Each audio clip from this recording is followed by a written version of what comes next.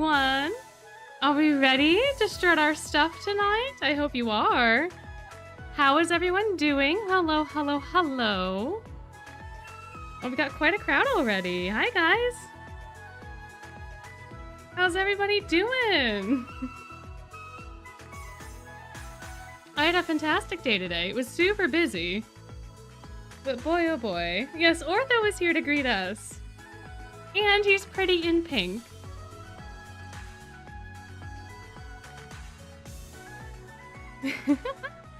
Oh, okay, we have some folks who haven't played. Fantastic. Well, this will be quite the experience for you. You might get a little deja vu today. I'm doing good. How are you? How are y'all? Oh, good. I'm glad folks are excited. This is quite a fun one, if memory serves correct. To be honest, it's been such a long time that I don't really remember a whole lot, except for the themes and Ortho's vignette. So the plan for this evening is to go through the stories, and then we can go through everyone's vignette except Leona, because I don't have Leona's card. But I do have everyone else involved, so if that sounds like a good time to y'all, then we shall indeed do it. Hello, hello, welcome in. Hello. All right, we're gonna have Ortho talk for a tiny bit here.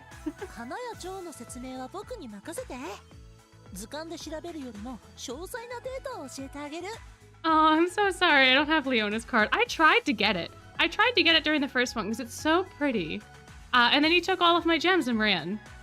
And then I didn't try for the next time because I wanted Ortho instead. But, yeah, it's been a really long time since we had a Fairy Gala. Like, it's been at least a year. For sure. But, yeah.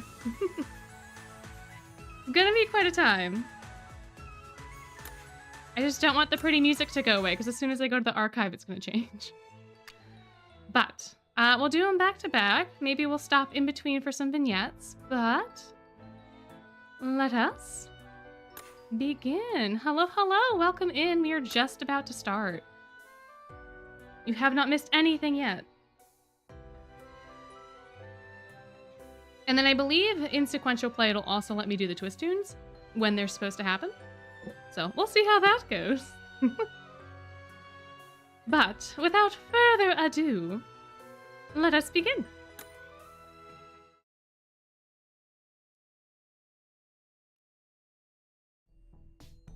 The Mage Stone is missing. Very ominous.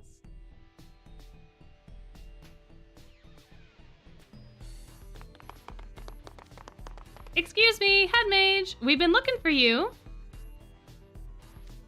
Something strange is going on. Scarabia is usually warm year-round, but it's getting a bunch of snow. Yeah, that's not good. Snow in the desert? I don't think that happens very often.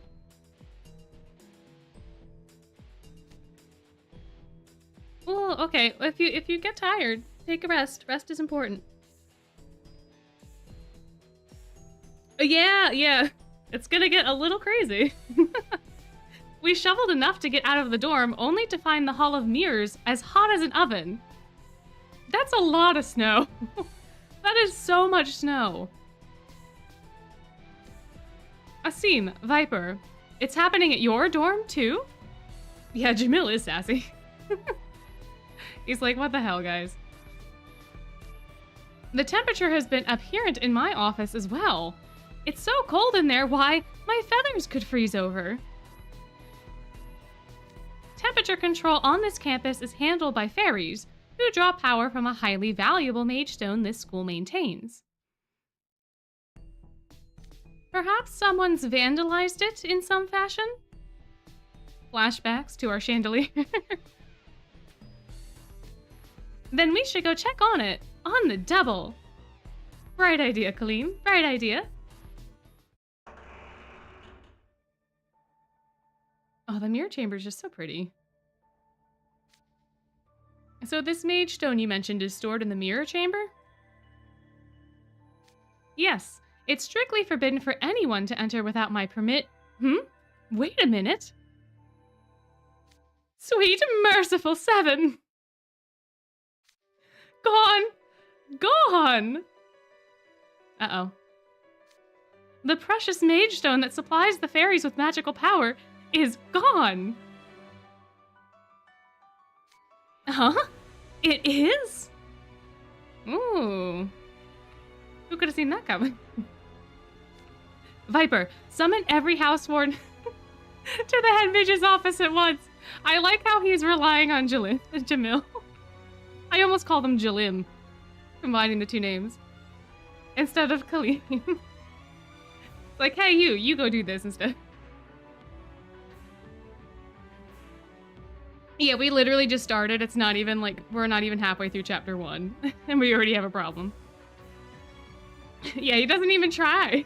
He's just like, I know who's the responsible adult here. I'm calling an emergency meeting. I mean, it could also be that Kalim is there already, so he doesn't want him going anywhere, but I have a feeling. Oh, it's snowing. Oh, isn't that fun? He wasn't lying when he said his feathers were gonna freeze.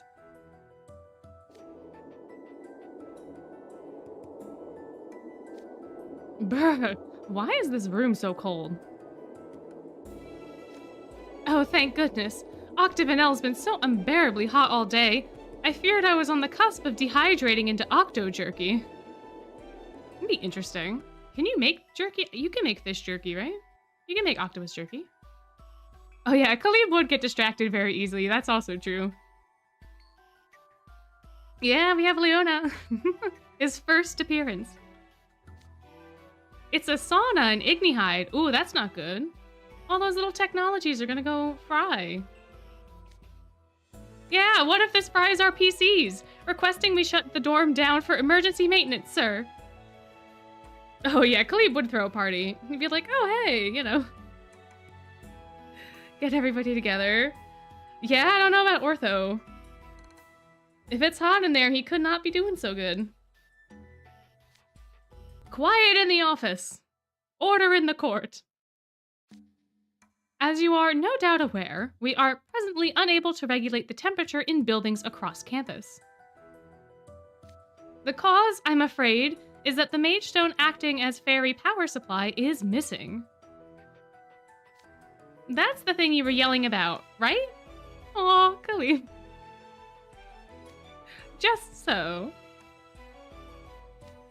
Our campus buildings are kept pleasantly livable all year round by virtue of the magic of fire fairies, water fairies, and wind fairies.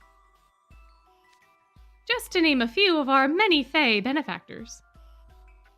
With the mage stone gone, we cannot fuel the fairies' magic and thus cannot control the campus's air conditioning. Oh. I kept it stored in the mirror chamber to avoid this precise scenario, and yet... someone has undoubtedly stolen it! The nerve! The audacity! I think it's very interesting that the whole school is powered by fairies, essentially. Like, that's just their heat and their cooling system. Which it also begs the question as to why it's so varied across campus, because you would think if the fairies aren't doing things, that it would just be kind of like the outside temperature. But apparently it's snowing in some places and hot in other places. It's wild. You just said that stolen object is a mage stone that supplies the type of magical power that fairies favor. Oh, you hope you won't make us find it? You can hope, and you can pray. Wouldn't it follow, then, that the fairies would be our first suspects? As I recall, there's a fae right here among us. A rather tall one at that. Oh, that's right! This is like Malleus's first housewarming meeting. This is so exciting, guys. This is like the first one he's actually gotten invited to. That's a bold implication you're making, Ashen Grotto. Are you suggesting that I, the heir apparent of Briar Valley, would stoop to common thievery? He finally got invited! And it's only for an emergency meeting. But he's still here. He got invited and he's here. Perish the thought! Pardon me, I meant it no offense, of course. Dude, the amount of power you could get from a mage stone would be a drop in the bucket compared to Malleus. He's already a balance-breaking character with that auto-filling MP gauge of his. Yeah, for sure. Nobody here would think for a minute that you're behind this, Malleus. Aw. Just, you know, if you happen to know anything relevant, it'd be nice to hear. Oh, don't the Fae like shiny things? Yeah, I guess that is the stereotype, right? I guess depending on what kind of Fae. I mean, Malleus is a dragon, so, like, in theory, he would like shiny things as well. I don't know, yeah, Kalim is simping a little bit, huh? Like, does anything Fae-related come to mind? Or anything else along those lines? You know, when I was out on a stroll last evening, I did glance some fairies around here, a kind that I don't see very often. They were palm-sized and clad in leaves. There were 2 of them, and they were struggling to carry an iridescent stone. Why, that's it! That must be the missing mage stone. Draconia, which way were they headed? Toward the botanical garden, I believe. We depart at once. Everyone, make haste. Malleus showed up at Edia didn't. They won't ever all show up. I don't think Edia ever attends the House Warden meetings in person. I don't think you could get him to, honestly. I don't know. They're the 2 troublemakers. Edia never shows up in person, and Malleus just never knows when they're happening. So the 2 of them.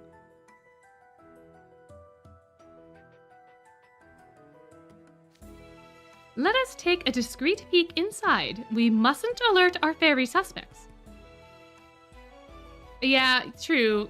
Edia is at least there on the call. That's fair. Yeah. But I don't know if it's 100% Mal's fault or not. Because there was that one conversation where they were like, okay, so who invited Malleus? And then everyone was crickets. So, like, no one told him it was even going on. So how is he supposed to show up? Like, come on. And he can't deal with time very well. But yeah, it is funny, the 2 of them.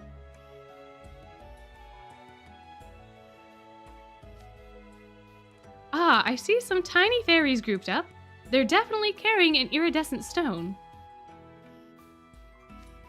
That's it! That's the precious mage stone that vanished from the mirror chamber. Those fairies clad in leaves are called craft fairies. They make the tools and implements their fae brethren need to change the seasons. Oh, we have a couple of Vil lovers? Oh, you're gonna have some fun in a little bit. And Vil scares you? Vil scares me too, a little bit. He scared me a lot more before I knew him, but... And Malleus probably showed up this time due to noticing the change in the weather? Could be. Could be. If there weren't any changes, he probably wouldn't have known. That's true. That's fair enough. Or Jamil was, you know, actually inviting him, like actually went over. Because I feel like Jamil wouldn't be afraid, at least in that context, in that situation. Does that mean they stole the mage stone to use in some feat of engineering? Look, now a different fairy is coming up, and they're carrying something. Is that a tiara? Ah, they've affixed the mage stone to it. Don't tell me they pilfered such a precious stone simply to make simply to use in making accoutrements. My. I wonder who the tiara's for, though. Oh, hey, a bigger fairy's coming up now. You know, she's boss level because she's got an escort. Vil is kind of scary at the beginning, and like a scary mom. True. But this fairy lady, very fancy. I like her buns. I like her little rose buns. My, I believe that's... And now they've placed the Mage Stone adorned tiara upon her head. Interesting. So they crafted a haute couture crown for the larger fairy. The gemstone color does match her dress nicely. Is this really the time for fashion appraisal? Yes, Crowley, it's always the time for fashion appraisal. Come on. Yes, there's a woman. There's a couple women, I guess. I don't know how to tell for the other fairies, but we have at least one woman. I've seen that golden fairy before. Yeah, sound the alarm. There's a woman at NRC. You have? Shining like gold, she towers over fairies, her beautiful wings aflutter. Thus she is revered by her diminutive brethren. There's no mistake, that's the queen of the Feyland, where the smaller fairies gather. Oh, we got a woman and she's a queen. My. What? She's the fairy queen? If she's outside her domain at this time of year, there's only one likely explanation. Night Raven College's Botanical Garden has been selected as the venue for the Fairy Gala. I beg your pardon? The Fairy Gala? Dear, oh dear. Goodness gracious me. How much do they get paid? I don't know. The queens in this game are the best? True. I agree. What's this gala? Sounds like a hoot to me. The Fairy Gala is a festival that the fairies hold to usher in spring. Those who dwell in the Feyland choose a place to hold it on a whim when spring draws near. Supposedly, they celebrate the turning of the season with fancy outfits and a glitzy fashion show to showcase them. Okay, this is getting ridiculous. Let's just shoo off the stupid fairies and take the Mage Stone back. Oh, an MOP flashback? Yeah, I suppose it's kind of similar. I guess any sort of fancy shiny gala, in a way, has a lot of those similarities. No, you can't. The Fairy Gala is no mere celebration of fairy fashion. It is specifically a festival to herald the arrival of spring. Yes, Leona is the star of this first event. Indeed, indeed. He will be playing a very pivotal role very shortly. If it were to be interrupted or spoiled, that would incur the fairies' wrath. And Twisted Wonderland would be forever enveloped in winter's cold, harsh embrace. That does not sound like fun at all. I can hardly deal with winter when it's here. All the time? No thank you. When the fairies decide upon a venue, there is no negotiating. That's the trouble with the Fairy Gala. Just what we need, forces of nature who throw temper tantrums when someone makes them mad. Fairies can be surprisingly stubborn and petty. You'll find precious few as mild-mannered as myself. Mal? Wow, their deadpan humor is totally OP. Yeah, you have Riddle's face being like so disdained, Malleus's face being so smug, and Edea calling them both out and being hypocrites. Slightly hypocritical, slightly. Riddle's arm is as tall as the fairies? Yeah. They're small. They're like Tinkerbell sized, I think. We can hardly chase off the fairies, but sitting around waiting patiently for the gala to end is also not an option. From what I've heard, the Fairy Queen's post-event festivities can easily run 3 months. Yo, I would love to go to a 3-month party. That seems like it'd be ridiculous. What? 3 whole months to usher in spring? Does that mean that, like, it takes longer for winter to go away? Aren't they pixie fae? I think so. Whatever Tinkerbell is, I think that's what they are supposed to be. I think that's how this works. Because they have the pixie dust and stuff as well. Or the fairy dust. Yeah, pixie dust, fairy dust. I'm pretty sure they're pixies. No school for 3 months? Yeah. That could be fun too. Yeah, 3 months of fun. That could be cool. As long as you didn't have to, like, go hardcore the whole time. Because then that would be exhausting. Without that mage stone, temperatures across campus will remain in a state of chaos. We cannot hold classes under such conditions. I say we all work together to take it back. Oh? No one's jumping at the bit to help you, Crowley. I wonder why. Yeah, not going to school for 3 months would be fantastic. It's kind of like having an extra summer vacation. But why do you all look so positively unenthused? Here we go with the same old story. A self-important grown-up dumping unpleasant work on his students. Womp womp. You're right, that being unable to hold classes is a serious problem. But is it one that the students have any business addressing? The head mage is the one responsible for campus affairs. As a student, I fail to see how any of this is my job. I'll give it back to Crowley, finally. Goodness, I know temperatures are in flux, but you needn't all be so unseasonably cold. Is that what we're gonna call it? Is that right? Even so, I had a feeling you'd respond thusly. So be it. I'm afraid school is cancelled until the Fairy Gala concludes and the air conditioning is fixed. School's cancelled? Sweet!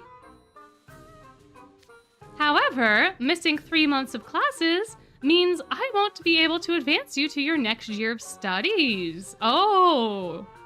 Now, is this blackmail or extortion? What do we think? Hello, hello! Welcome in, welcome in. We've just started chapter 2. Where we're getting blackmailed and or extorted. This would be extortion, right? Because it's not information about you. I mean, he does have a point. This is true. But, you know, he also is strong-arming us into helping, which is not the best of situations to be. I don't know, but there's no other way for him to get anybody to help anyway. So I guess it's warranted in this specific case. The entire student body will be held back, yourselves included. What? Preposterous! Me? Held back a year? Oh, Riddle's gonna get red. Riddle's gonna get angry. That's unacceptable for me as well. It would be devastating to my public image. Oh yeah, Leona being held back for 2 years. I don't think he'd care that much. There, you see? I'm perfectly fine with canceling classes, but it simply wouldn't do for all of you. Yeah, making the students do the work again. Typical Crowley. And I, being the kind soul that I am, can hardly disregard your feelings on the matter. Crowley is Fae, so he wouldn't be able to get up. He wouldn't be able to get up close to the fairies if he showed up. I think so. I think so. Well, I think we'll find out in a second what the deal is with that. Because, yeah, I mean, there's fairies all around the campus, so, like, technically everyone's had interactions with fairies at some point, I would assume. But, yeah, in theory, if Crowley is Fae and the fairies are Fae, there could be a bridge there. But given how he's acting, maybe not.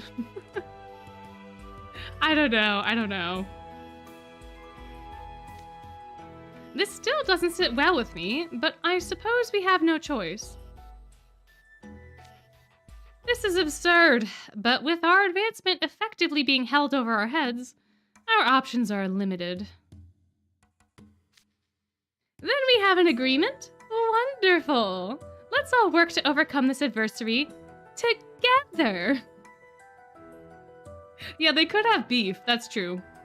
I imagine there might be quite a few people that have beef with Crowley. You know, just on principle, perhaps. Perhaps. Ooh, take back the Mage Stone.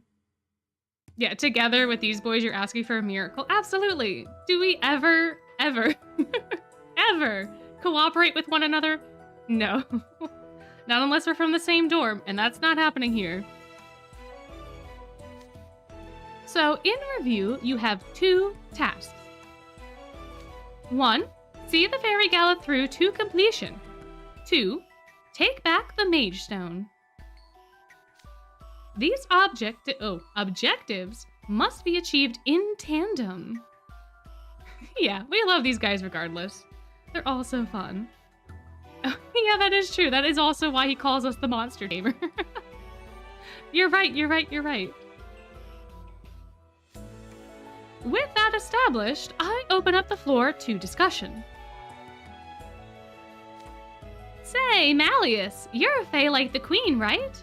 What if you went up and were like, hey, excuse me, that stone is valuable to us. Can we have it back? The fae are no monolithic entity. We come in many different varieties. There are flora fae, light fae, fauna fae. Everything from thistle fae to dragons like myself fall under the same broad umbrella. We come in different sizes and speak different languages. Not all of us get along either, much like humans, really. Oh yeah, so I guess Crowley couldn't just pop on over there and be like, hey, can I have my thing back? I guess not. Were I to so much as step foot in their gala, those tiny fairies would grow frightened and scatter to the winds. Some help you are. If reasoning with them is off the table, then our only option left is force. That would only aggravate matters. Perhaps we should explore methods of taking it back peacefully without being noticed. If an inconspicuous solution is our aim, then what if we crafted an imitation tiara and swapped it for the real one? Ooh, what a fancy idea. I love that. Crowley asking for the Mage Stone back, honestly. Oh, goodness. Yeah, Vil to the rescue, being a smarty pants over here. Well, if anyone were to understand a gala, it would be Vil. As an actor, I can tell you that most jewelry used in movie filming is just an imitation costume jewelry. Of course, it's convincing enough to fool lay people, so long as they refrain from scrutiny. You make a fine observation. As far as I could tell, those fairies were only regarding the Mage Stone as a pretty rock. A counterfeit would go unnoticed, as long as it remains aesthetically identical. But how would you even make the swap? You saw how well guarded the queen was. How's an outsider gonna get close to her without drawing a bunch of aggro? Oh, that's true too. She did have her posse. The Fairy Gala is a large-scale event, yes? Surely they cannot keep track of every single attendee. Enter Ruggy. Ooh, we'll see. We shall see. Getting close to the queen on the day of the gala wouldn't draw any undue suspicion. Sneaking into the Fairy Gala, reaching the tiara, and swapping it out with a fake. Ooh, enjoy dinner. I hope it's delicious. That's quite the cunning plan. However, there's one snag. It hinges on having some manner of magic spell or item that disguises someone as a fairy. A prospect as unrealistic as it is, in stock! Whoa there! I recognize that voice. I wonder who it could be. Who out of everybody could that have been? Oh, we got his theme music and everything. Oh, you suggest the Broke Squad of Ruggy, Jamil, and you? That would be fun. Be quite interesting. Greetings, headmaid, my little imps. You seem to be in a bit of a bind. Hello, Sam. Why am I not surprised you have an internal radar for desperate customers? Sorry, business opportunities. My friends in the shadows tipped me off, actually. Let me guess, head mage. Is this what you're in the market for? Oh, look at his face. He's so serious. Just on the border of diabolical. A vial full of golden powder. I take it that's fairy dust. Will you headcanon that Azul is jealous and admires Sam? I think so. I think his dorm vignette speaks to that a lot. As evidence. He definitely admires him, I think. Given their relatively similar prospects. Why, yes. Good eye, my horned imp friend. Fairy dust is the source of power for the fairies living in the Feyland. The way I hear it, no dust, no flying, fluttering, or even floating for them. Feyland's fairies keep themselves coated in this stuff all the time, which means, conversely, anyone with fairy dust sprinkled on them counts as part of the crew. With this, you could sneak into the party like you were planning. I hear that Feylanders treasure fairy dust so much they appoint an official dust guard to keep it safe. And yet you have an entire vial of it in your hand. How did you come to acquire it, Sam? Not Mal freaking out on the fairy dust. I think Malleus is just genuinely curious as to how this happened. Because it's not, like, relevant to his sphere, necessarily. It's not like Sam acquired something from Briarland. But it is, regardless, extremely impressive that he would have been able to get it at all. Given that there is a keeper of the dust. Trade secret, I'm afraid.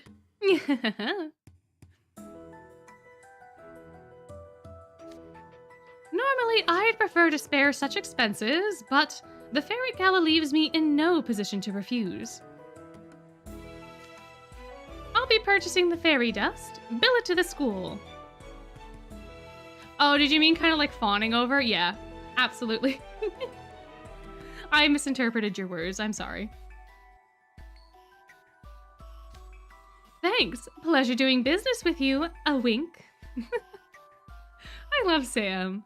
Sam is so fun. Yeah, Crowley can part with money if it is to the benefit of the school. I do. I think also, doesn't Crowley have like a running tab at Sam's store that may or may not get actually covered at any given point in time? I may be just completely making that up, but at least in this time we get the fairy dust and that's necessary, so. Well, that takes care of one problem. We have our means of disguising someone as a fairy. But this is a tiny vial. This much dust won't be enough to cloak every housewarden present. We'll have to nominate someone to infiltrate the Fairy Gala. This event is a hotspot for fairy world elites. Our nominee will need to carry himself with grace and refinement. He'll also need convincingly glamorous attire, of course. Indeed, The ideal infiltrator will need to know his way around parties for the upper crust. Incidentally, I have it on good authority that the theme this year's Fairy Gala is Windswept. Well, that's a fancy theme. Yes, the work of fairy godparents, absolutely. Oh, I love the reference. Windswept, you say? That sounds evocative of breezy, broad stretches of land.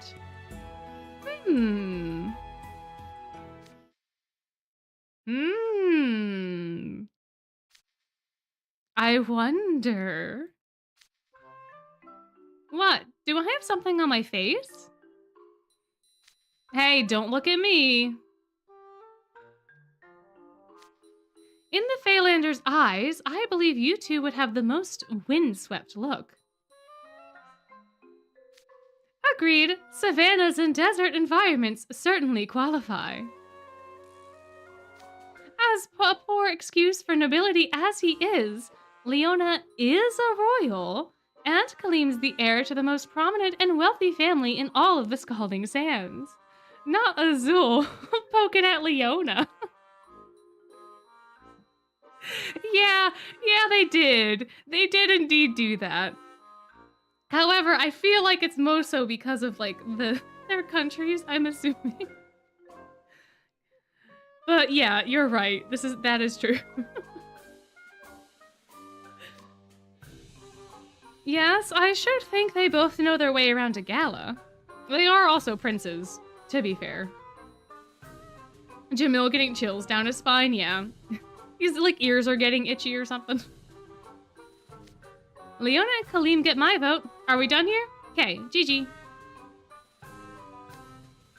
I'm sure our two infiltrators will have many preparations to make, so this would be a good point to adjourn. I wasn't invited to start with. Oh no! Is he saying that he wasn't invited to the meeting or that he wasn't invited to the Fairy Gala?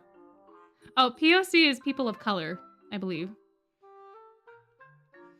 But oh no, I thought that Mal was invited. Oh man.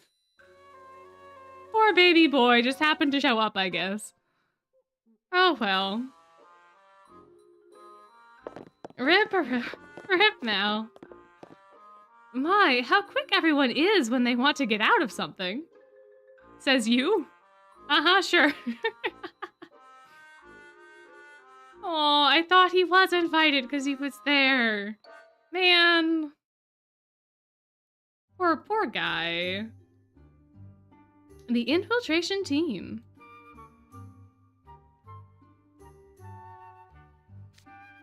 And there you have it, boys. The continued peace and well-being of our school is in your hands. Count me in. I'm all too happy to help. Well, count me out. Why should I have anything to do with infiltrating some dumb party? Let me be clear. I hate schmoozing. Galas, gag, balls, barf, etc.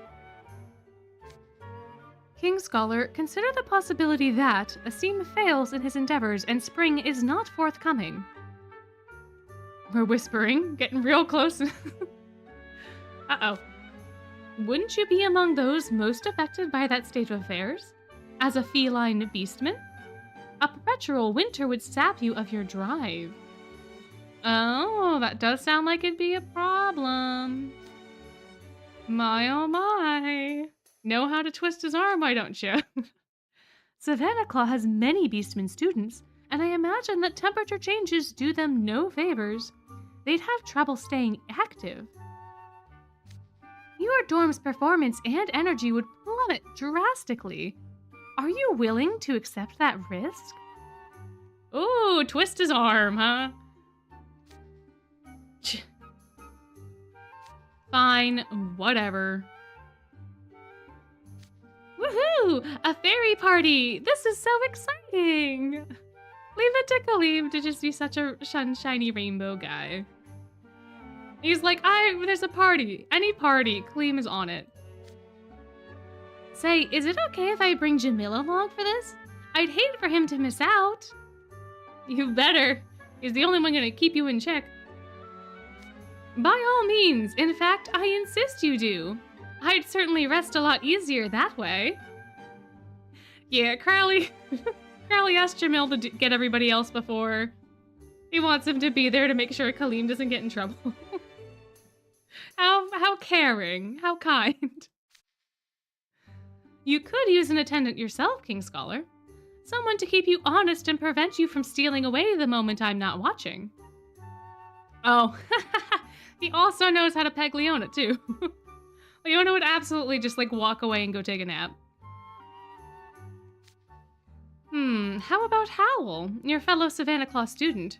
He's a diligent sort. Are you serious? That guy's the textbook definition of inflexible. And with him around... Interesting, interesting. Why are we so upset with Jack? Point is, I'm ruling him out. Make it Ruggy.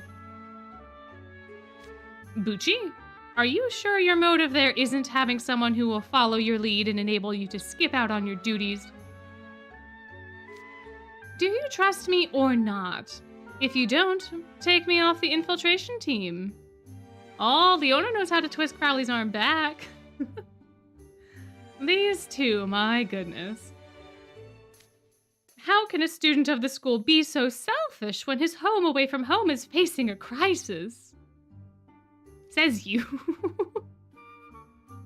I don't mean to hate on Crowley that much, but like...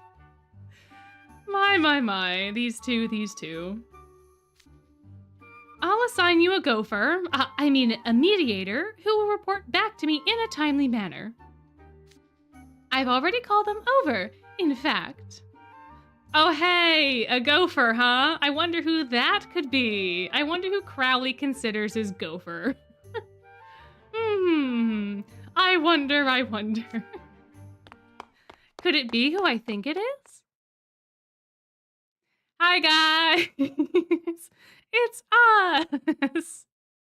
I see yet another absurd assignment coming. It's as hot as a desert at Ramshackle Dorm. And the whole place is going to be uninhabitable for those of us living if someone doesn't do something about this stat. Oh gosh, I knew it! You and Grim! You're getting in on the Fairy Gala too, huh? I couldn't ask for better backup. Welcome aboard. At least Kalim's happy about this. All these herbivores. I'm not some sheepdog, for the record. You don't have to be afraid, Leona. I'll make sure to look after you. That's a very sweet sentiment, but... Excuse me? I see a fight is brewing already. All right, you, listen up. Your job is to keep an eye on our infiltrators and ensure they don't cause any problems at the Fairy Gala. Of course it's us. You expect me to be able to control these guys? The success of this operation is riding on you. Gee, thanks a lot, Crowley. So kind and considerate. Ay. My guy.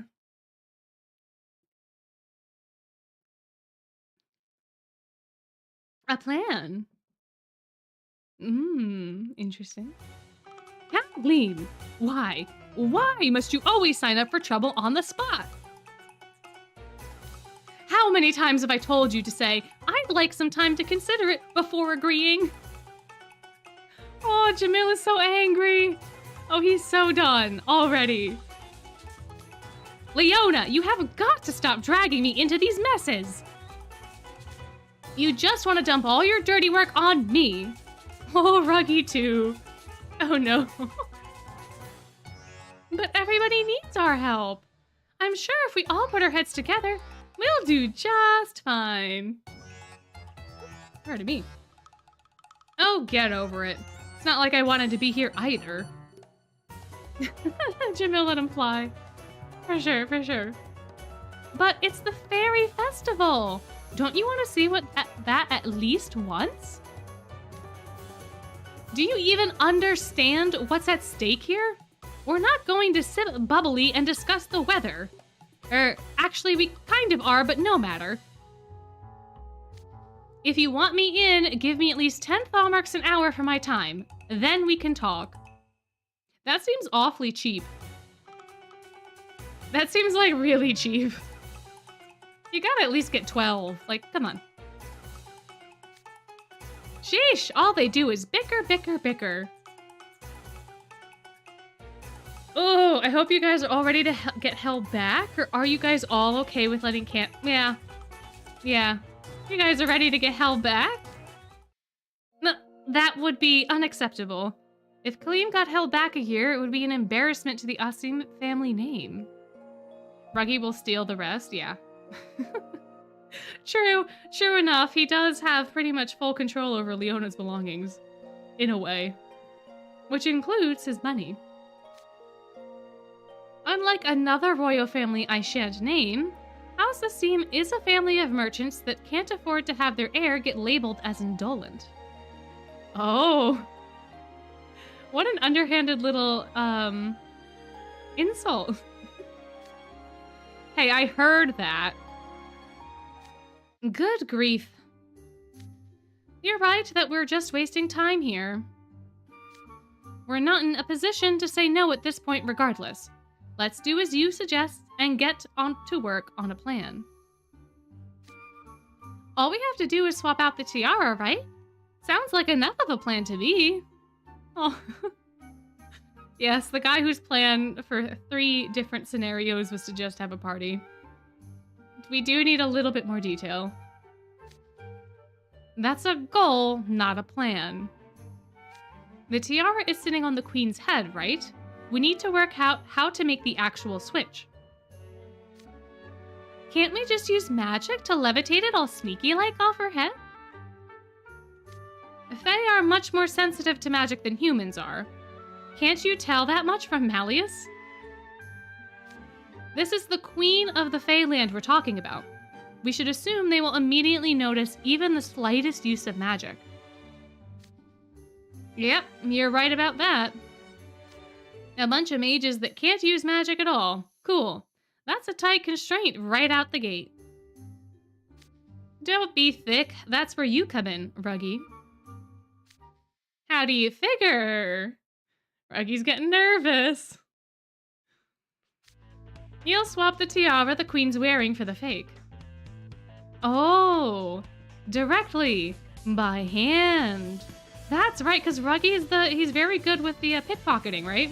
Doesn't he steal like Ace and Deuce's pens or something? Somebody's pens in book 2? Wait, what? Me? Yeah, it's him. It's you, buddy. That's the only reason Leona even suggested you, I think.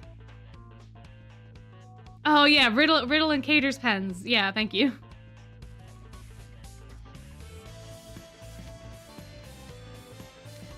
Wouldn't that be even easier to spot than magic? Not for Ruggy. He's got sticky fingers and the skills to back it up. Besides, it's not like the queen's got the tiara stowed in her inside jacket pocket or something. It's sitting right on top of her head, out in the open, just begging to be swiped. That makes this way harder, actually. Oh, I get it. So that's why you wanted to bring Ruggy instead of Jack. Jack does tend to stand out in any crowd. I can't think of anyone better suited to this plan than Ruggy.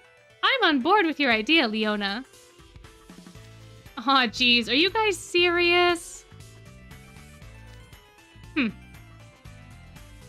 So, Ruggy, how many seconds do you need to switch one tiara for another? Accounting for the size of the tiara and the kind of surrounding we'll be in, I'd say about 15 seconds. Which is a ridiculously short amount of time. That's wild. I can't imagine. Cannot imagine. He said... He says 10 seconds, not even a moment after the guy said 15. As if we're not all in the room to hear him say that. You shaved 5 seconds off my estimate. Yeah, because I know you. You added some breathing room, didn't you? Ugh, you got me. Either way, I'm gonna need the queen distracted the whole time for this to work at all. So you need 10 seconds of full distraction. How would one draw attention at a fairy gala safely and without raising suspicion? Well, this party is supposed to celebrate the arrival of spring, right?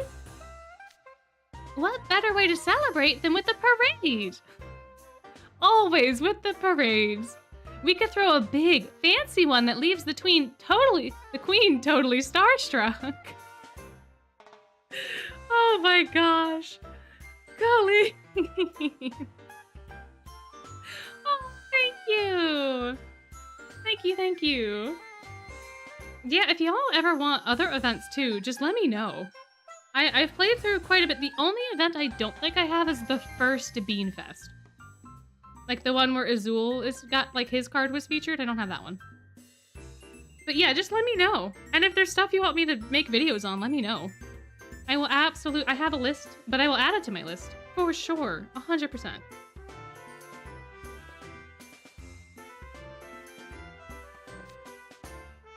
We could wear dazzling costumes and bring music troops. Which would all require fairy dust, which I don't think Kalim realizes. The classic Kalim solution. Throw money and bodies at the problem to make them go away. Did you forget about our limited supply of fairy dust? Yeah. Thank you, Ruggy. He absolutely did. Actually, I think he might be onto something. The Fairy Gala centerpiece event is a fashion show, right? Yep. Oh, also they only need 10 seconds. True. They don't need that long. Anything goes on the runway, apparently. Dancing, singing, it's all fair game as long as it celebrates spring. According to Sam, it's a really glitzy show. It sounds like a ton of fun. That's our angle. Oh, you started playing this year? Well, welcome! I'm so glad that you're here. Are you enjoying the game so far? I would have to assume so. But yeah, like, anytime you guys want an event or a thing, just let me know. And I will do my bestest to accommodate. Oh, welcome back, welcome back. We're getting our plan together.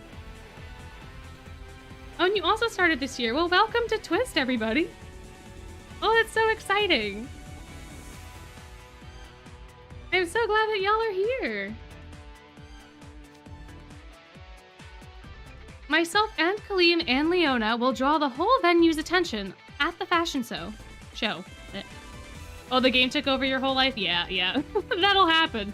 That'll happen. While the queen's distracted, Ruggy, Grim, and Chew will switch out her tiara. Excuse me, you expect me to put myself on display for the entertainment of fairies? You'd be surprised how long 10 seconds can last. We'll need a full coordinated effort to buy time for Ruggy.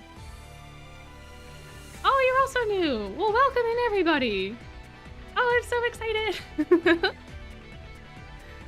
Oh, it's so lovely. So lovely indeed. Well, I'm glad that all of y'all are here. And that you've decided to come and join us for this Fairy Gala event. And for other things, too. I've seen some of you guys before. For sure. Grim and Prefect U will be running support for Ruggy. That leaves the three of us to do the show. You're free to say no, but I think you're the one with the most to lose if we don't succeed. Oh, look at his smug little face. My. Ugh, the head mage just had to go and open his big mouth. I'll be counting on you guys. Our success is riding on you.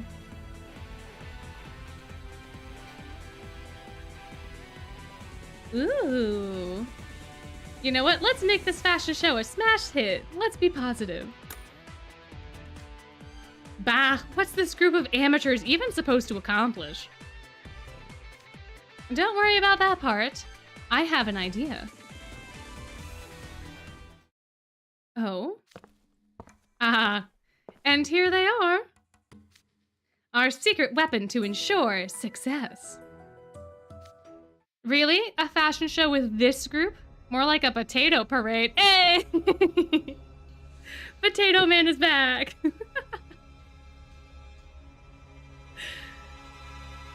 Oh, I'm so happy they all are here. This community has been super nice. I'm so delighted. Legitimately. Oh, you've seen a bunch of the events on YouTube? Yeah. Yeah, I believe there's like a ton of people out there that probably have videos and stuff up, if you're ever curious. Oh, to be honest, you're shocked and happy that we're going with Kalim's idea? Yeah. It's not 100%, but you know, it's along those lines. Oh, hello there. It's training time, pups. Ooh, we're getting a duo. We're getting a dynamic duo. Great, just great. Oh my gosh, guys. We're getting Vil and we're getting Cruel. We're gonna get our boys in shape for this fashion show one way or another. Kalim has pretty good ideas, just the execution of them and I can read that word. Specificities have been done. Yeah, they have to be done by other people. Agreed. He's very creative. He comes up with a lot of cool things. He just doesn't think things through. For sure. Oh, you call people potatoes IRL because of Vil? You know, it isn't like an insult at all, I think. Potatoes have so much potential. They're fantastic. I love when he calls people potatoes. I think it's so cute. Yeah, they're both here. We're getting both of them. Double feature.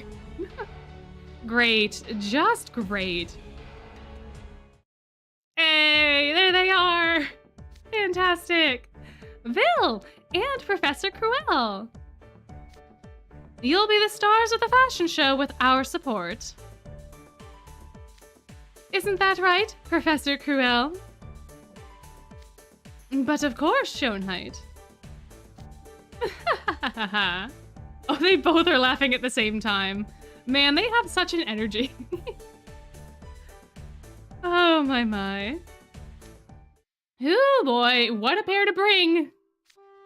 Jamil, do you have any idea what you've signed us up for? Look, I wasn't exactly keen on this myself. Vil is a top model and Professor Cruel is a fashion maven in his own right. Yes, they are going to run us ragged if we have them as coaches. But getting their help is the only way to succeed, period. Otherwise, we amateurs will just embarrass ourselves on stage, guaranteed. Which is true. That's very true. I mean, Kalim and Jamil can dance pretty well, but I don't know if Leona has, like, any applicable skills for this specific kind of thing. I don't know. Oh, something tells you that Cruel was in Pomfiore. I'm pretty sure he probably was. And I also think that he's like the dorm advisor, right? For Pomfiore? Which may be why Vil and him have such a good relationship. But yeah, Vil, I think, is Cruel's favorite. They just have so much in common. No wonder Scarabi is the dorm of mindfulness. You really are willing to go to any lengths to achieve a goal. Your aim is to keep the queens, no, the entire venue's gaze riveted upon you, and steal the tiara while doing so. A dorm advisor? I believe the dorm advisors are like the teachers that are kind of like responsible to like help the dorms. Kind of like, I guess, in Harry Potter, right? Wasn't Snape like the advisor to Slytherin or something like that? I think they function in a similar way, although I cannot tell you if Cruel 100% is the advisor for Pomfiore or not. or if that's even a thing. It's a thing in my head, but that doesn't necessarily mean that it's a thing in canon. But there's kind of like the adult that helps out, I think.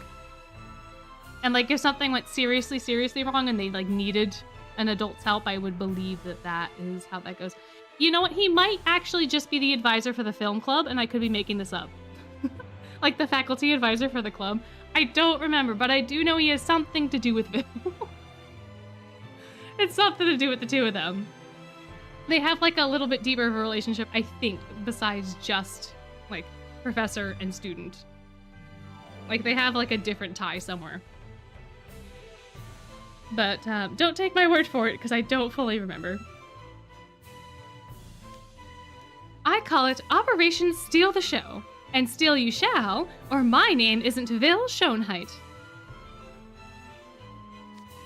Can I go home yet? No, Leona. No. Not allowed. Alright, first off, we'll need to ensure you're all properly dressed.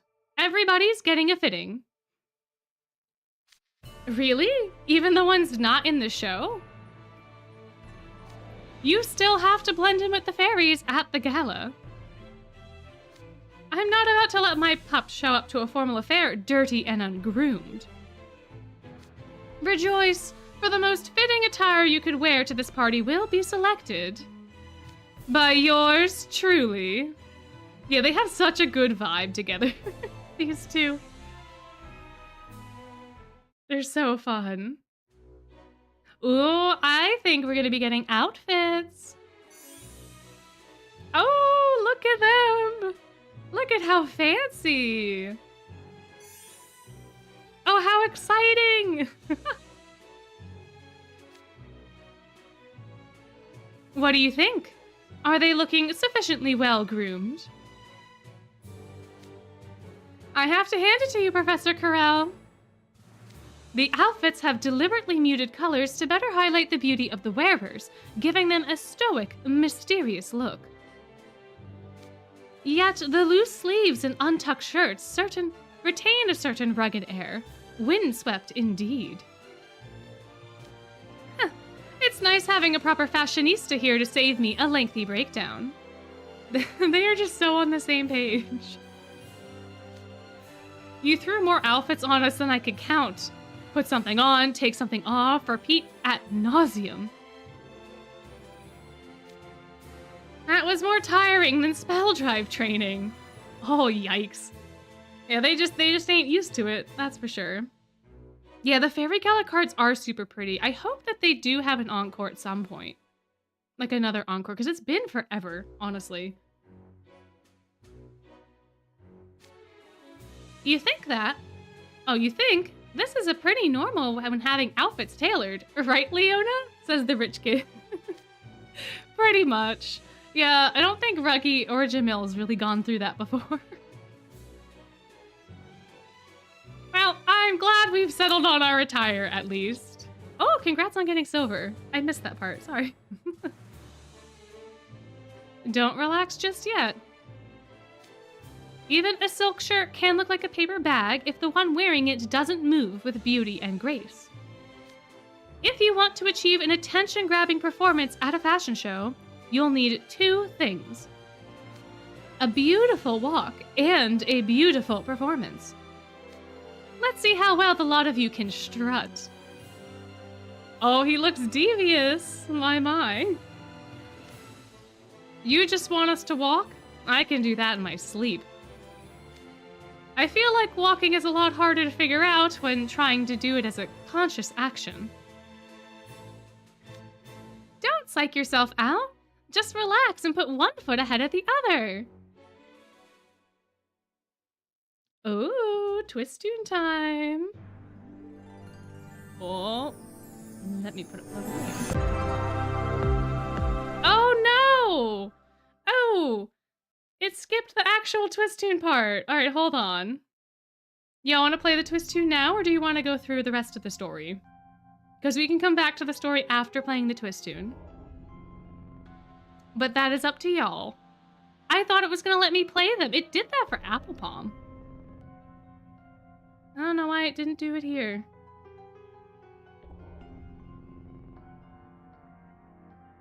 But I will leave that up to y'all. You just let me know. We'll definitely play the final twist tune.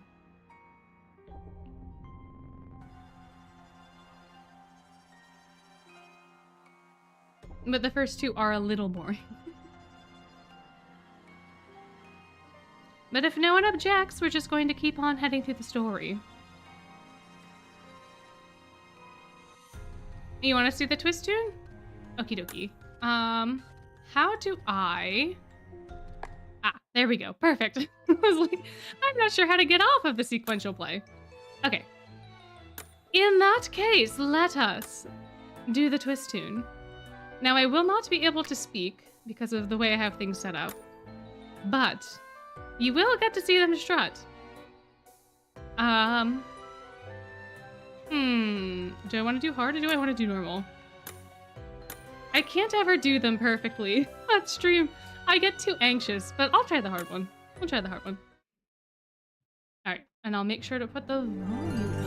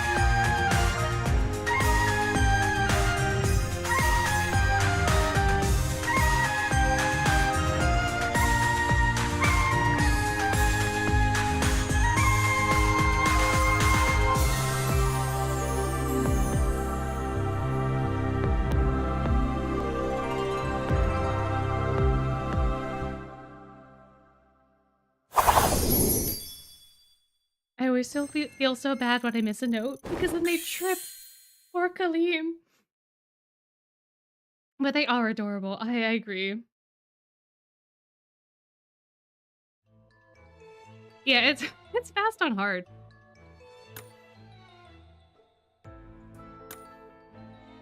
Yeah, how would y'all rate their performance? What did y'all think? What did y'all think? Did they do good? Did they do bad? We're gonna find out what Corel thinks and Bill think in a second.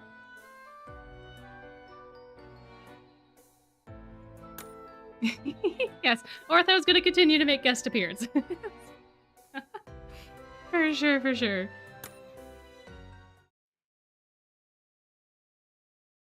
And then he'll make more than just a guest appearance once we get to part 2.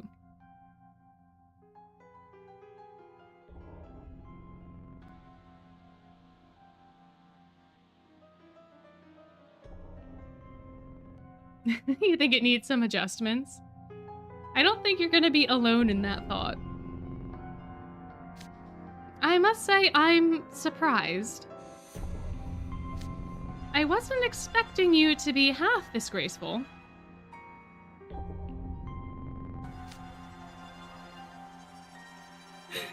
I don't know. I don't know. Consider me impressed, Jamil. Oh, Vil enjoyed it. Okay. I thought he was gonna, like, trash on them or something. You humble me with your praise, Vil. You were rather poised yourself, Kalim. Perhaps home tutoring does make a difference. Yeah, Leona is very pretty. All of the outfits for Fairy Gala are so fun. Wow, you think? You're making me blush. I don't know if I'd say my poise comes from tutoring, though. It's probably just because I like to dance. Oh, that's fair. I feel like if you do a lot of dance, you kind of know how to move. Kalim studied traditional dance since he was a child. I'm a bit into street dancing myself. Ah, that would explain why your core muscles are so well developed. And on the other side... Oh. Yeah, I suppose not everyone could be perfect. Oh no! Oh dear, oh dear. Leona, what was that utterly abysmal gait? What? I walked the same as the Scarabia guys. You most certainly did not. You have none of Jamil's flexibility or Kalim's class. Your feet drag along the ground, your posture is atrocious, your head bobs when you walk, and your swagger like some sort of ruffian. Ooh, lay it into him. My gosh. Some prince you are. Are you sure you're not just the royal jester? Actually, no. Saying that does a disservice to jesters everywhere. Oh no. Scalding. Scaldingville. Simmer down a little. Youch! He's not pulling any punches! That's what I'm saying, Ruggy! You're the entire circus? Exactly, that's exactly what Phil's saying. Schoenheit. I think for a pup as poorly trained as King Scholar here, we'll need to start with the basics. Walking on 2 legs! I forgot how funny this was. Rip. Oh my gosh. Yeah, talking bad about Leona is Bill's sport. The two of them have such a fun dynamic. I love their little banter back and forth. The Ace Attorney meme? Yeah. Otherwise, we might as well be chucking a newborn kitten down the runway. Oh, they just keep going. Oh my gosh. I think you have the right idea, Professor Cruel. We can't expect an elegant performance from Leona when he doesn't have the fundamentals of walking down. And if both his gait and his performance need work, then I'd prefer to focus on walking with the limited time we have. As loath as I am to admit it, Leona could make an eye-catching main model if we leverage that air of smug superiority he gives off. As for you two Scarabia gentlemen, I give your runway walks 10s across the board. Oh, wow. That is something to be said from Vil. It's time for you to move on and try a dance.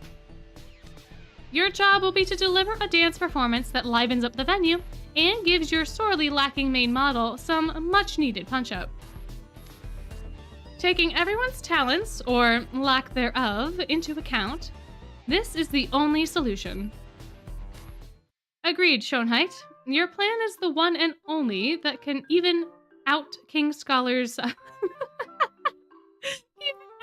King Scholar, I can't say it. Oh my gosh. King Scholar size deficit. Ay, ay, ay. I question if the two of us are good enough to cover how badly Ona is, and now Jamil is on it too. Kalim, please save us, bring us back. Bring a little bit of positivity. We'll give it our best. I told Leona I'd look after him, and I will. I'm embarrassed to be a part of Savannah Claw right now. Sorry my dorm's house warden is giving you guys so much extra work. Just saying, I happen to be an expert at walking on 2 legs. Feel free to hit up old Grimmy for some coaching, since you clearly need it. Grim, now! Everyone is just dunking on Leona. Oh my gosh. Okay, I'm starting to get real sick of... Quiet! I will not tolerate no pointless yipping. Alright, okay, alright. Here's the plan, pups. Take lessons from Schoenheit and put on the best possible performance you can. Let's get started with some Fairy Gala lessons right now. How exciting. Oh, you love the contrast between the characters for this event? Yeah, they aren't characters that come to mind when you think of Gala, but their dynamics are perfect. I agree. I think they were handpicked for a reason, and the reason is wonderful. I'm so glad. Yeah, they just work so well together. It's just so much fun. And I don't think we would be able to swap the crown without Ruggy anyways, given the way that this plot is going, so. Yeah, the Leona hate train is wild. Ouch, sorry. Didn't mean to smack you again. Oh no. Oh, it's not looking good. You were supposed to take a step forward there. Kalim, your movements are smooth and crisp, but you're still making a lot of basic errors.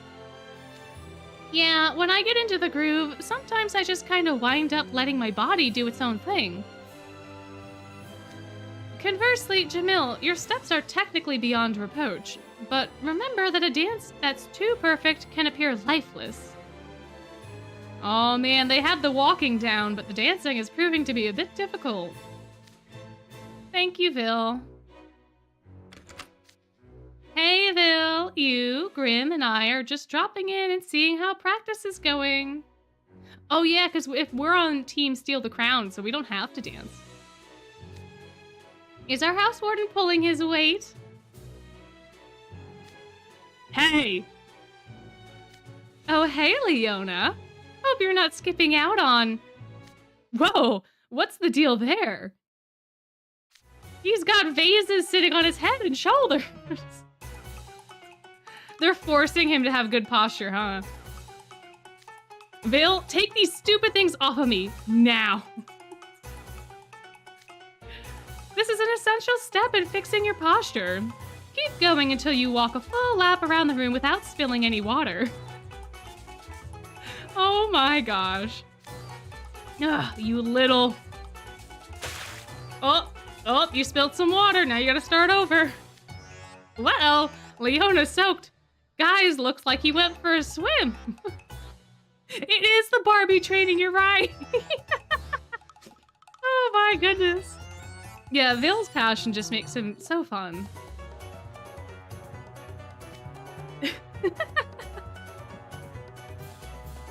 And you've spilled some water already. Start over.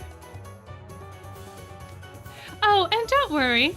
I'll be happy to refill your vases every single time they run out of water.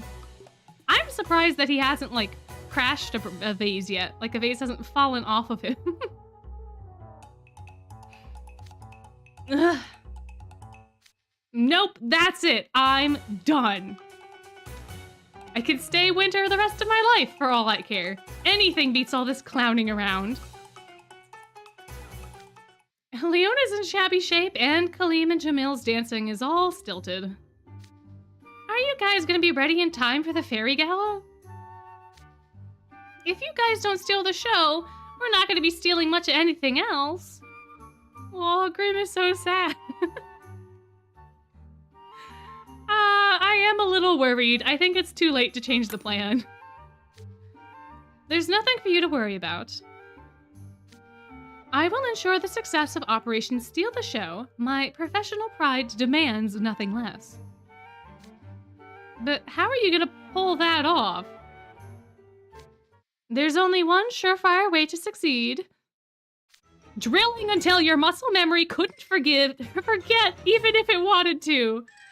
Oh, we have Vil the drill sergeant popping up. My goodness. These guys, I don't think, knew what they were getting into. Oh, no. Oh, no. Oh, no. Oh, my. That is terrifying. Yikes. He just gave them a magical kick in the pants. He actually hit the... He actually kicked the butt. Oh, my gosh. Yeah, they're all gonna have trauma from this. Get up, you three. From this point forward, if you sit without my express permission, you're doing 500 squats. Oh no. I can kind of see where Apple's coming from now. This does seem like a little much, but we are on a tight deadline. Leona, put the vase back on your head and get back to walking. If you spill any water, your penalty will be an hour-long air chair exercise. Oh my gosh. You won't get anywhere without developing your core muscle. Is that what this is about? Oh, welcome in, welcome in. You missed Vil giving Leona, Kalim, and Malleus a magical kick in the butt. Everybody's in boot camp at this point. We gotta steal the mage stone that runs the college back from the fairies, who are using it just as a pretty little decoration for their queen. They gave her a little tiara with it. But without the mage stone, the entire campus's air conditioning and heating systems do not work. So the whole campus is like completely up in arms. And if we don't get it back, we have to miss class for 3 months, which means that we all get held back a year, which is a no-go for many people. So at this point, Corel and Vil are just trying to get everybody on the same page.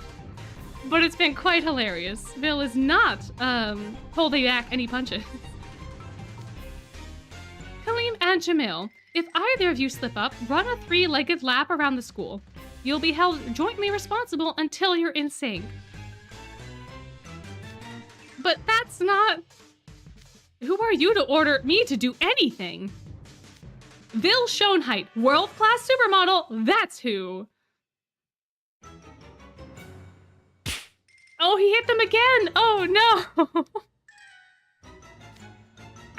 Oh, Elise is crying! No!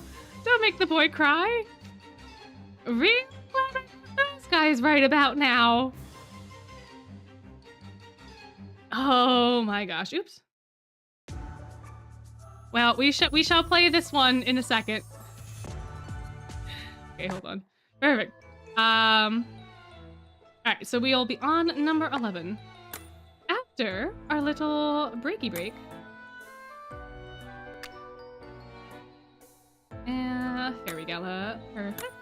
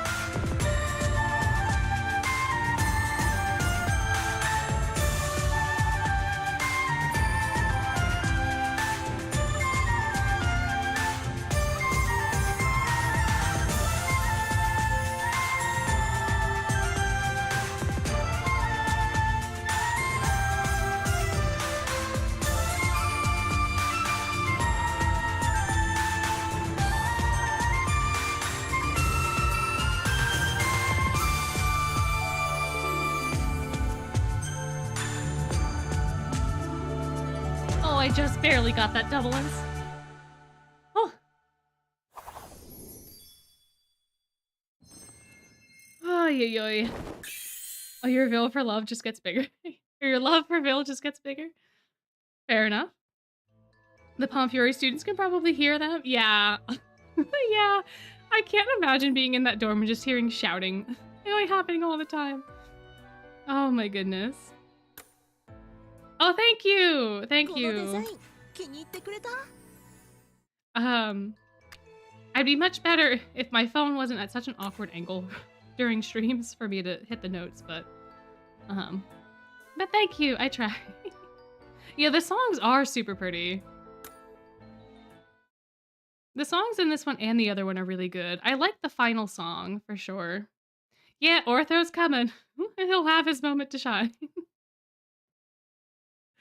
Oh, several days later. I wonder how much time we actually had for this. I wonder.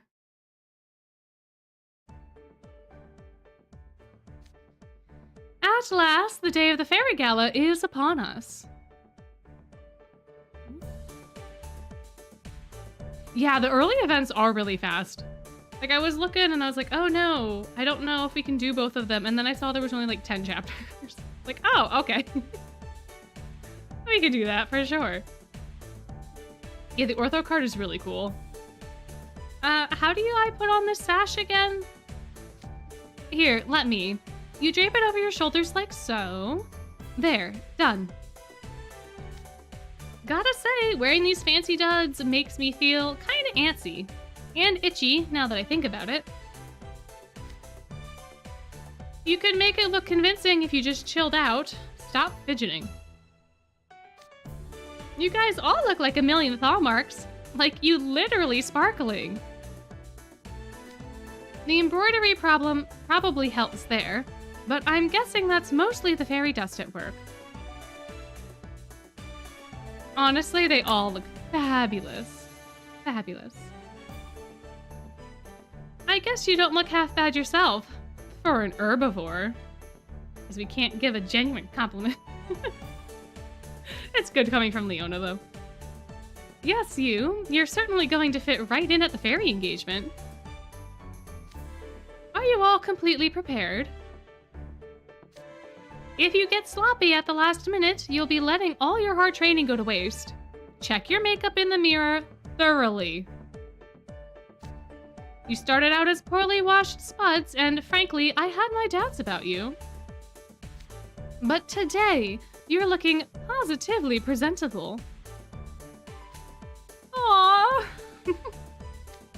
Oh. Oh, the hug. How fancy. Aw, Phil. I wouldn't have gotten these dance steps down without you, dance instructor. I'll do my part when it's showtime. Whatever you do, don't forget your ultimate goal. Your task is to retake the Mage Stone stolen by the fairies. Without it, our school will remain an indefinite state of turmoil. Hear me when I say that the runway is a battlefield. You'll need to put on the finest possible performance to steal the show and swipe that tiara. Yes, sir.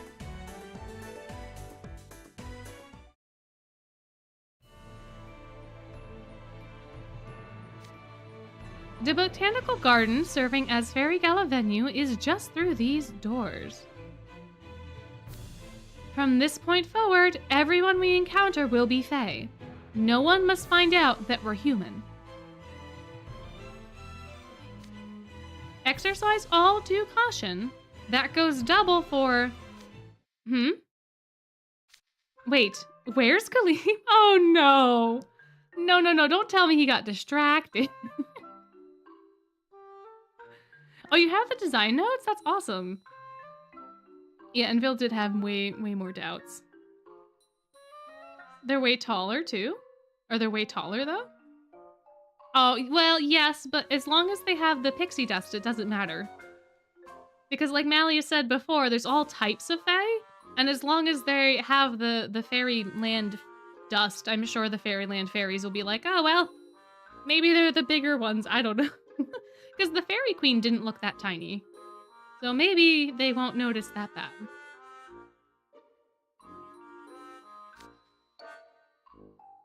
Huh? He was just here a minute ago. He's wandered off already? Hey, guy! Kalim, do not wander off on your own. Would it hurt you to take this at least a little seriously? Could you come over and help me for a sec? It's urgent. What could you possibly find that urgent? We're not here for merrymaking, if I may remind you. Just come on. Uh-oh. We got the dramatic music, too. Oh, oopsie. Here we go. Forgot to turn that back on, my bad.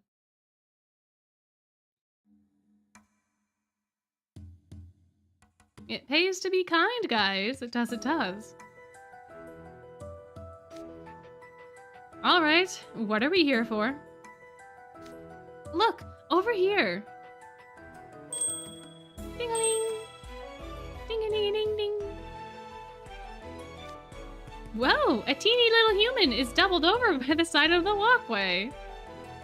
Oh, you got it for your birthday with the magical archive? Oh, that's awesome. Oh, congratulations. That's so fun. I'm guessing from those transparent wings that this is a fairy. Ding, ding, ding.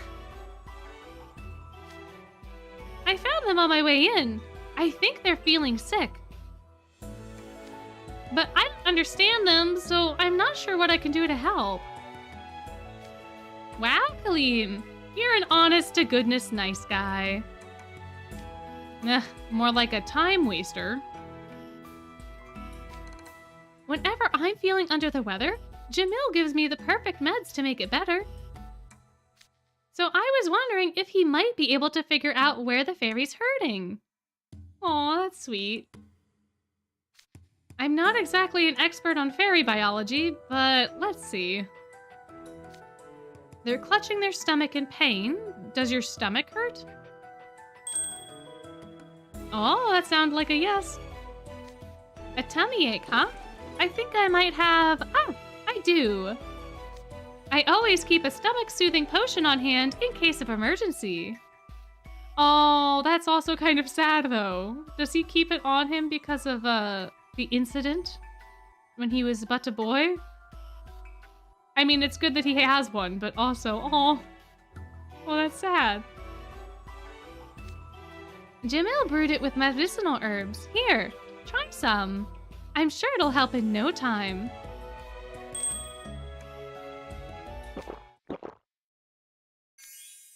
Oh. I guess it worked. Oh, they're talking a lot now. Whoa, what's wrong? You hopped up so quickly there. Don't tell me I made things worse. Ding ding. Ding ding ding. Oh yeah, their clothes are very similar. I think they are based off of like Tinkerbell. I think this group of Fae are based off of Tinkerbell and like the Pixies. And I think the craft fairies in particular, for sure. Nope. I'm totally lost. Sorry. Oh, that's a mad ting. Well, maybe not a mad ting, but it was definitely more aggressive. They pulled out a hammer and now they're bashing something with it. I'm just gonna lower the tinkering for a little bit. Must be making something. Ta-ding! What's this? A bell? For me? Oh, yeah. There are some tiny references then. Because of the Dust Guardian and all that? Yeah, true. Oh, you don't have to shove it in my hands. Are you mad at me? No, I'm trying to thank you for goodness sake. Uh-huh. My stomachache disappeared in the blink of an eye. Thank you for the medicine. Oh, that's great, but... I suddenly understand what you're saying. Why is that? Isn't it obvious? It's the translator bell I just gave you. Oh, interesting. That seems like such a nifty little contraption. Larger Fae need translator bells to converse with smaller Fae. It's an indispensable tool at a place as packed with Fae as the Fairy Gala. Did all of you forget yours at home? Rookie mistake. Oh, I get it now. I had no... Yes, that's right. It's the one thing we should never leave home without, yet we all did just that. We were in quite the bind, let me tell you. Good on Jamil for the save, because that would have gone over terribly. Had Kalim been like, oh, I had no idea that those existed. Would have raised many, many red flags. I still can't believe I did that. Ruggy, you bonehead, you. But you whipped one up just like that, huh? What's your deal? Oh, that's hardly an impressive feat for me. After all, I'm a craft fairy. Ah, but where are my manners? My name's Fairy Macy, and I'm the leader of the craft fairies. Oh, that's why they have the mushroom hat. Oh, that's cool. If you've all forgotten your bells, allow me to provide you with replacements. It's the least I can do after you so kindly came to my aid. Wow, really? Thanks a bunch. Aw, it does pay to be kind. It does, it does. I would have steered clear altogether if it were me. Hats off to Kalim, I guess.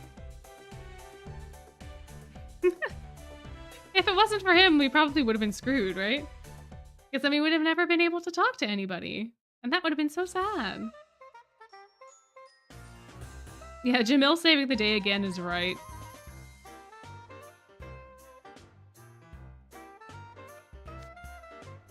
Oh, wow! The botanical garden's got decorative flowers everywhere, and they're all so shiny! Ugh, it's enough to give a guy a headache. Now this is what I call a fancy shindig. All the plants and flowers in the botanical garden are sprinkled with sparkly gold dust, and the tables are piled high with food. Yeah, that's what Ruggy would be interested in. I would be too. If I was at an event like this, you would see me at the food table the entire time. They must have like really good snacks and stuff. There's such a huge variety of fae here. I see one's bigger than Leona, and one's smaller than my pinky. Yeah, the Fairy Galas are just gorgeous. The backgrounds are super, super fun. I like this background way better than the remix background. The remix background to me is very, very busy. A little too much. Hello, welcome in. So glad to see you again. We're almost done with Fairy Gala 1, but we will also be doing Fairy Gala 2. But we haven't gotten to the best part yet. We haven't gotten to the final runway walk.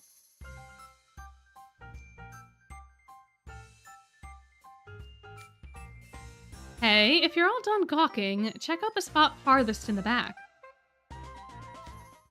Let me see. Looks like a runway and an extra fancy chair. A throne, almost.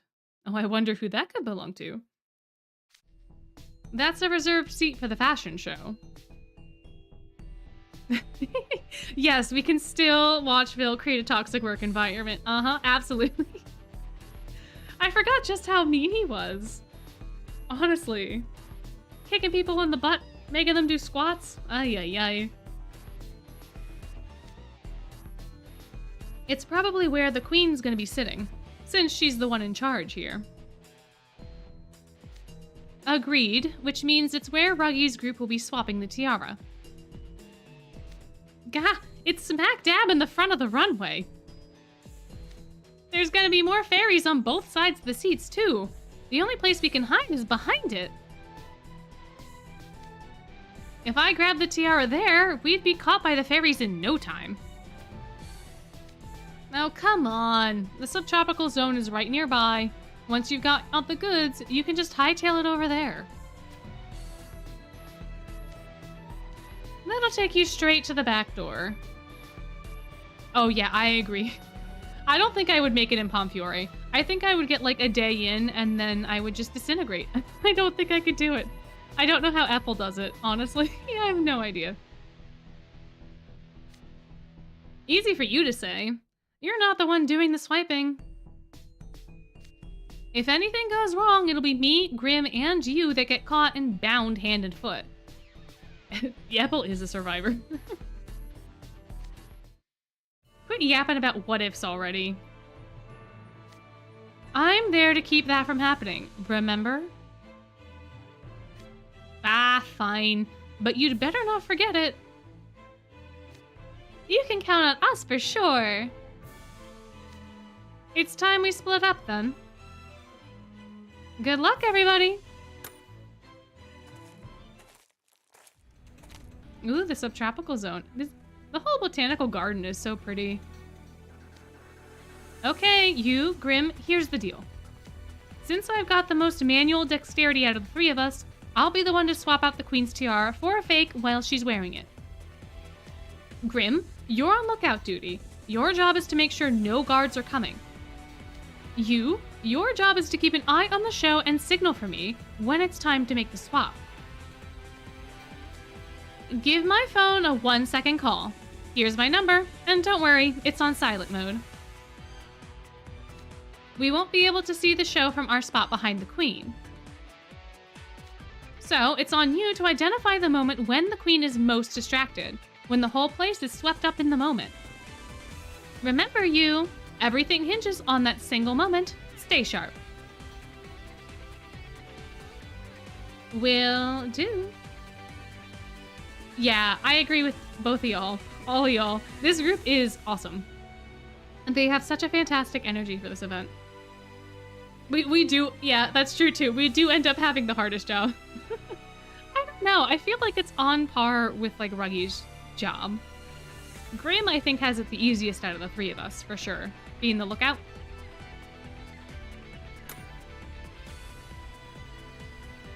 Oh yeah, Ruggy taking control. Very impressive. Very impressive.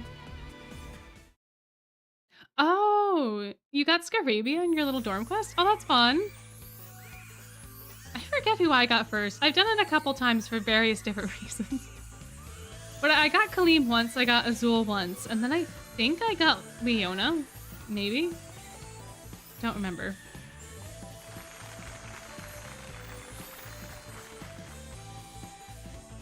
But it is very fun. I enjoy that little special thing that they do. Next up is entry 14. This is a group of first-time participants. Oh, on the official website, there's like a little, like animation game thing. Oh, there's a questionnaire? Oh, I didn't know about the questionnaire. There's a little game on the website that you can play, quote-unquote play, that will give you like a honorary entrance ticket, like a trial entrance ticket, and then it will play one of 7 random animatics. One of each of the house wardens. So it kind of like sorts you into a dorm, but not really, because you're not technically a student. But I don't know about the questionnaire.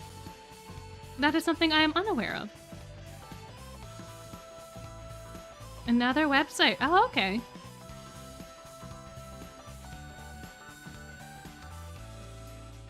They call themselves My Retinue and Me. Yeah, Ruggy is putting a lot of trust in us for sure, for sure. Yeah, the official one is RNG based, yeah. Yeah. Oh, you keep getting Scarabia? Maybe that's a sign, I don't know. But you don't fit there. That's fair, that's fair. Ooh, you did the website one and got Leona? And then you were mad about it and tried it. Fair enough, fair enough. Oh, there's a website with a personality quiz. Oh, that's cool. Interesting.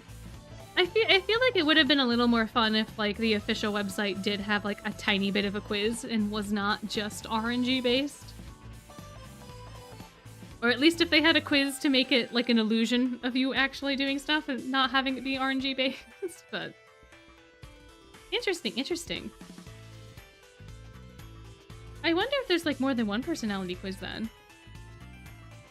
Scravians are lucky until chapter 4. Yeah, that's true. But their suffering is only over the course of like a couple weeks, so, you know. Trade-offs, I suppose. What manner of fashion will they wow us with? Let's give them a big hand as they come on down. Really? That's the best group name you could come up with? Alright, who place your bets? Who came up with it? Leona or Kalim? Who do we think came up with the group name? My. Oh, you could not survive. I don't think I would survive Scarabia either. I don't think I could march through the desert. I think I would just die. I would not survive at all. I feel like I wouldn't survive in a lot of the situations that happen in the game. Oh, there's a quiz that tells you which character would be your mortal enemy. That's funny. Oh, you did one that was pretty extensive and got Ignihide? And they, oh no, but then your whole family got Diasomnia. Oh no. Ay, ay, ay. Diving, but nothing with walking. Fair enough, fair enough.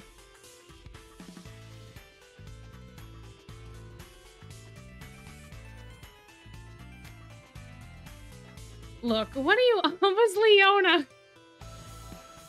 Of course Leona would have come up with that name. What do you want from me? I had to put something down in a hurry. Whatever, the name's immaterial in the end. All that matters is we put on our best performance possible. Oh yeah, sunburn is... yeah, that's a huge thing. For sure. Oh, the mortal enemy one? Yeah, I've not seen that one either. I've not seen many quizzes, but I also just haven't searched them out. I see them pop up from time to time.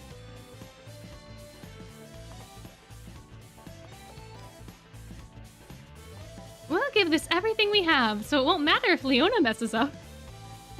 Oh? So much faith we have in Leona. Me? Mess up? Who do you think you're talking to? You're both nothing but the proverbial wagon hitched to the star. The star is me, to be clear. Let's go. Oh, clappy clap claps.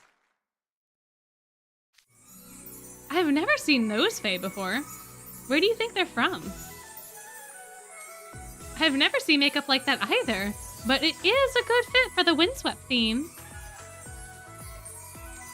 Wow, big crowd out there. Taking it in from the stage, it's kind of imposing. Just stay calm and walk down the runway like we practiced. What pretty outfits. Oh, and look at the detail in the embroidery. It's like they've sewn the light of dawn into their clothing. Now I'm curious what kind of show they'll put on.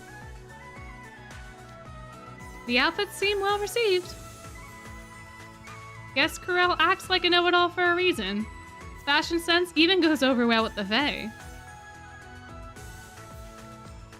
Okay, now to pump up the hype. Oh no! I'm so sorry the sunburnt got you that bad. Honestly, it's the worst, and half the time you can't even feel that it's happening until afterwards, and then it's so much more annoying. Ay, ay, ay. Oh, but you do get to skip out on some of the school events? Well, as long as you weren't interested in them in the first place. Ah, yeah, the songs are fire. They're so good. Ah, Quote TV. Okay. Interesting, interesting. Oh no! Almost one-ups Edia? My. Yeah, pale skin can be a problem. Like, one of my coworkers has that same exact issue. She has to put on, like, vitamin E cream if she goes out in the sun, because regular sunblock just doesn't do anything for her. Struggles.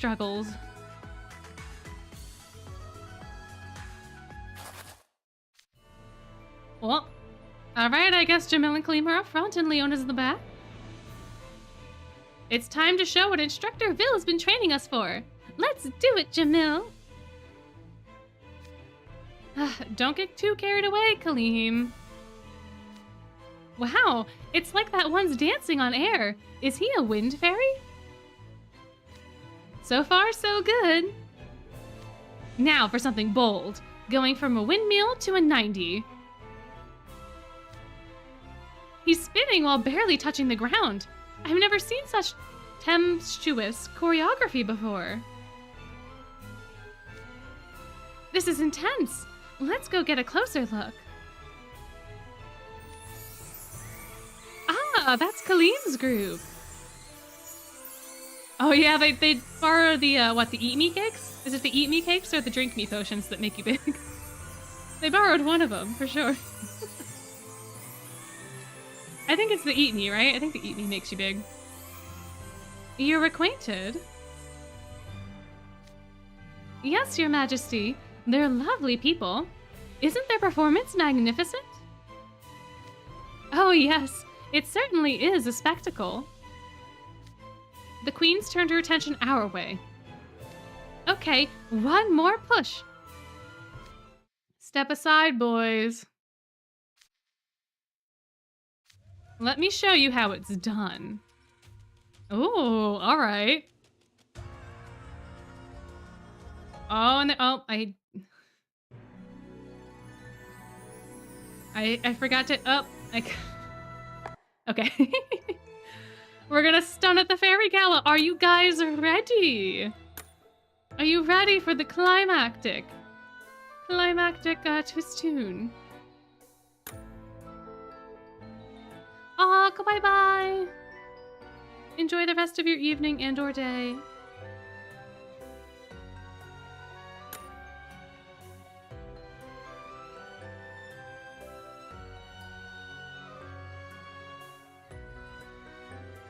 That's okay. Don't worry about it.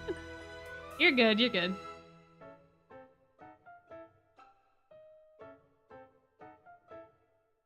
See you again some other time.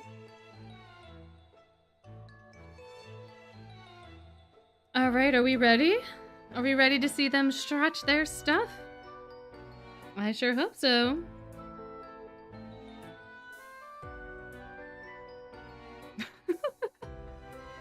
I don't think we're gonna be breaking Leona's spine, but we'll see. Yeah, this one's very difficult. Not gonna lie, it took me forever to get the SS.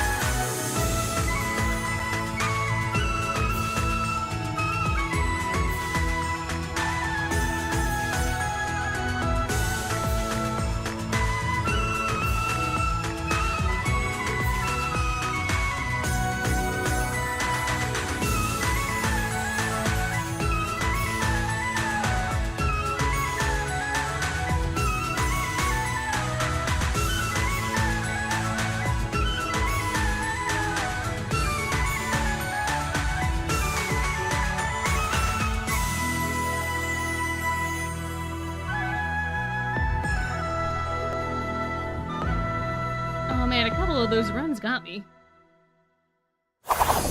Well, sorry, that was a little loud. Yeah, the song is beautiful. Absolutely.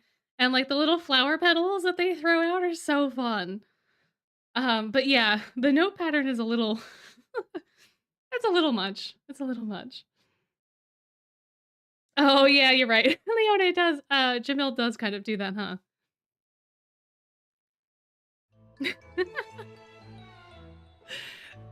I agree.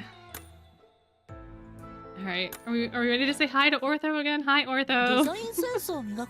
Goodbye, Ortho. Not quite yet. We'll get to you in a second. All right. All right.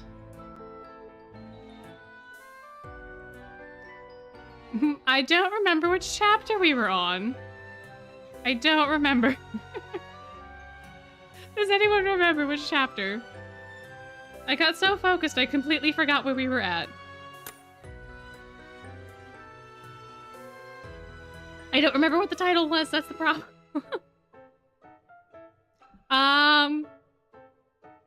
I think we're starting at 16? 16? Okay.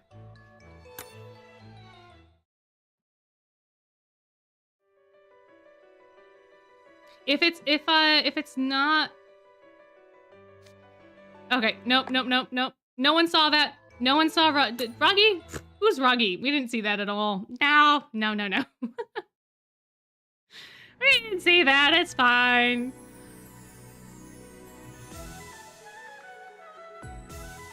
But we're good now. We're good.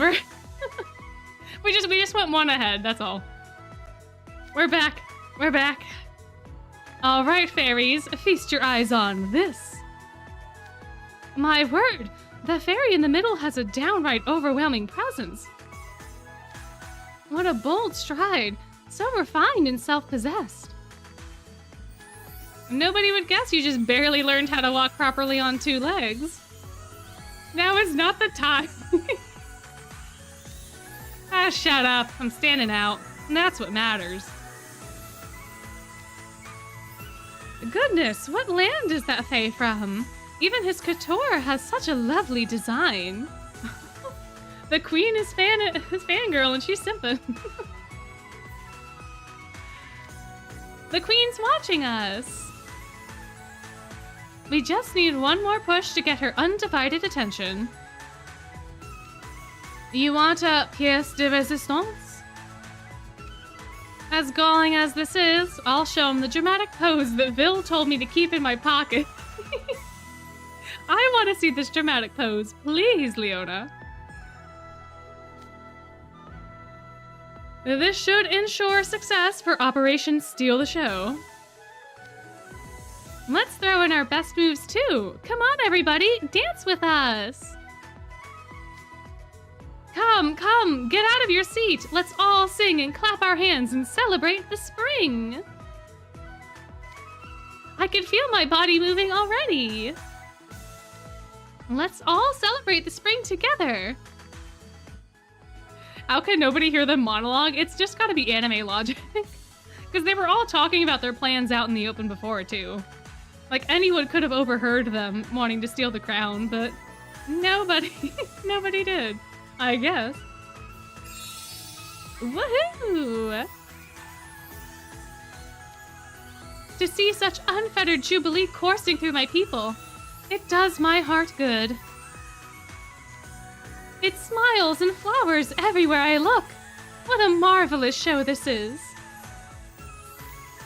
Would that I could enjoy this spectacle forever.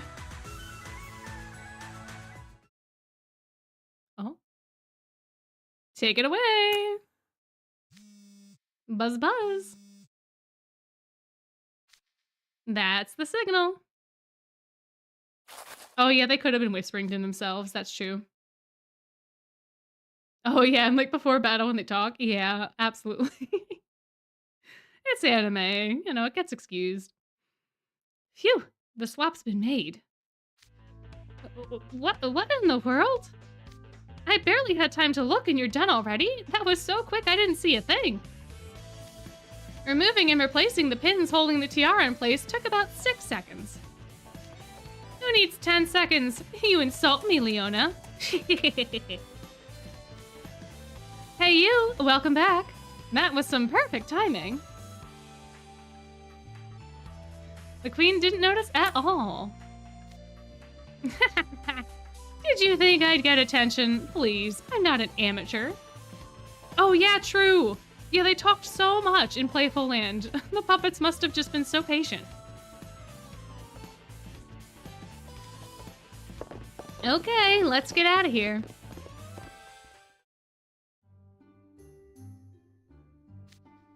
Come on, get a move on.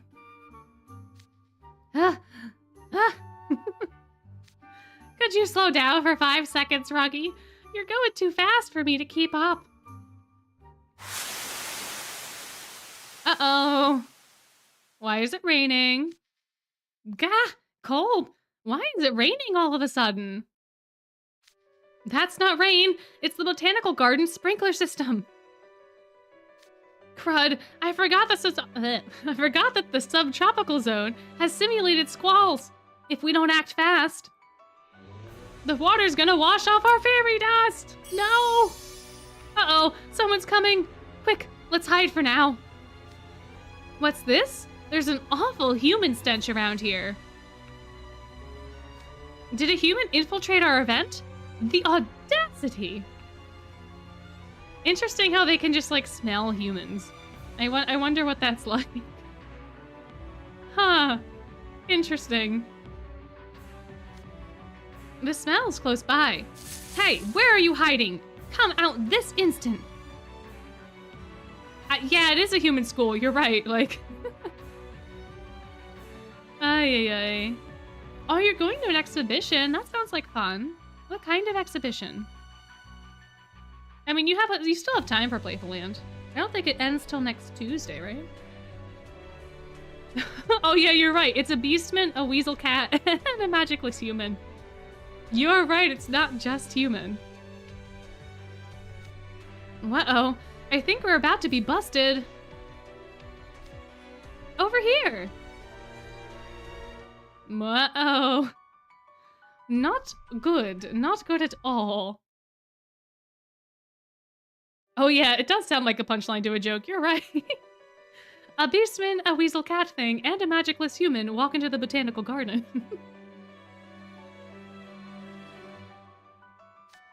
Uh-oh. I think we're about to be busted. Oh, why are they in this school? They just thought that the botanical garden was pretty, so they picked it as their venue. That's it. That's all. They just wanted it there, so that's what they did. Over here! Hey, you. Huh? Huh? That voice. It couldn't be. Yes, you. Wait, it's you! The one whose show enveloped the whole venue in a swirl of incredible emotion. The noble fae of wherever you're from. Look at me when I'm talking to you. Hey, Leona. Nice save. Did he come out to bail us out? Safe bet. The water in my dressing room is lukewarm. I only drink cold water. Change it out now. Wow, Leona can sell the Fae Monster act like nobody's business. Oh, that's not an act. That's just Leona in his natural element. Oh, okay. but sir, I'm a guard. What's that? Are you telling me a no? No, I mean, not to that. Fae being Fae and deciding where they want to hold their things is up to how they feel. True. Yeah, they just seem kind of like the bunch to do whatever they want. I mean, when you have unlimited magical power, who's gonna stop you? Yeah, Leona being rich for a second here. Honestly, very nice. Learning from Vil, probably too. And yeah, Ruggy's just having a great time watching it all go down. What's happening? I feel the strangest compulsion. The fairy's shrinking in Leona's presence. Their attention's totally fixated on Leona. I guess now it's Operation Steal the Guard's focus. Oh, his mouth is a-moving, but he's not saying nothing. Hmm? Hey, Leona's mouthing something. Letters S-C-R... Scram. Yeah, what are we doing just watching this all go down? He's creating a perfect distraction, but... we kind of need to leave. Okay, that's our cue to slip out. Time to make a break for it.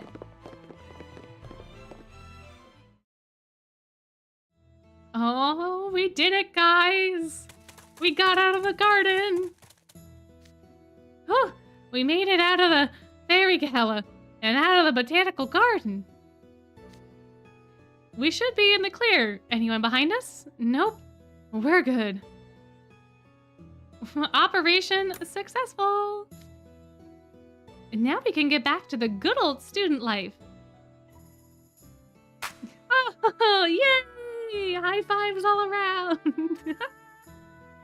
How delightful. How exciting. The show team should be leaving through the front. Let's meet up.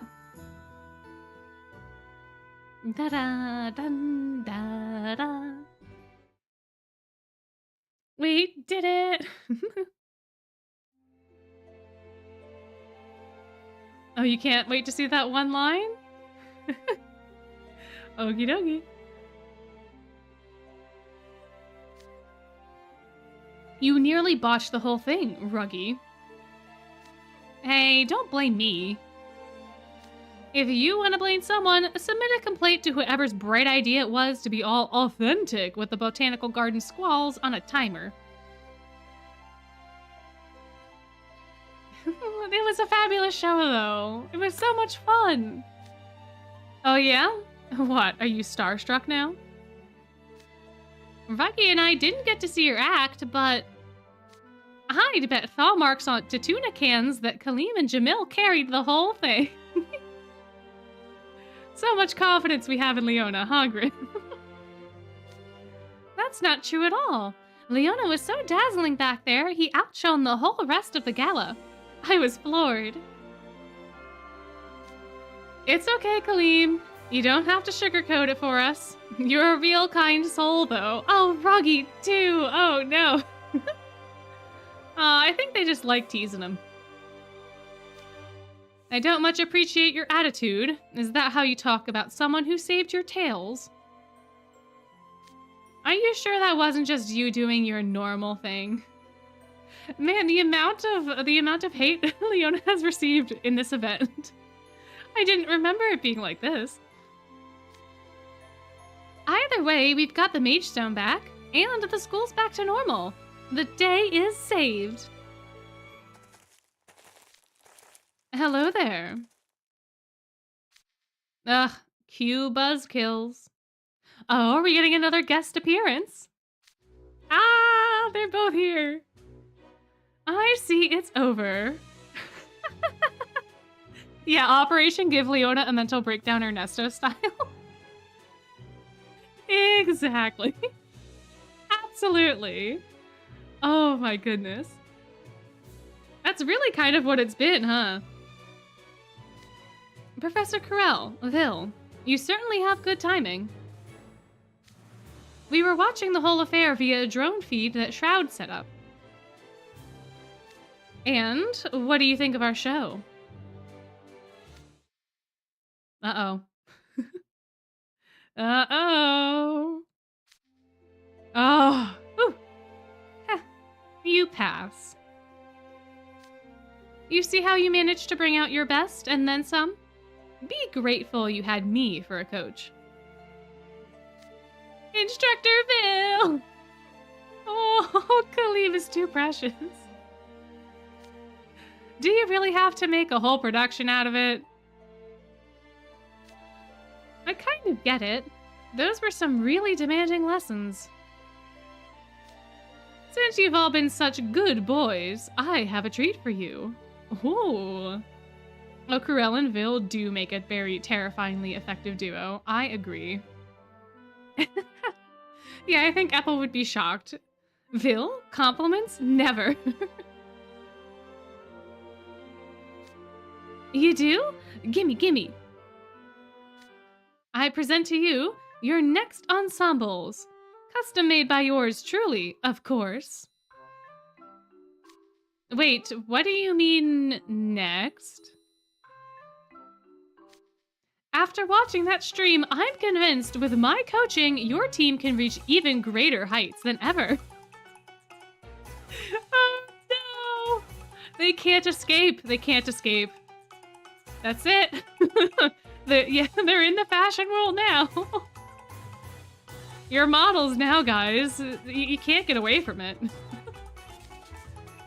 We'll throw in Ruggy, Grim, and you to give the team a boost. And next time, you'll be walking down the runway of the biggest fashion show in all of Twisted Wonderland. We'd rather sashay away, thanks. Oh my goodness, there it is. And sashay away. Oh my goodness, that's it. There we have it, guys. The first Fairy Gala. And sashay away they did. Off to greener pastures, I'm sure. Oh, that was so delightful. That was so fun. Oh, my. Yeah, sometimes the localization does get flack, for sure. But yeah, sometimes it just hits just right. All right. So, my question for y'all now is, do you want to do vignettes for Kalim and Jamil, their Fairy Gala vignettes? Or do you want to save all the vignettes for later? Or do we not care about vignettes at all? Because I can do all of them except Leona's. So if we wanted to stay thematic, we could do those now. Or we can just scoot into the next one. But I will leave it up to you, since you lovely viewers are the ones viewing. If you have a preference. If nobody has a preference, then I suppose I'll have to make the decision. Which I can do. But it seems like we have conflicting votes at the moment. Does anyone want to be a tiebreaker? We've got 2 for yes, 1 for no, and 1 for other.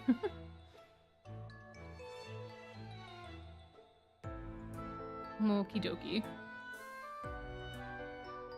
I think with that we do have a bit of a majority. Unless someone wants to even it back out. But then, let's see, which of our boys shall we be doing first? Should we do Kalim or Jamil? Kalim or Jamil? Which one? Which one? Eeny, meeny, miny, mo. Boop. Alrighty. Oh, that's right! Oh, y'all are gonna love this. I love this one. Oh my gosh, I forgot about it, but I just remembered it based off the title. This one's fantastic. I love Let's get into it, shall we?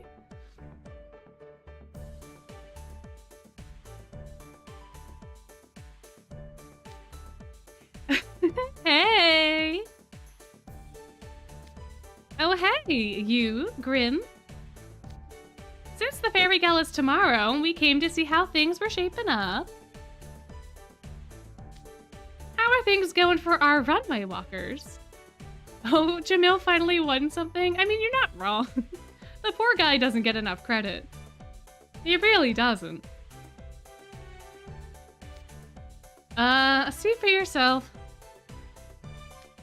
Stop, stop, stop! All 3 of you are doing it completely wrong. Oh, we're back to the toxic work environment.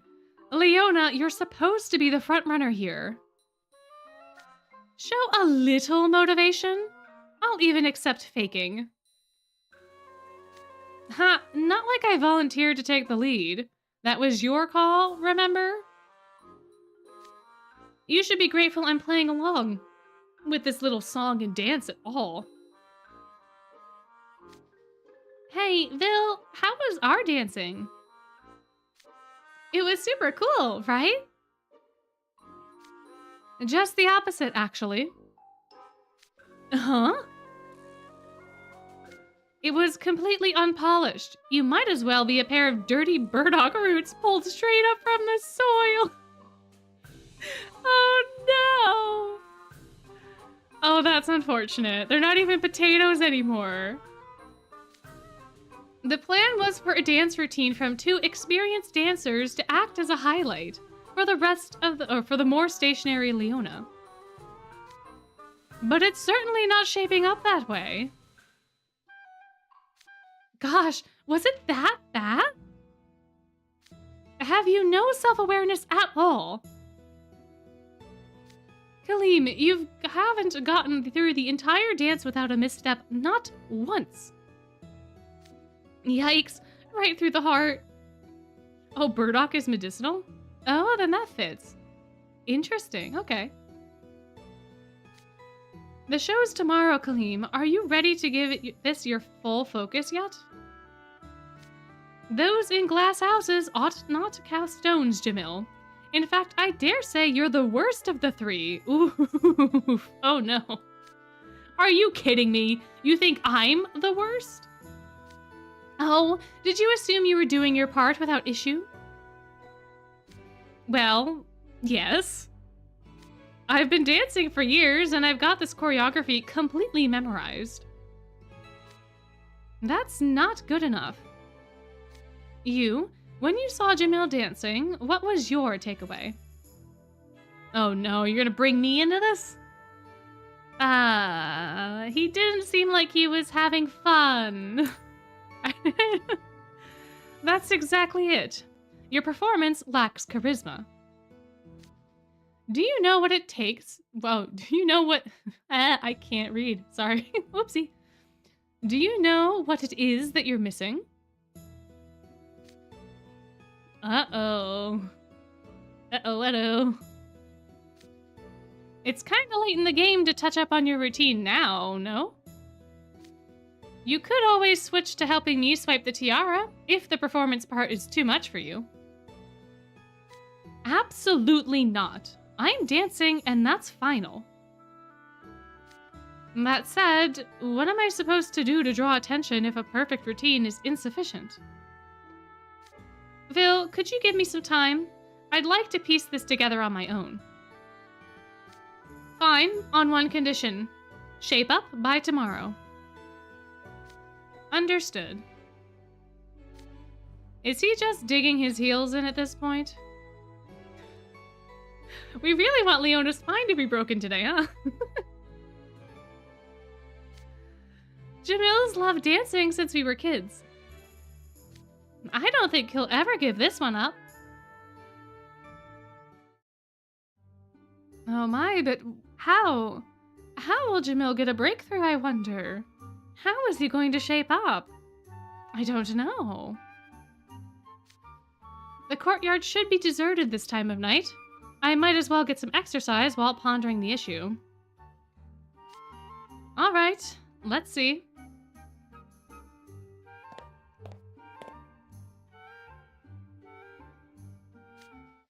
Se-ba-da. Is someone out here after all? Panther! Viper! Thunder! That's Idia from Ignihide. He's pivoting his upper body with every yell and waving around a glowing baton? Fighter! Riser! Hyper! What in the world is he doing? Da-da!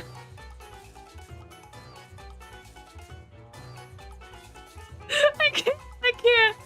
This I forgot that this was in here, but oh my gosh. It's so fun. It's so fun. Idia is going absolutely wild.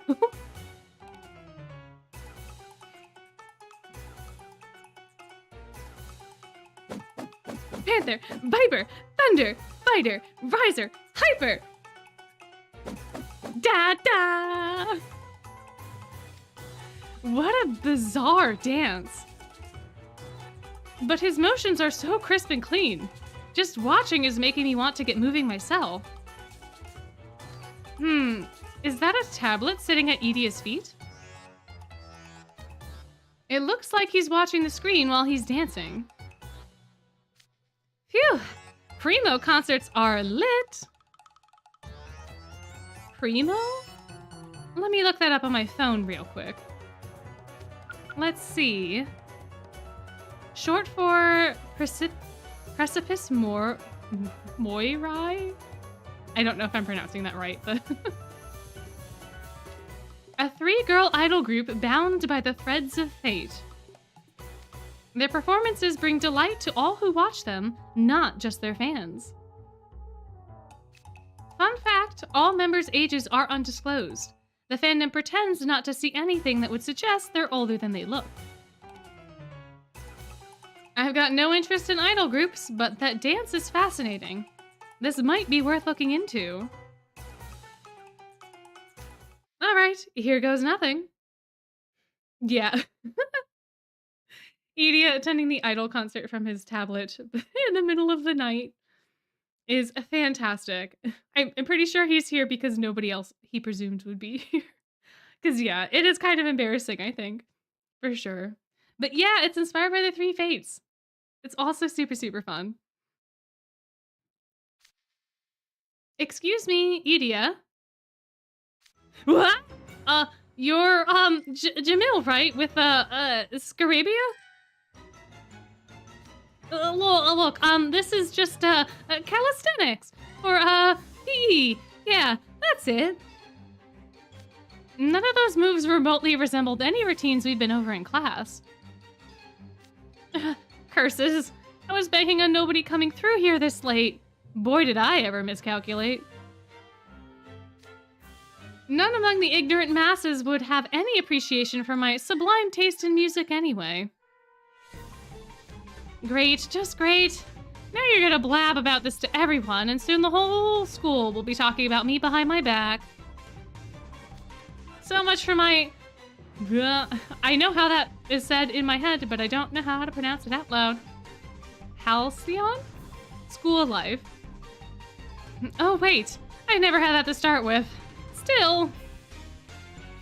I knew he was a character, but I didn't realize how deep his pathos went. Is that a Primo concert you're watching on your tablet? Wait, you know who they are? Bass, Jamil! He took the bait. Excellent. I'll learn what I can, whatever it takes to improve my dancing. I'm somewhat into Primo myself, actually. Oh? Wow. Not used to seeing that from people like you. So, do you know glowing too? Glowing? You don't know what that is, do you? Yeah, of course you wouldn't. Fake fan confirmed. You think you know about Primo when you haven't even been to their concerts? LOL. Oh my gosh. My.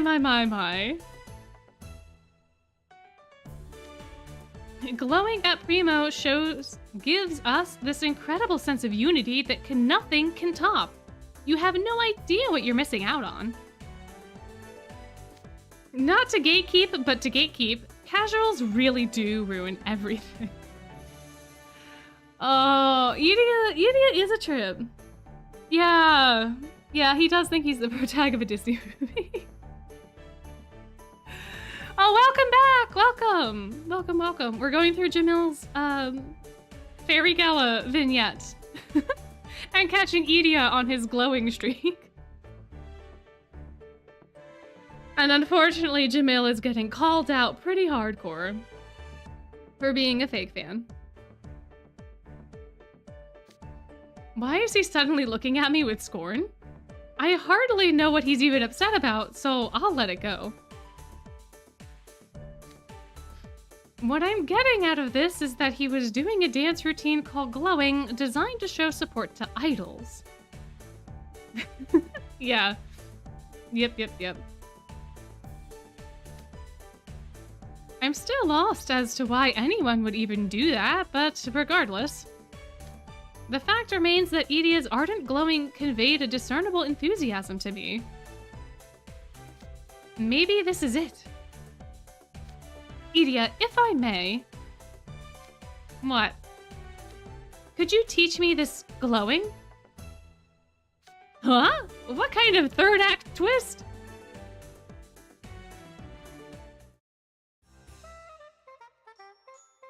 Gee, I wonder how that went. This is it, Kalim. Leave the hype building to me. Oh, welcome in. We got through the first Fairy Gala, and we're reading the vignettes now. So we're just about to finish up Jamil's, I believe. But we'll be moving on to Kalim's, and then we'll be moving on to the remix. Since I don't have Leona's card, unfortunately. Oh yeah, info dumping? I do that too, all the time. If you start getting me to talk about something that I really like, it's over in that department.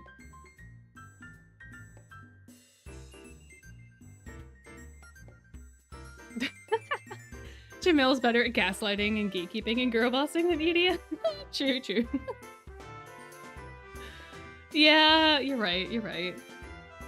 Yeah, info dump gang, let's go. Yeah, info dumping professionals, awesome. Glad to have you in the house. Sure thing, I'm counting on you. You'll put on the same stunning moves you did in practice, right? Of course, that goes without saying. I've got no idea what changed things, but hey. You were putting way more spirit into it when we came back to practice hall last night. If I was, I've got Primo to thank for that. Say what?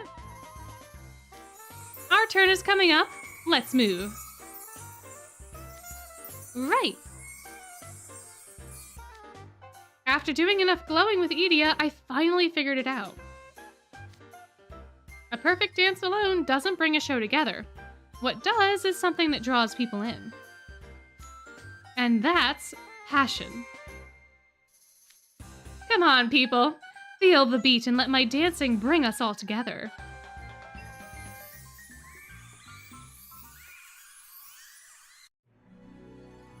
Oh? Oh! I forgot! I think we're gonna get to see Vil and Kurel. Or maybe Edia watching, because Edia set up the tablet, right? Interesting. Oh, maybe not? Maybe? So you finally figured it out, Jamil. That's right, the most critical component to a show is releasing one's inner passion. That's what energizes the audience and creates a sense of unity among those in attendance. And now your passion is reaching the whole venue, Jamil. Bravo.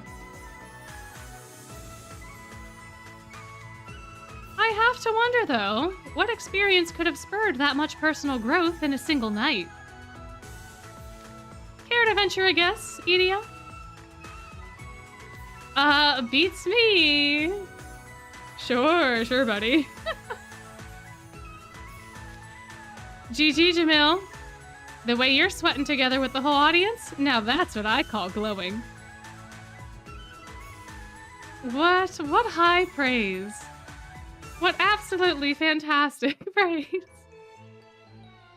Yeah, the perspective is kind of weird. I guess because they were going for him doing like the low kick thing. But tis what it is. For sure. Alright. Now on to Kalim. But before we do, I have to take the teeniest, tiniest break. Because I've had a lot of tea. But I will be back very shortly, so don't go anywhere.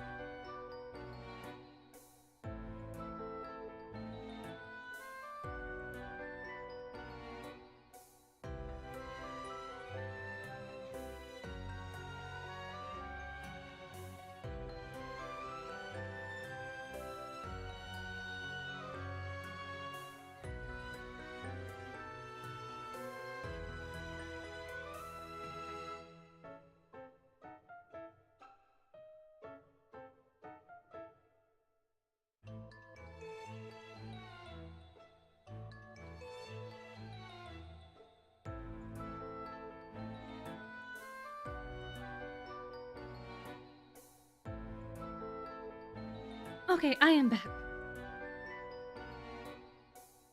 Oh, yeah, glowing does kind of... You're right. Does kind of sound a little bit like that. But... yeah, I love that vignette so much. I totally forgot about it, but it's fantastic. And I think it's very fun that we get to see Edia interacting with his schoolmates a little bit more than normal. But yeah, I do think it's after the like the waving and the glow sticks and stuff, for sure. Oh yeah, and glowing from happiness and that. Yeah, the bathroom is like really, really close to my office. It's like the next door over. Oh, I'm glad that you all are enjoying this. Oh, fantastic. All right, let's see what Kalim has up his sleeve. I think this one might also be very fun. But I don't fully remember. Oh, look, it's snowing! It's snowing in Scarabia! Oh, glowing? I think glowing is a real thing, because they do the glow sticks and stuff. Yeah, like at Miku concerts. And then, like, if you have, like, an idol group that's got a bunch of different people, they might have, like, colors assigned to them, so then you can glow with the color of, like, your Oshi. And, like, support them that way. And I know that for various different things, there's, like, choreography, too, that you can learn for, like, the individual songs, and then you can do the choreography at the concert.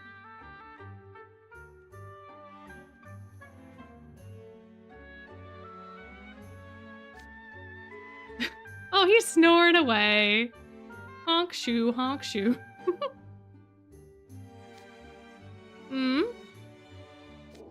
Meh.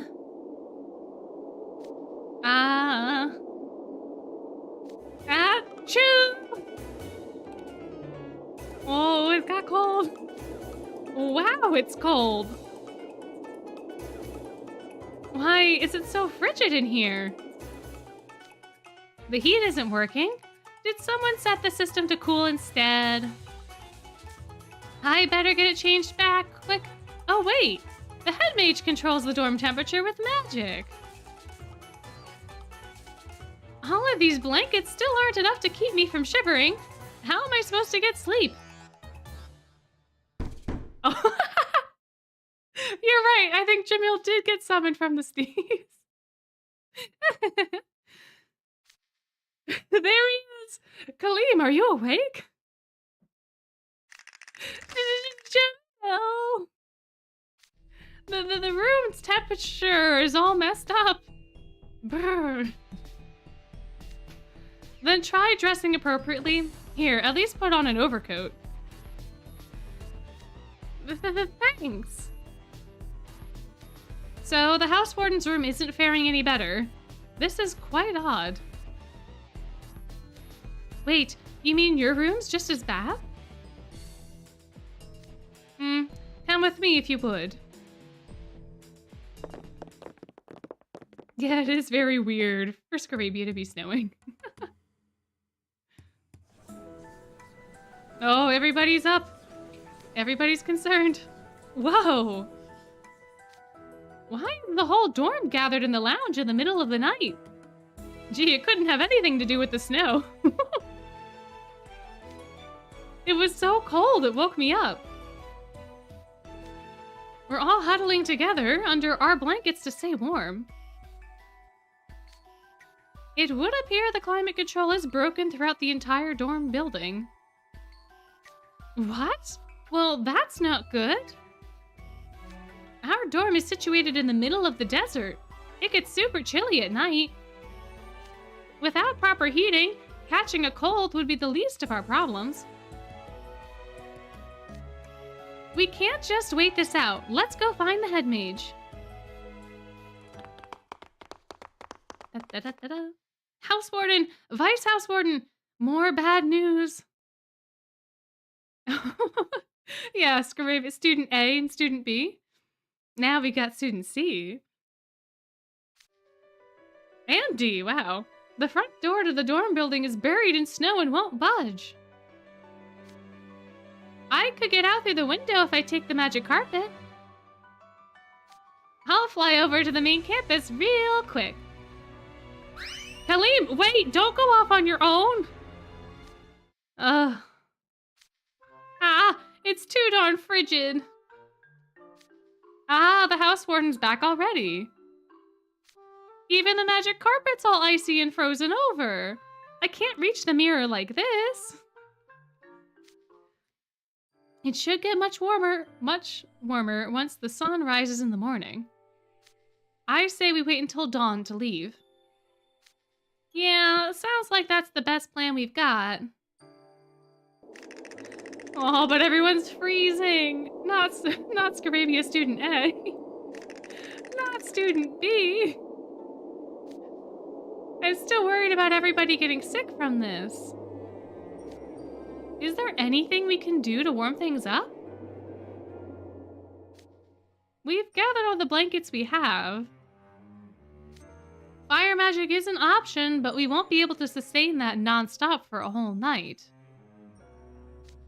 I'm not sure we have much else to... Oh, a bonfire and a barbecue? That sounds fantastic. I mean, student B is pretty much a cinnamon roll. I mean, let's be honest. Yeah, no. But I personally am a little partial to student C. I like their hair a lot. It's very fancy.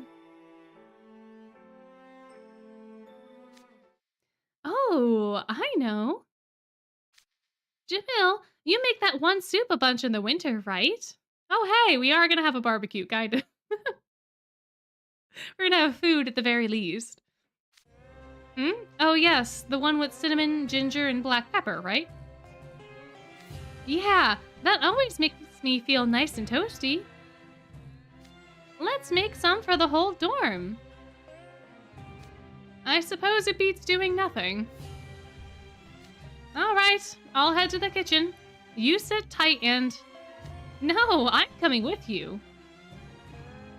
What? You're the house warden. You should be monitoring the rest of the students. I can't make you do all the work. After all, we're friends. No, we're really not. Didn't we agree to treat each other as equals? Oh, baby boy, baby boy.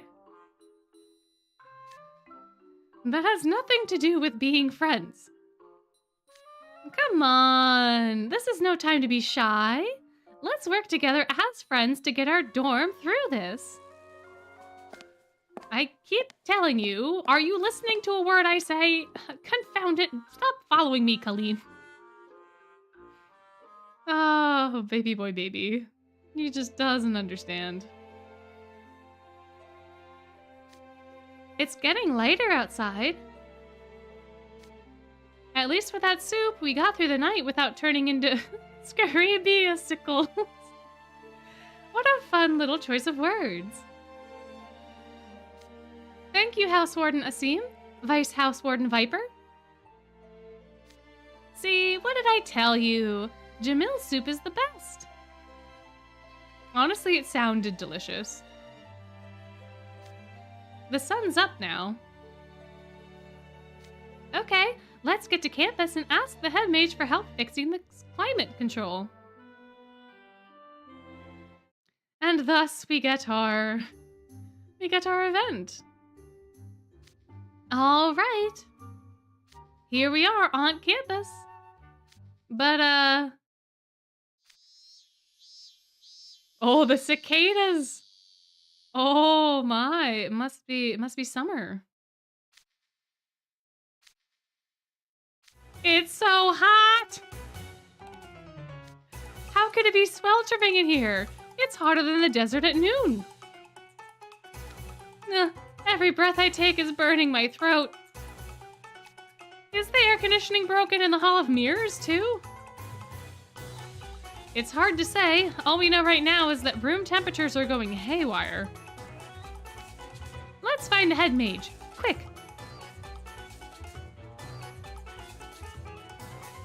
Kalim would probably accidentally manage to burn the kitchen down. Yeah. Well, he's not allowed to play with knives.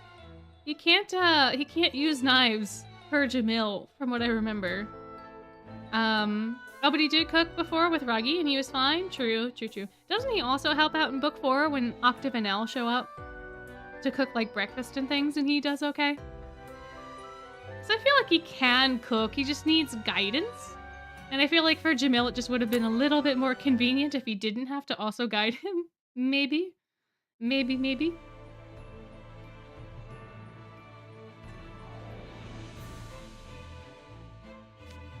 This is it. It's time for the fashion show. We've endured all of Ville's rigorous lessons just to be ready for today. With our hot dance moves, we're gonna knock those fairies' socks off. Assuming they wear socks. Right, Jamil? Just don't forget what we're here for. Our objective is to draw the Feyland Queen's attention. Anything else is just... Don't worry, I know. But the way I see it, as long as we're committed to this, we might as well seize the day and make it into something to remember. Must you always have your head in the clouds? You cannot afford to blank and forget your moves halfway through the dance like you usually do. Come on, you're such a worrier, Jamil. Are you guys gonna stand around chewing the cud all day, or are we gonna get a move on? Oh, look at him! Oh, okay. Have fun doing whatever it is you're doing. It's been a pleasure having you here. And I hope I will see you again soon. If not tonight, then some other day. Ha! Ha! Okay, so far so good. Oh, you'll come back? Oh, okay. Awesome. Well, I'll see you very shortly then, I guess. A little bit later. Kalim is generally so nice. He is. He's such a sweetie. He's so nice. He's such a good boy. So precious. Huff, huff. Okay, so far so good. Next up is the last part of the song where I mess up the most. Take 3 steps forward in time with the rhythm, turn, then drop on the ground in a sharp crouch and... Oh, is he gonna get it? He's gonna do it. He's gonna do it. Jamil does a backflip. There, perfect sync. Look, Jamil, the fairies are giving us a standing ovation. Isn't this fun? Maybe a bit.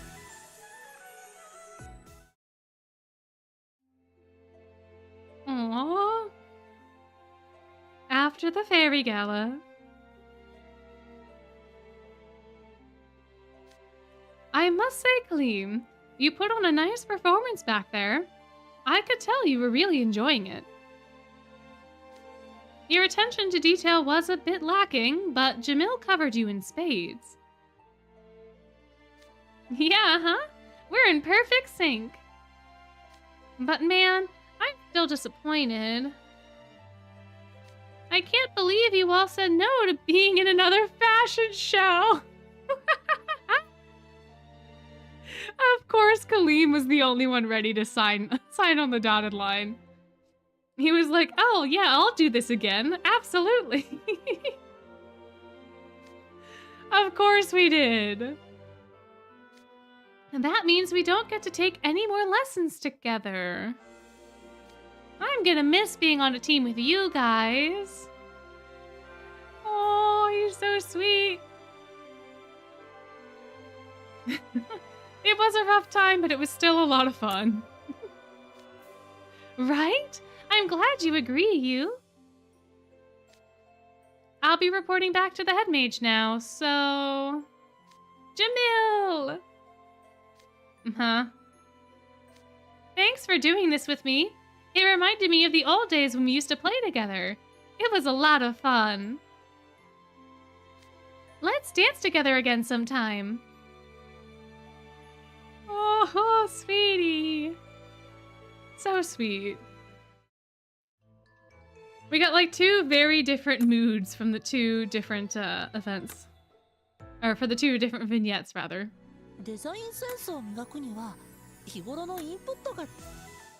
Alright, Ortho, you are up, baby boy. Remix time. Now, I do think the beginning is very similar. So, but we shall see. what there is to see. This one's a tad bit longer. But yeah, the two of them together are so cool. They're so nice. They have such a good energy.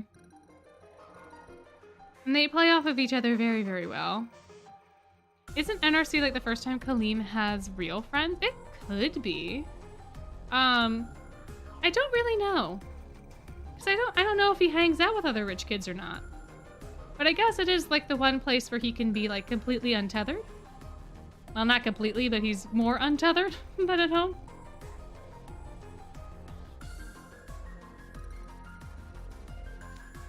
Good morning, Igni High. Oh? Wait, why is everyone sweating so early in the morning? Maybe there's a new fitness fad? Uh-oh. Uh-oh. My temperature sensor's showing some abnormal readings. Whoa, it's 30 degrees warmer than usual in the lounge. That's a lot. Ortho! Edea? Why do you look like the world's ending? I'll tell you why. I had trouble sleeping, so I woke up early, and my room was a furnace. My hard drives, my monitors. This is an emergency. Oh, welcome back. We just started Remix. We just started this second event. You're here just in time. So, it's this hot in the whole dorm? No wonder everyone's panicking. Yeah, honestly, goodbye all the technology. 30 degrees warmer, not a good time. Not a good time. What if the heat destroys my game console? It's a limited edition. You can't even buy it anymore. This follows a very similar story. It's a little bit different because there's different people involved. But technically the overall premise is the same. The Mage Stone is still missing, and we still need to get it back. So it is still a heist, but it's just done very differently because of the people involved. Hence the title Remix. It's very fun still. It's also just, I think, as good. Ugh, I can't keep cooling my PC with ice magic any longer. Could someone help me out? Is Veil involved? Yes, indeed. Of course. Well, Veil cannot not be involved in a gala. I'm busy with my own— Oh, everyone's in a crisis. Everyone in the dorm's in a crisis. Oh, no.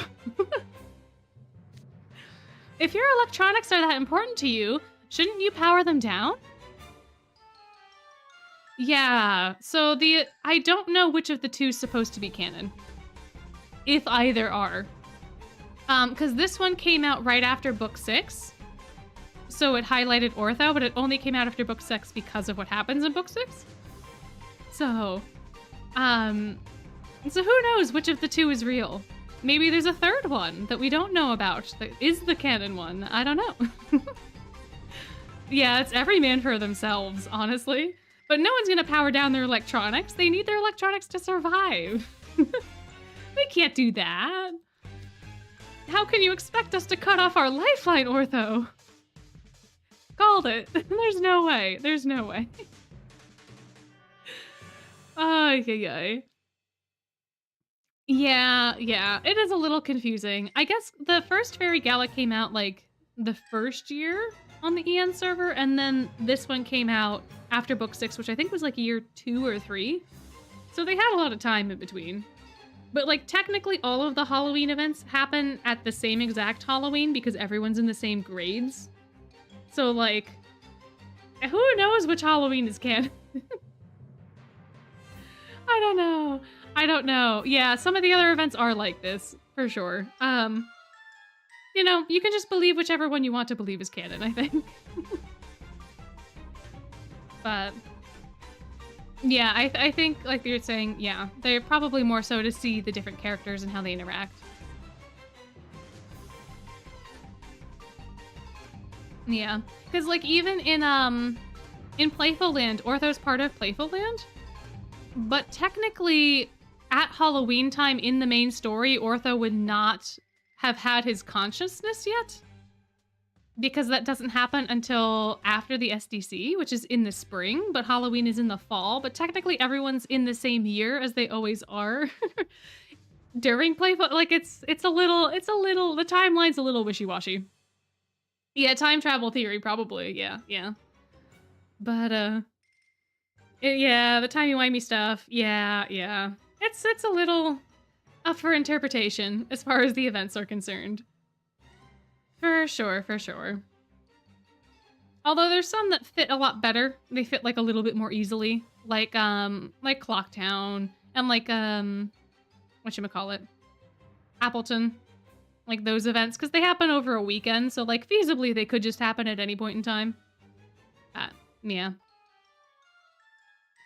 Yeah, we're having a little crisis now. But we'll see.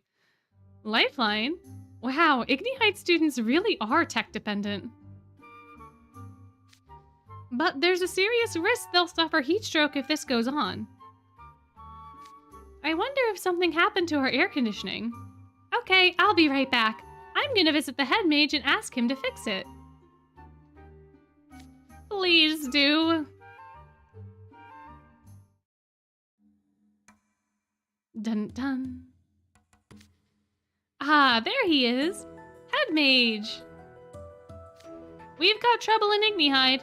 The whole dorm's as hot as a sauna. Really? So it's happening in Ignihide too? The temperature has been apparent in my office as well.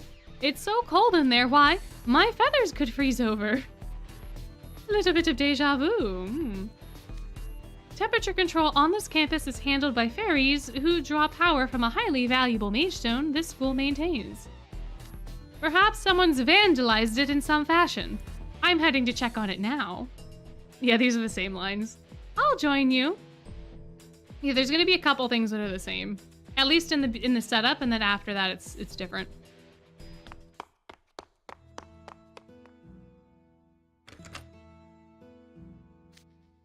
So this mage stone you mentioned is stored in the mirror chamber?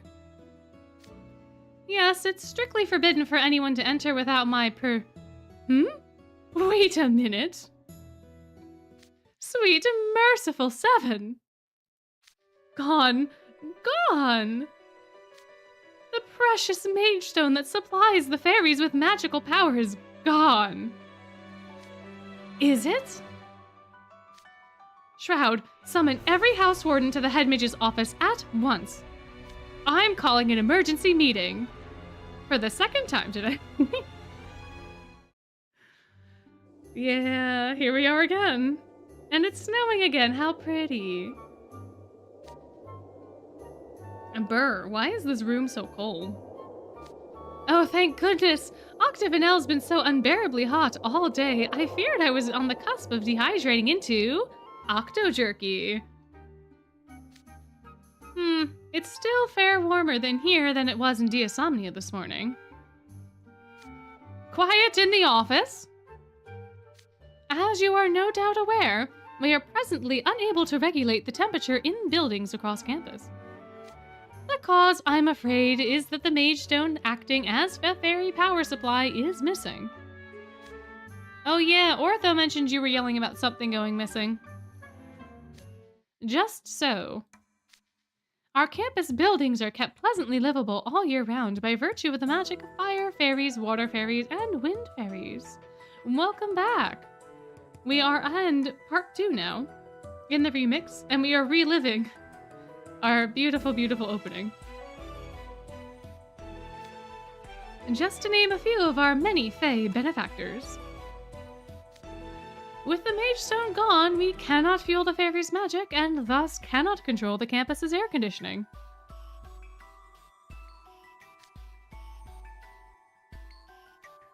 I kept it stored in the mirror chamber to avoid this precise scenario, and yet someone has undoubtedly stolen it. The nerve! The audacity! Yeah, it is kind of weird that they're calling, like, the fairies the air conditioners and the heaters. I feel like they deserve a little bit more of a better title than that. Because, like, technically they're doing all the work. But they're not machines. You just said that the stolen object is a mage stone that supplies the type of magical power that fairies favor. Wouldn't it follow, then, that the fairies would be our first suspects? As I recall, there's a fae right here amongst us. A rather tall one at that.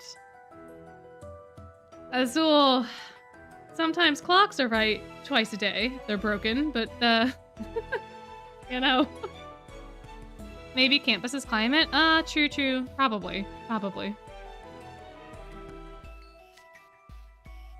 That's a bold implication you're making, Ashen Grotto. Yeah, I think campus climate controllers would be better than air conditioner or heater, for sure. Yeah, I don't know why Azul's suggesting that either. I don't know what he has to gain from, like, pointing out Malleus, to be honest. Maybe it's because this is the first time Malleus is at a meeting. I don't know.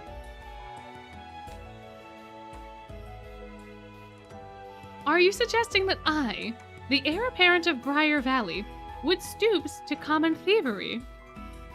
Ooh, do we know why the order of the portraits of the 7 are the way that they are and not the order in the story? That's a good question. I don't actually know. I don't know why they are arranged in that fashion. Perish the thought. Pardon me, I meant no offense, of course. Sure, Azul, sure. Dude, the amount of power you could get from the Mage Stone would be a drop in the bucket to Malleus. He's already a balance-breaking character with that auto-filling MP gauge of his. Yeah, for sure. Nobody here would think for a minute that you're behind this, Malleus. Just, you know, if you happen to know anything relevant, it'd be nice to hear. Does anything Fae-related come to mind? Yeah, they got the air conditioning treatment. Absolutely. You know, when I was out on a stroll last evening, I did glimpse some fairies around here, a kind that I don't see very often. They were palm-sized and clad in leaves. There were 2 of them, and they were struggling to carry an iridescent stone. Why, that's it! That must be the missing Mage Stone. Oh, that's an interesting theory, like if they're arranged in the order that they lived. For the 7? That could be cool. Although I don't know. Because isn't Pomfiore the oldest dorm? I guess that doesn't necessarily mean that the Evil Queen was the oldest of the 7. I guess. I don't know. That could be cool. Hearing Edea talk like a modern gamer throws you off. It is a little jarring. It can be. That's true. But yeah, I think that's an interesting question. Draconia, which way were they headed? Towards the botanical garden, I believe. We depart at once, everyone! Make haste!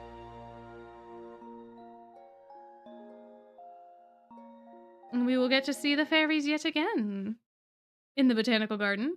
With the Mage Stone. It's almost like a game of Clue. Like Mr. Mustard in the ballroom with the Mage Stone.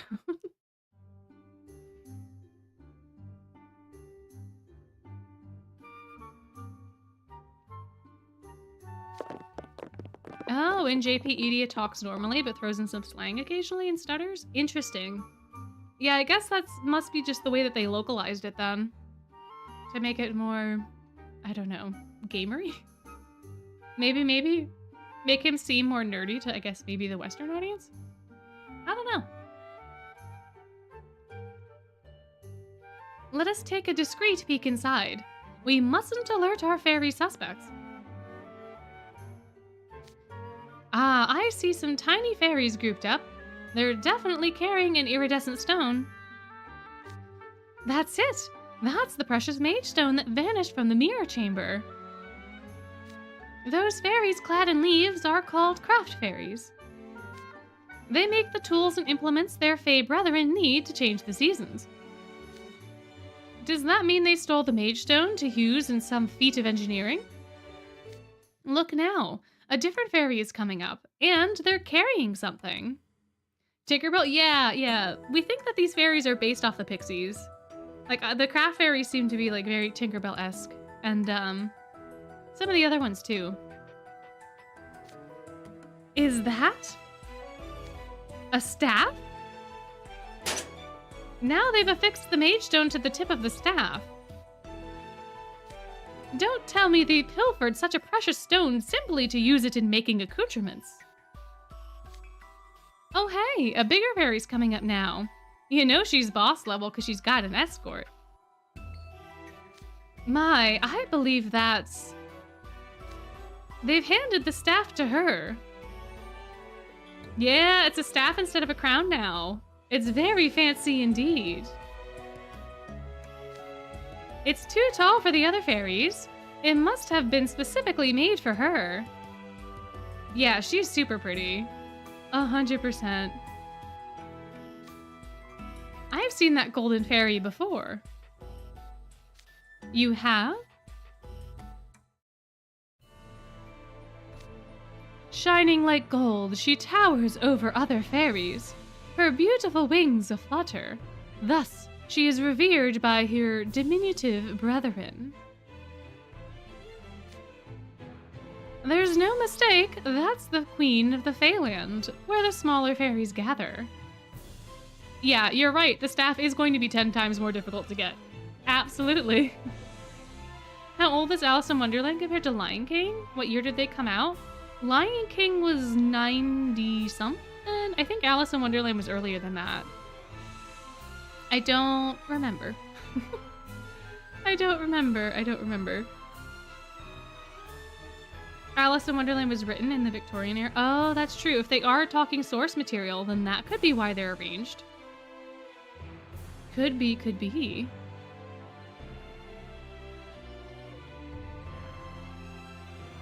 Not sure. Yeah, it could be. I don't know if it's based off of Disney movie release date, but it could be that. It could be the source material. Oh, Lion King was 95? I was gonna say that. It was between 95 and 97 for me. I couldn't remember exactly which one. But 51 for the Disney movie. Oh. Interesting. Huh.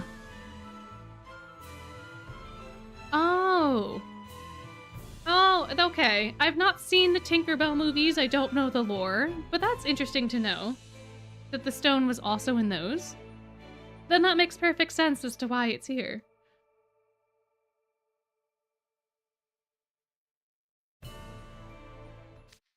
What? She's the fairy queen? If she is outside her domain at this time of year, there's only one likely explanation.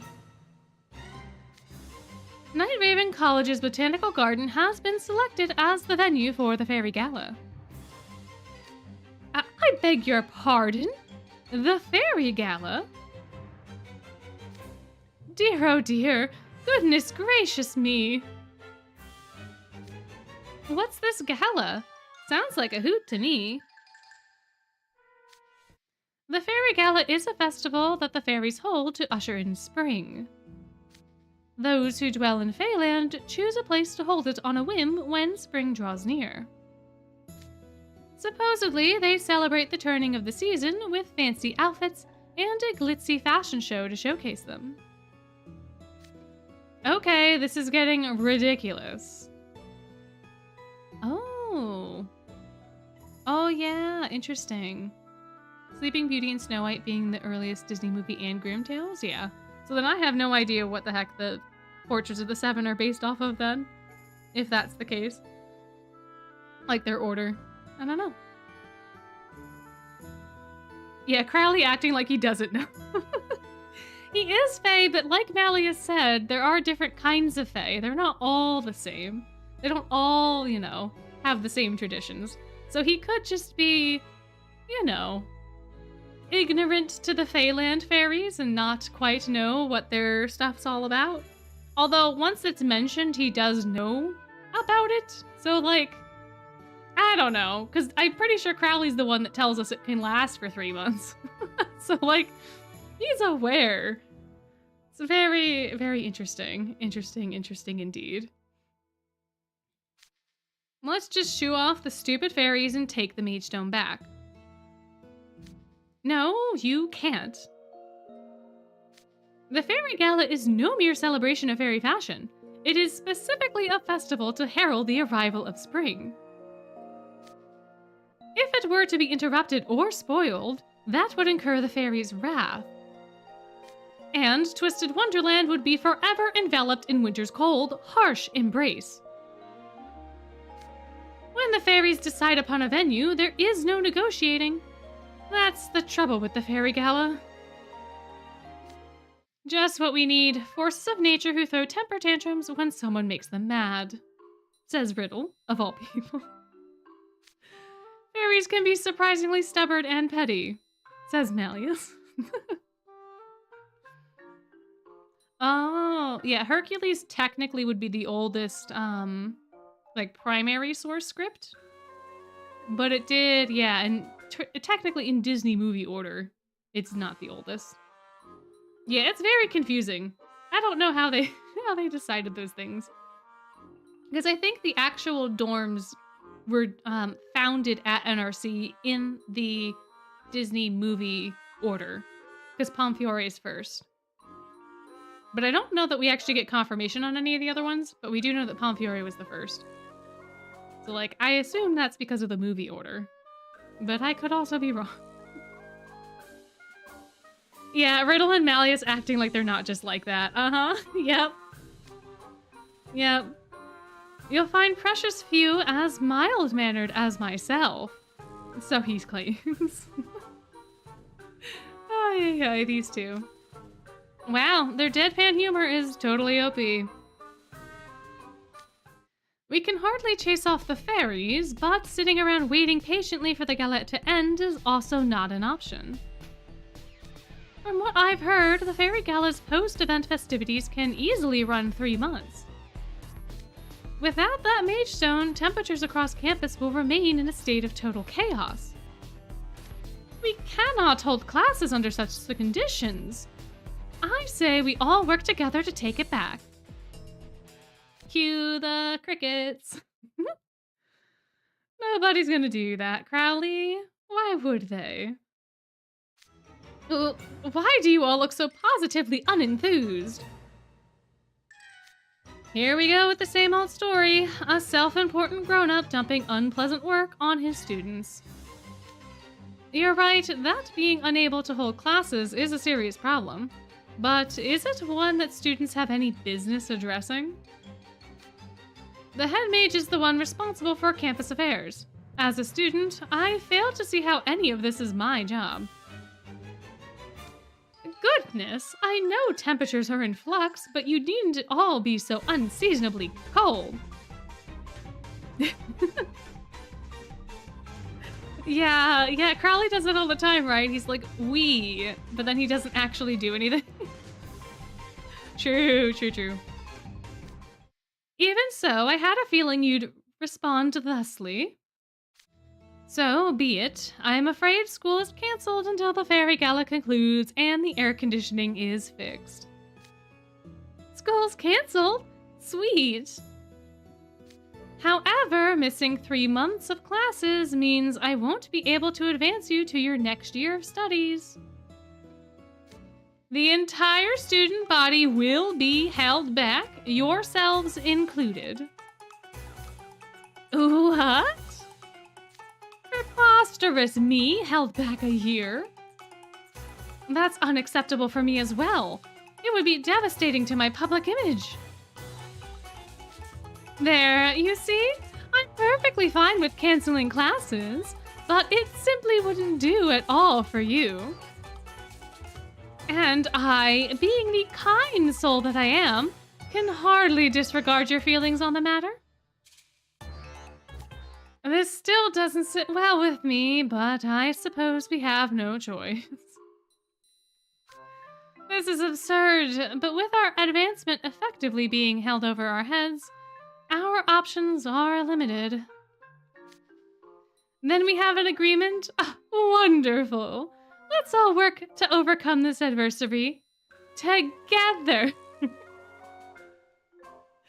You gotta love Crowley. You gotta love him. You gotta love him. He's doing it again. He's doing it again. But yeah, Vale and Riddle have their priorities pretty straightened out.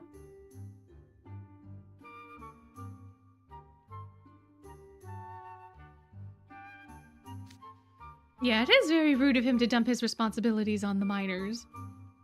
They are but children. So, in review, you have 2 tasks. Not us, you. 1. See the Fairy Gala through to completion.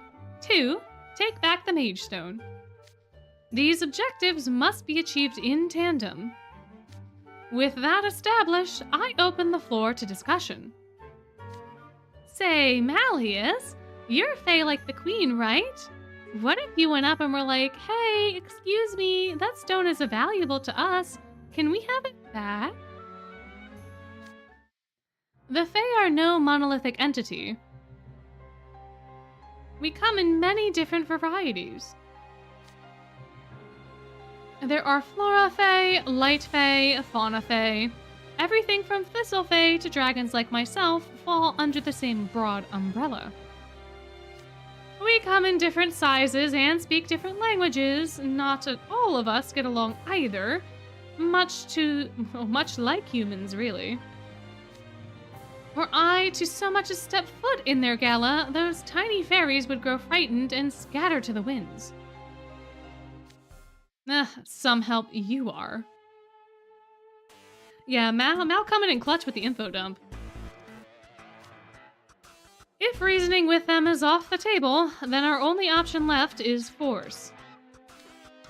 That would only aggravate matters. Perhaps we should explore methods of taking it back peacefully without being noticed.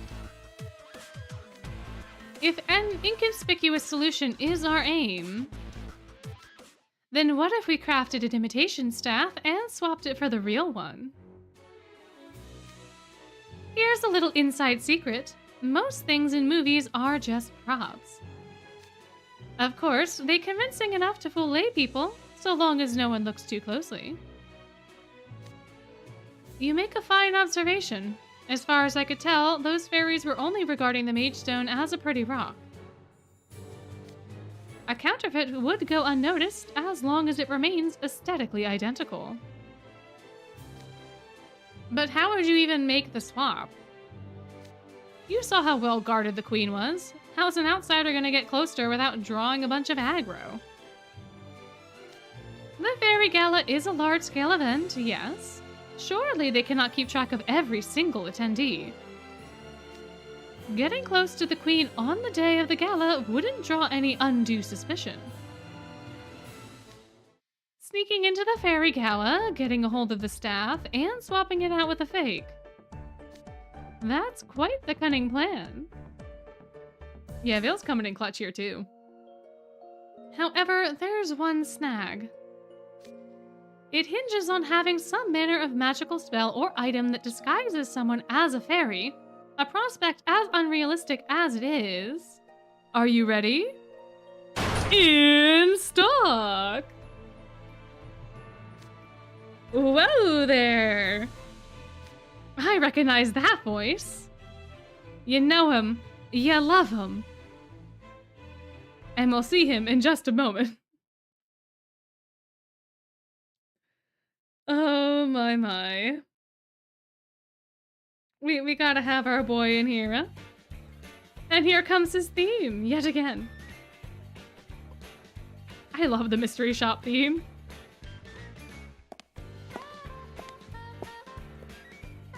Hey, Sam the man with a plan. Greetings, head mage, my little imps. You seem to be in a bit of a bind. Hello, Sam. Why, I am not surprised you have an internal radar for desperate customers. Sorry, business opportunities? The two of these guys, man, the two of these guys. He is everywhere when you need something, absolutely. My friends in the shadows tipped me off, actually. Let me guess, head mage. Is this what you're in the market for? A vial full of golden powder. I take it that's fairy dust? Why, yes. Good eye, my horned-in friend. Fairy dust is the source of power for fairies living in Fairyland. The way I hear it, no dust, no flying, fluttering, or even floating for them. Fairyland fairies keep themselves coated in the stuff at all times, which means, conversely, anyone with fairy dust sprinkled on them counts as part of the crew. With this, you could sneak into the party like you were planning.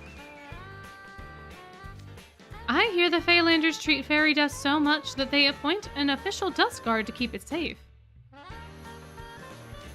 And yet you have an entire vial of it in your hand? How did you come to acquire it, Sam? You're in my world now, not your world. Don't disrespect me a little bit. Absolutely, he's got his friends on the other side. They help him out so much. They're so useful, they're so friendly. They're so fantastic. He does have everything. Trade secret, I'm afraid. Normally, I'd prefer to spare such expenses, but the Fairy Gala leaves me in no position to refuse. I'll be purchasing that fairy dust. Bill it to the school. Thanks. Pleasure doing business with you. And like that, he's gone. Exit stage left, Sam. Well, that takes care of one problem. We have our means of disguising someone as a fairy. But this is a tiny vial. This much dust won't be enough to cloak every housewarden present. We'll have to nominate someone to infiltrate the Fairy Gala. Oh, he's still here. Whoops, I forgot about that. The gala has a different theme each year, and all the guests are expected to dress accordingly. In that way, it's not just the fashion show participants who get to have fun with the concept. I see, so we'll have to wear something that fits if we want to blend in. As it happens, I have it on good authority that the theme this year's Fairy Gala is... Evolution! My, that face. Never get enough of it. Evolution?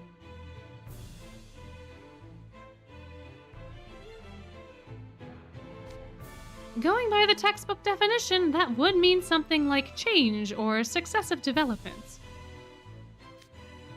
That's a rather broad theme for a fashion show. This is tricky. Who cares what the theme is? Of course, Edia. Come on, buddy. Just send in Vil. He'll clean up. Fashion shows are his thing. Sure. Excuse me? Don't even try to volunteer me. Someone of my stature could hardly do a fashion show for free. Yeah, but this is the school we're talking about here. Ay. Oh, the Fairy Gala is like the Met Gala, except everyone actually listens to the theme. True. And the theme is integral to the show. I couldn't just ignore it and parade myself around. That would be frowned upon. We have to take this seriously.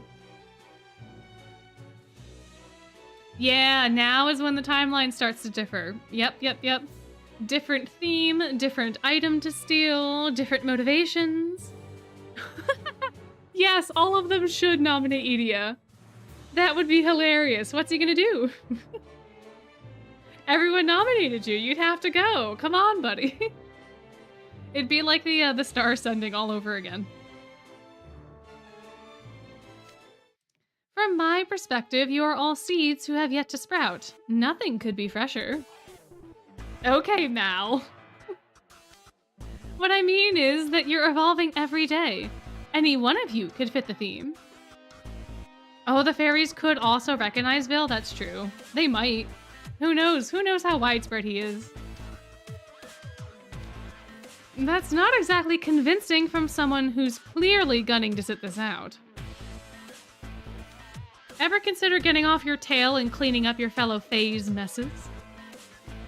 But he just said, Leona, if you were listening 10 minutes ago, that he can't go there because you would scare them all. Otherwise, I think Mal would be delighted to attend. He loves going to parties and things. But it is kind of true. He could be a little bit more helpful. The first one to volunteer as someone is always the one to go. Absolutely. Absolutely. You just put a target on yourself when you do that. You especially have room to go, King Scholar. You may be particularly well suited to the theme. Oh, they're fighting. The boys are fighting. You're surprised that at this point they haven't sued Crowley for any of the stuff that he's done? At least with people like Bill or Riddle. I mean, technically, in book 6, he does get called to court. Not quite for the same reasons, but he does end up going to court, which is hilarious, and he learns nothing from it, which is so on brand for Crowley. Ay, ay, ay. Ah, shut up. I don't gotta take that from the most useless guy in the school. You know, the one who sends fairies running. Oh, so you were listening 10 minutes ago, Leona. Fantastic. Here we go again. Don't you guys ever get tired of snipping at each other? How many times has Crowley been to court? I think just the one time that we know of. But I don't know, he could have gone more than once. Who's to say? Say now, there's an idea. Why don't you sneak into the gala, Radish Sprout? Yes, call him out. Aren't you always bragging that you're on the cutting edge of technology, while everyone else is behind the times? How about that? We've got a perfect fit for evolution right here. What? Me? Absolutely nothing doing. Going out in front of people for the explicit purpose of showing off is pure nightmare fuel for me. Besides, do any of you think I'm flashy enough to grab attention at a fashion show? I mean, that is a point, I suppose. His hair is definitely flashy, though. Oh, even Sam and the head mage, no. Oh, no. Not sure how I feel about you all going silent like that.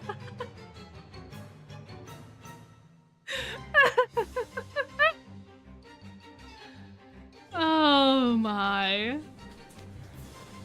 You're all just trying to foist the work off onto one another. Oh, how does it feel looking in a mirror? We have a campus-wide crisis on our hands. Your level of irresponsibility is appalling. Yeah, Edia's hair is literally flashing. And truer words were never spoken, head mage. It's deplorable, really. Then will you step up and do it, Ashen Grotto? Ah, well, you see, while I put a great deal of effort into adapting, I still lived on land for a relatively short time. Come on, Azul, if you're gonna suck up, you have to be prepared for the consequences.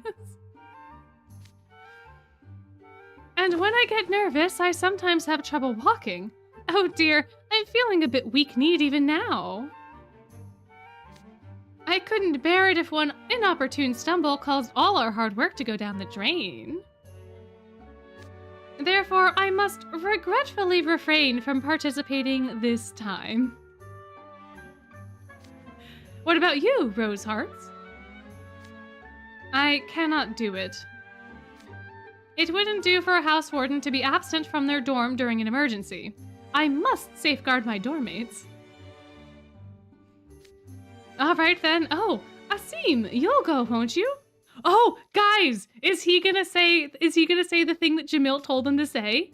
Is he gonna finally say, I need some time to think about things?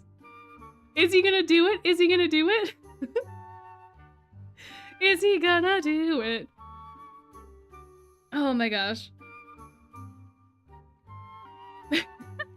Yeah, Azul just being like, oh, sorry, can't walk today. Pardon me.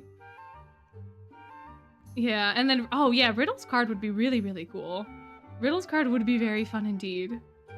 Hopefully we do get more of these events, because they're so fun. Coral Blue number 5. Absolutely. All right, let's see if he does it. Let's see. Drum roll. Sure, I'm down for it. I mean, I'd like some time to consider. He's learning. He's learning, guys. He did it. He did the thing. He's putting up boundaries. Yay.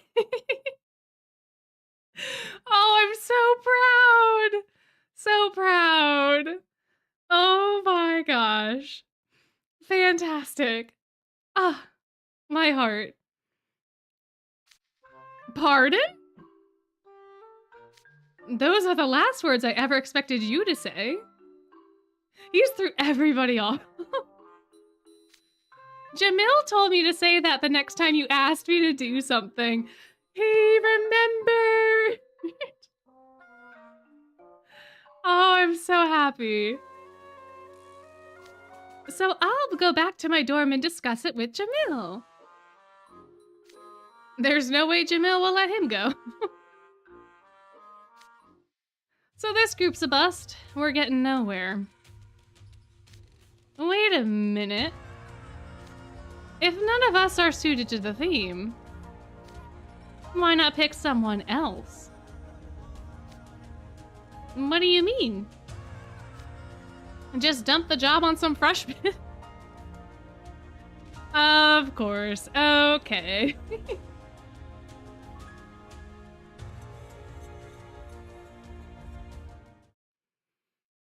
Oh, how delightful. We came full circle.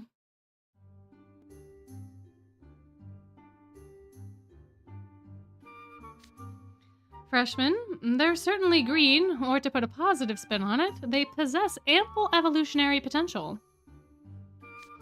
But who would it be safe to give an infiltration mission to such a group of students?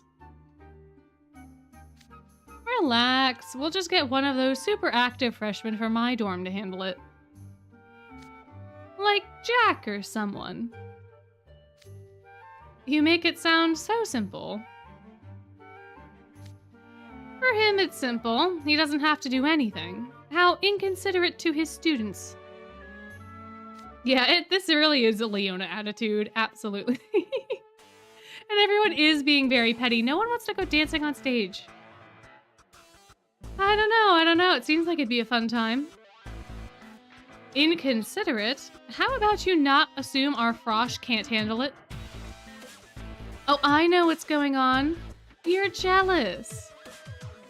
All those herbivores with zero initiative, who are totally helpless without their house warden. People like that could never handle this job, but my dorm's different. I know they'll get it done. You couldn't possibly be referring to Hartsville. Hey, I never specified, but if that's where your mind went, well, your words, not mine. My freshmen are diligent, rule-abiding card soldiers. Diligent, huh? That's a charitable way to say they can't think for themselves. Oh, man. Leo's digging in. How dare you? I won't stand for this slander. All right, the job is to sneak into the Fairy Gala and swap out the staff for a replica, correct? They are highly sensitive to magic. They'd immediately catch anyone who used magic to switch the staff. But my dorm has someone who can switch it out without any magic at all. I see the name in chat already. Y'all know who it is, huh? Oh yeah? Who? You can't possibly have anyone that competent. Then you've never met Ace Trapola. He's quite skilled with his hands. Why, he performed an incredible magic trick just the other day. Yeah, Leona is goading. Leona's absolutely goading, for sure. You both are right. He's doing this on purpose. He moved a coin from his right hand to his left in the blink of an eye. I was amazed at his dexterity. There's no question Ace could swap the staff out without anyone noticing. Oh yeah, you're right. Heartslibble is kind of like a little family. Yeah, I can talk bad about my siblings, but you can't trash them. Absolutely. Yeah, and the music is really good too. And he would certainly use his own judgment in doing so. Could Jack do that? Okay, Jack probably couldn't pull off a trick like that. Worry not, Ace will be much better at the job than Jack. Great, I'm feeling reassured already. This is a prestigious job that only Ace can do. I have little doubt he'll be delighted he was chosen to represent Heartslibble in this endeavor. Oh, sweetie. That's optimistic. Leona just played Riddle like a fiddle. It's supremely obvious Ace will view this as an unwelcome chore, or it would be if Riddle took 2 seconds to think about it. Hey, if Taskmaster Riddle is fine with it, I've got no complaints, just so long as it doesn't involve me. Then I believe we have a consensus. So we're going with Team Jace? KK, GG. Jace, huh? You finalized the plan without asking for any of their input. Oh, true, true. Thank you, Crowley, for reminding us that we need consent. What about Apple? Oh, Apple would be really fun, too. They're pitting their kids against one another. Yeah. Yep. Jack is too honest. He'll probably want to earn the staff. Oh, that's fair. Yeah, he might. I kind of forget what the attitudes were like in this particular event.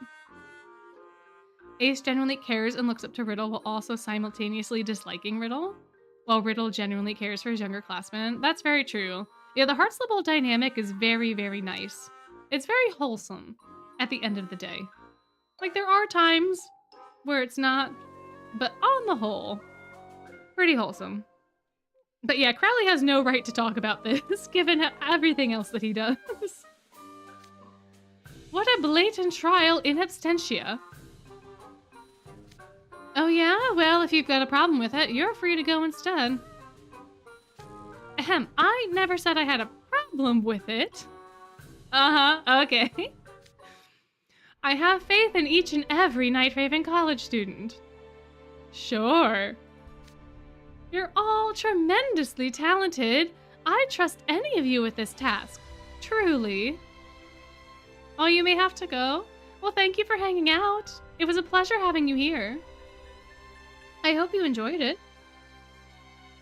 And I hope if you don't have to go, that you continue to stick around.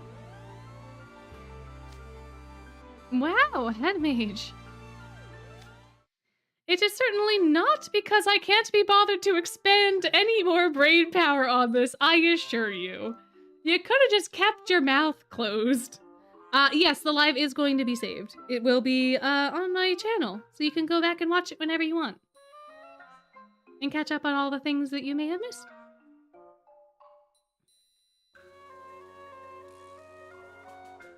Yep. Yeah, there's some past VODs too, if you are interested in the other events.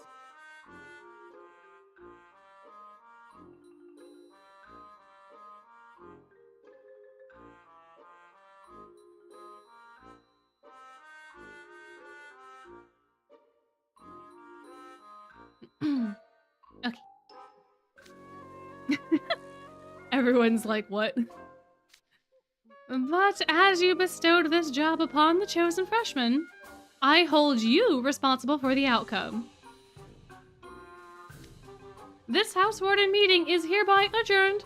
King Scholar, Rosehearts, explain the matter to Hal and Tripola and bring them here if you would.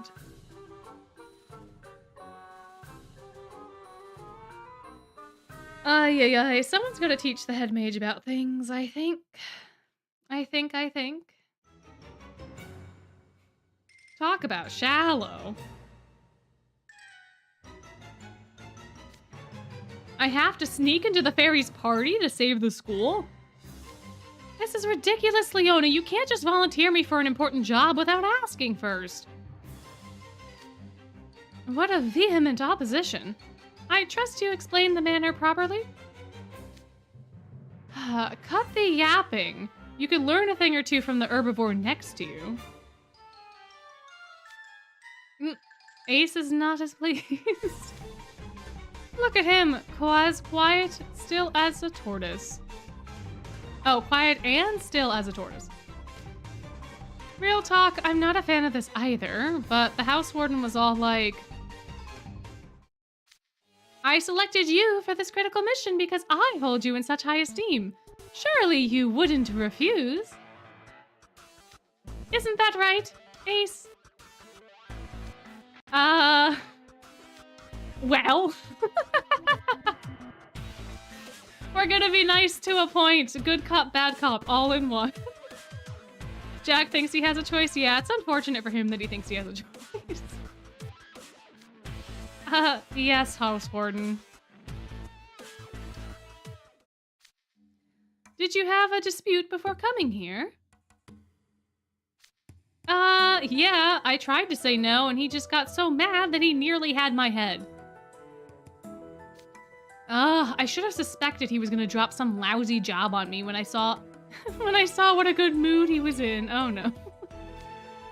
That's what I get for being all smug and doing that magic competition. Was it that good of a magic trick? It was amateur stuff, really, but still. It was one of the few times the house warden openly complimented me, so I may have gotten a little carried away. Yeah, this is typical Riddle behavior. I agree. And he does take after his mother a little bit, huh? So you let a little praise go to your head? Man, talk about shallow. Look, count me out. This is the school's problem, not mine. You guys can clean your own tails. There's nothing I hate more than getting chummy with others. Uh-oh. Uh-oh, Papa. You're upsetting Papa, Jack. You can't upset Papa. Anyway, I'm going back to the dorm. Jack, this mission isn't about palling around. In fact, it requires the exact opposite. Uh-huh. What we need is someone who can lead the pack. Someone with solid judgment and initiative. I figured you had both of those things. There are a lot of students in Savannah Club, but I picked you. Really? Because of my judgment and initiative? Leona knows how to goad so well. Oh, well. I guess I was wrong. I'll have to find some other freshmen. Sorry for expecting more out of you. He just knows exactly what buttons to press. Who else would be good? Wait! When you put it like that, how could I refuse? You say this is something only I can do? Then I'll make sure it gets done. Glad to hear it. Now who's shallow? Oh, that's fair. This is fair. Yeah. Jack's just falling for it. He's getting played like a fiddle, too. Howl, Trapola, I trust you both accept. Begrudgingly, but yes. Even if I said no, I'd still be miserable tending to the roses and animals in this heat. Okay, fine. Since I'd have to suffer either way, I might as well make sure the house warden owes me. I'll get the job done. Wonderful. Now this is what I call a fresh evolution. I can finally rest easy while patrolling the school. I'm counting on you, boys. Oh my, oh my.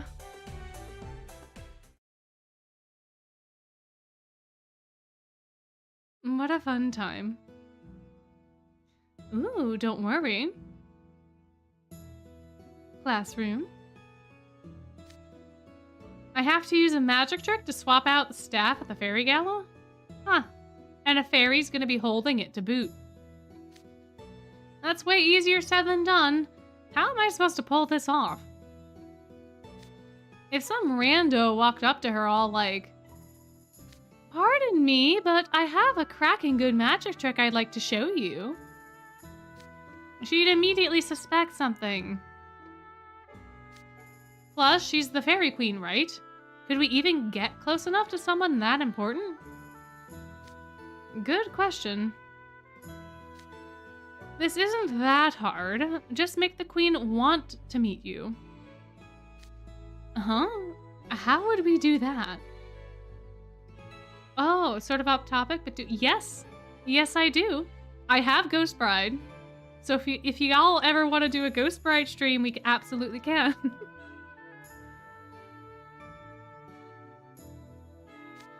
The fashion show is the main event of this whole gala. So all you have to do is get out there and strut your stuff. Impress the queen and the rest of the audience, and they'll be clamoring to talk to you. What? Yeah, simple as that, guys. Come on, don't you know? I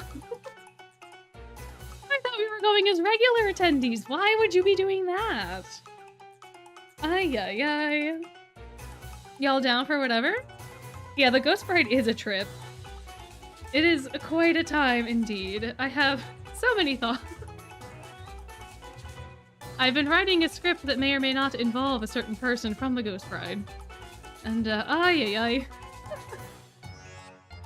What a time it is. Oh, you want to see Ghost Bride? Sure, sure. We can absolutely do Ghost Bride at some point. I did forget that Thanksgiving's a thing, so I'm not going to be able to stream that week, but maybe next week? Or after that at some point, potentially. Oh yeah, yeah. I remember from last stream, your the smoocheroo. Oh, it is such a fun time. There's no way we could do a fashion show, let alone strut anything. Of course you couldn't. What are you, stupid? Leona! What? Don't just bring this up!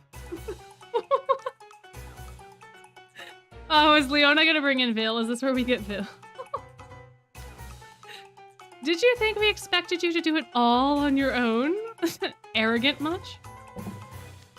Ouch. Wow, way to talk to the guy you personally nominated. Don't worry, we've come up with a way to make your performance a success. Oh, yes, indeed. Today's your lucky day, boys. We called in the most reliable backup you could ask for. Backup? You mean... Hey, get out here already. Do not give me orders when I'm doing you a favor. Training pups is my entire job. I'll see it to it that they're properly trained for the occasion. It's the dynamic duo themselves, Cruel and Vil. Vil and Professor Cruel. Since this is a fashion show, we figured these two could probably cobble together something halfway decent for you. You could be less dismissive, you know. Normally, I would have turned down a request from you in a heartbeat. Yeah, Mom and Dad do be fighting. Oh my. But I won't stand for any sloppy fashion shows to be put on in my presence. On my pride as a model, I'll make sure you boys are fit to walk the runway. You're gonna coach us personally, Vil? I'm honored. Yeah, Jack is so happy. Well, him and Vil are from like the same hometown, right? Yeah, I had a feeling it'd be you two the moment he said backup. I mean, Vil's a professional model and Professor Carell's a stickler for style, so who else? Huh? Who's that behind you? Oh, is it the baby boy?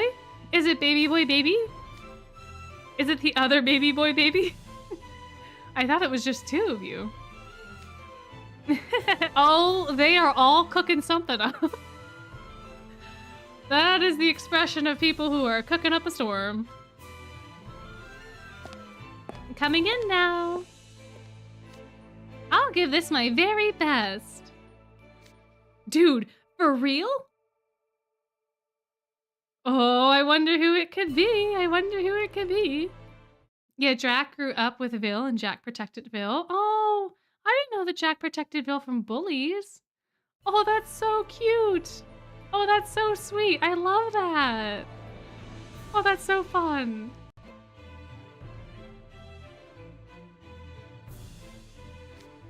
Coming in now. I'll give this my very best. Dude, for real? It's Ortho and Silver! Ortho and Silver! I forgot Silver was here. Silver? And Ortho? You're gonna help too? No offense, but neither of you strikes me as the fashion type. It was our idea to bring Silver in. Oh, people got mad at Vil because he was evil and so Jack protected him? Oh, that's so sweet. Oh, that's amazing. Yeah, I completely forgot that Silver was in this event, which is kind of hilarious, given how things will progress. But yeah, we got the two sweeties. We got two more sweeties on our team. You two lack knowledge about Fae, and the subject matter's not covered in the freshman curriculum. Oh, is that why they're here? What? You mean people like Malleus and Lilia? There are many different kinds of Fae, actually. The ones at the Fairy Gala are smaller fairies. They live more secluded from humans than Malleus and Lilia do. Their culture differs greatly from human culture, from their habits to their values to their way of thinking. Basically, if you assume all Fae are like that overgrown lizard, you've got another thing coming. But if you had an authority on Fae with you, they could step in before you did something boneheaded. Oh, that's smart. This is smart. This is very, very smart. Right? I'm ready to give my best for the good of the school. Okay, hold up. Ace, what? You said you chose freshman because of the evolution theme. But then you asked Silver, which means you could have easily gone with sophomore. Ah, they're finally figuring it out. Ay, ay, ay. Well, the thing is, we actually reached out to Sebek first since he had close relatives who are Fae. Oh no. I mean, that's kind of smart, but you know how Sebek is. But...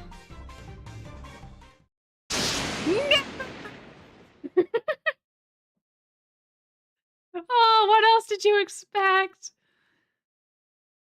Oh my gosh. He immediately refused and started arguing with Leona. Yeah, that's on brand. Okay, yeah. That's pretty easy to imagine, actually. You call that arguing? It was nothing but a crocodile snapping at me. He went on and on about how Fae knowledge would be wasted on greedy humans. Oh, Sebek. Oh my gosh. What a guy. Oh, the lightning too. Yeah. The sound effect was perfect. Dear Somni is freezing right now. Considering Sebek can't tolerate the cold, it must be unbearable for him. His nose was visibly running, yet he refused to accede to our simple request. His stubbornness is a headache even at club meetings. I'm sorry, I'll make sure to talk to him about his attitude later. Sebek like a yappy little dog sometimes, true. I don't think it's just you. I also kind of get that feeling from him. But yeah. I mean, he pretty much just hates everyone that's not Fae. Until, like, you help him in some fashion, and then, like, it's weird. He's very weird. Like, I still can't get over him and Apple's grandma just becoming such good friends so quickly. Like, that's a wild time. The Waka-sama. Waka-sama! Yeah. Malleus and Lily have their hands full on. Sebek can be a bit hot-tempered and prejudiced at times. Yeah. He does have a complex about being part human. You're right. You're right. Yeah, he's got some emotions about that. Plus, his mother and grandfather are nocturnal fae, creatures of the night. Yeah, he's a bit complicated, like you've said. A bit of self-loathing because of how he views the fae, but he's also half human. Yeah. I don't think it's fully intentional. I do think it's completely learned. Like, it absolutely, I think, just comes from his grandfather. And I mean, they kind of have rights a little bit, given the tumultuous history. Because to them, it was like 10 years ago, essentially. Even though technically it's been like 500 years ago. So, like, I can see where the feelings come from. But it's also not the best attitude to continue to have. Like, Lilia obviously does not have that same attitude. So, like, you know.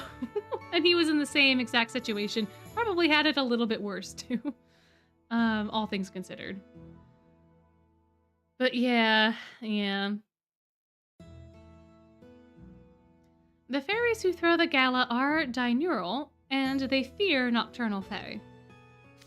It's possible Sebek might frighten them. He would be unsuited to the mission. Seriously? But they're all fae. Geez, why does this have to be a whole thing? Because plot, Ace, plot. Please don't misunderstand. Fae are very friendly. I don't know about that. Oh, he wonders what his mother sees in his father. Yeah, I could see that. For sure. Given his attitude and things.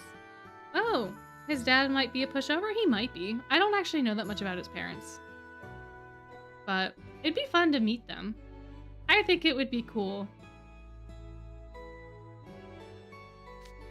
No, really, they're extremely kind-hearted.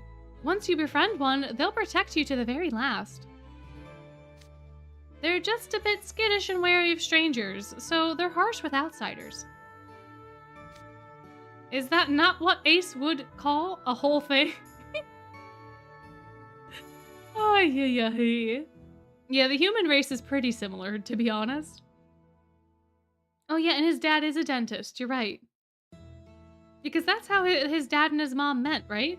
One of them was the dentist and one of them was the patient, and then they just hit it all from there. Which is kind of wild. Yeah, Ace really did say that. I'm getting nervous about our chances now. Don't worry, I'm not Fae, but I was raised in Briar Valley. I know plenty about them.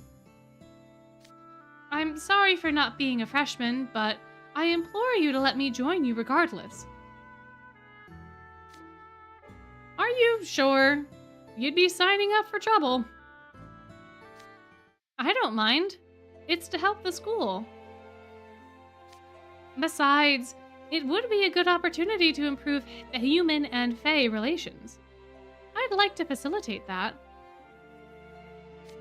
Geez, talk about wholesome. I can't believe we got such a straight arrow at this school. Yeah, Silver's a little unique, huh? Oh, Trey was so absorbed in stories of Sebek's dad. That's hilarious.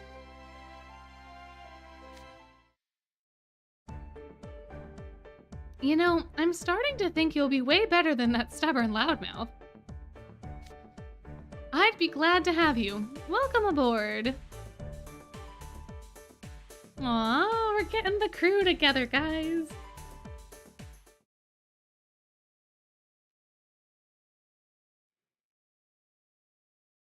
Oh my. Oh, the theory that Trey and Sebek are related because of how similar Trey is to his dad? That's funny.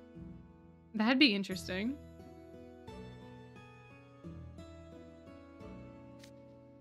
So, Ortho, did Leona and Riddle reach out to you, too? No, my presence was requested by Vil Schoenheit and Professor Divis Curel. Ortho is essential for your success at the fashion show.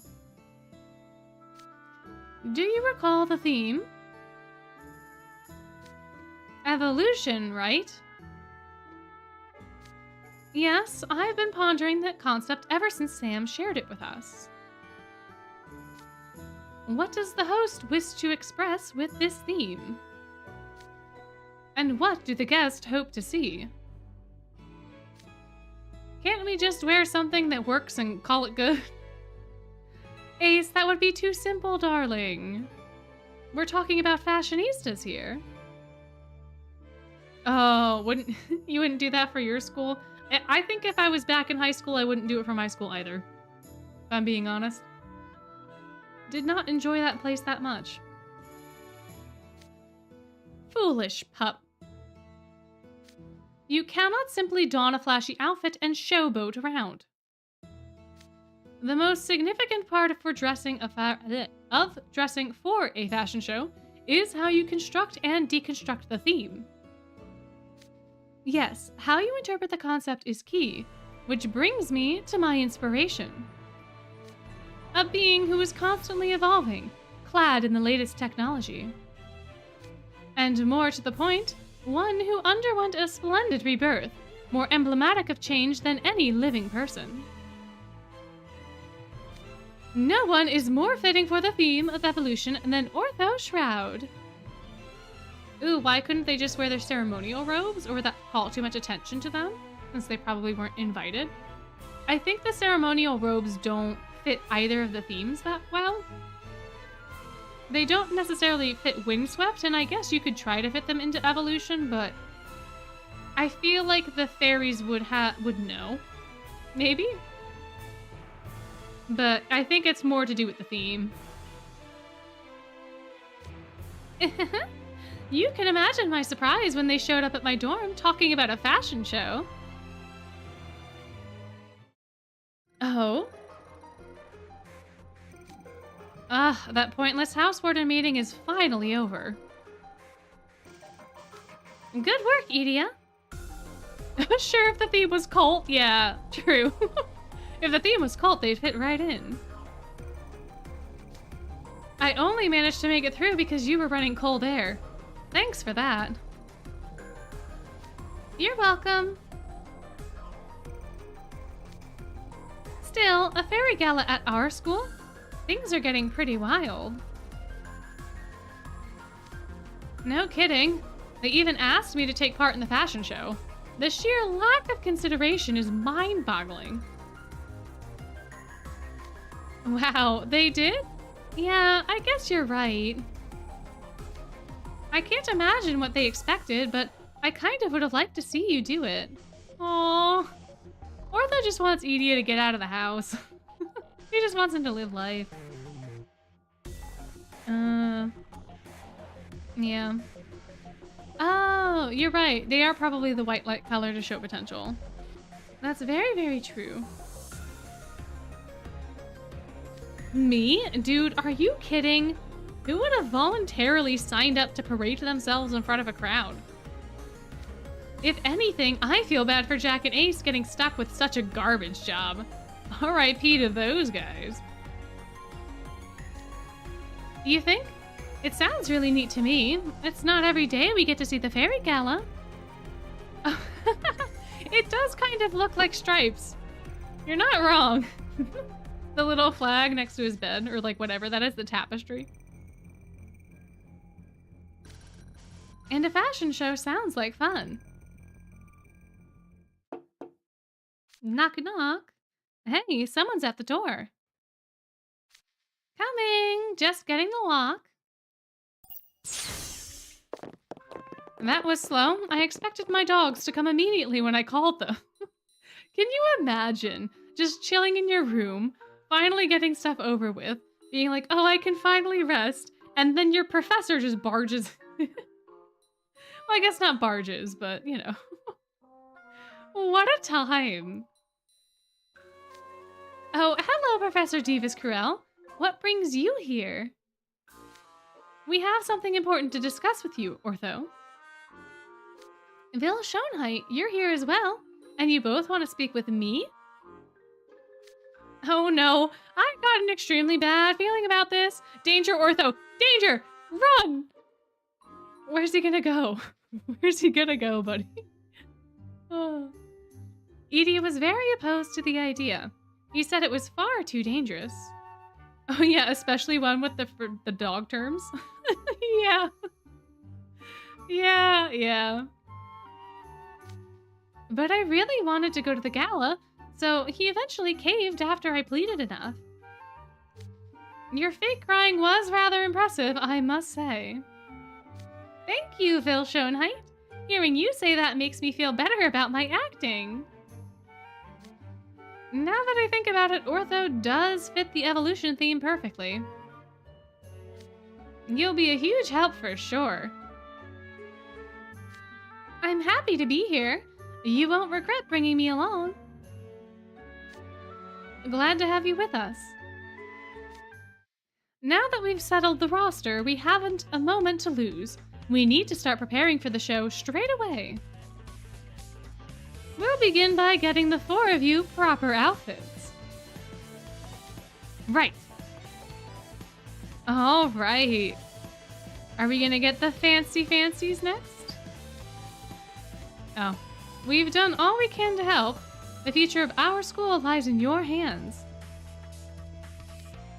I'm counting on you, Ace.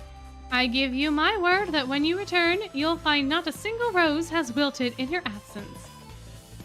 I'm sure that's what Ace cares about, huh? I hope you show some proper appreciation when I get back. Just do what you usually do. Don't psych yourself out and screw up. Yes, sir. You can count on me. Ooh, you personally would refer to people like dog breeds instead of like good pup, good boy type stuff? Interesting. Yeah, I guess that would make it a little less awkward, potentially. Like, it is a little sussy. Like, the good boy, bad boy lines are a little sussy. They're extremely fun, and I'm so glad that we have them, but I can see your point.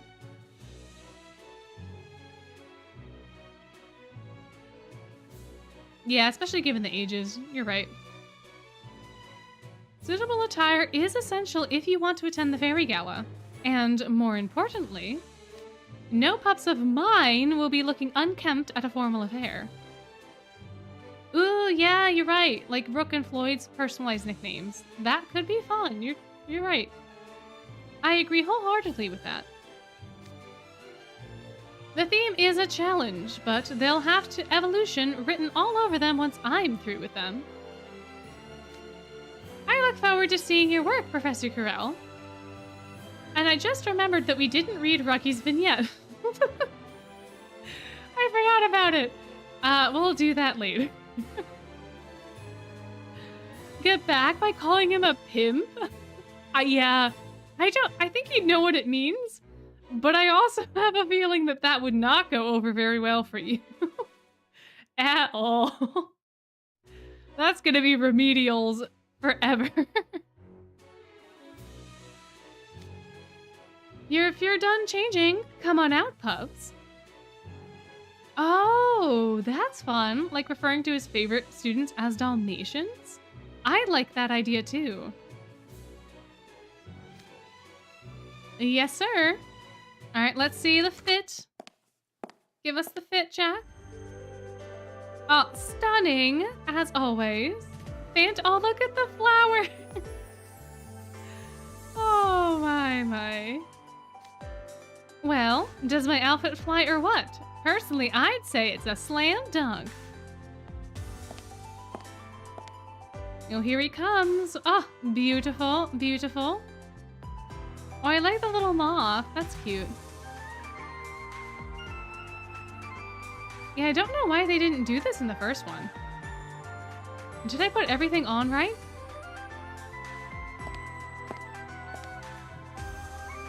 Aw, silver's in silver. How apropos. Oh no, you got called a mutt? That would piss me off too, honestly. I'm sorry that happened. Oh, Kuro reminds you of your theater teacher? Interesting. Potentially. I mean, I could see it. I mean, Kuro's he's got a lot of theater written into him. For sure. Very good. At least you're all properly groomed now. I have to hand it to you, Professor Carell. The white cloth symbolizes a potential that has yet to be dyed or influenced by anything else. You guys were right. That's exactly how these outfits fly with this theme. Oh, fight lighthearted jab, the same? I see. The possibilities of such a clean state are endless to the observer. And that's what evolution is all about. It's nice having a proper fashionista here to save me a lengthy breakdown. So, not to rain on your fashion parade, but... what is it? I don't see our main star anywhere. Ortho said he was getting changed in a separate room. You think he's okay? Ortho doesn't really wear clothes, does he? It's more like he swaps bodies. With all due respect, Professor, there aren't machines a little outside of your wheelhouse? Oh, that's right. That is a point. I forgot about this.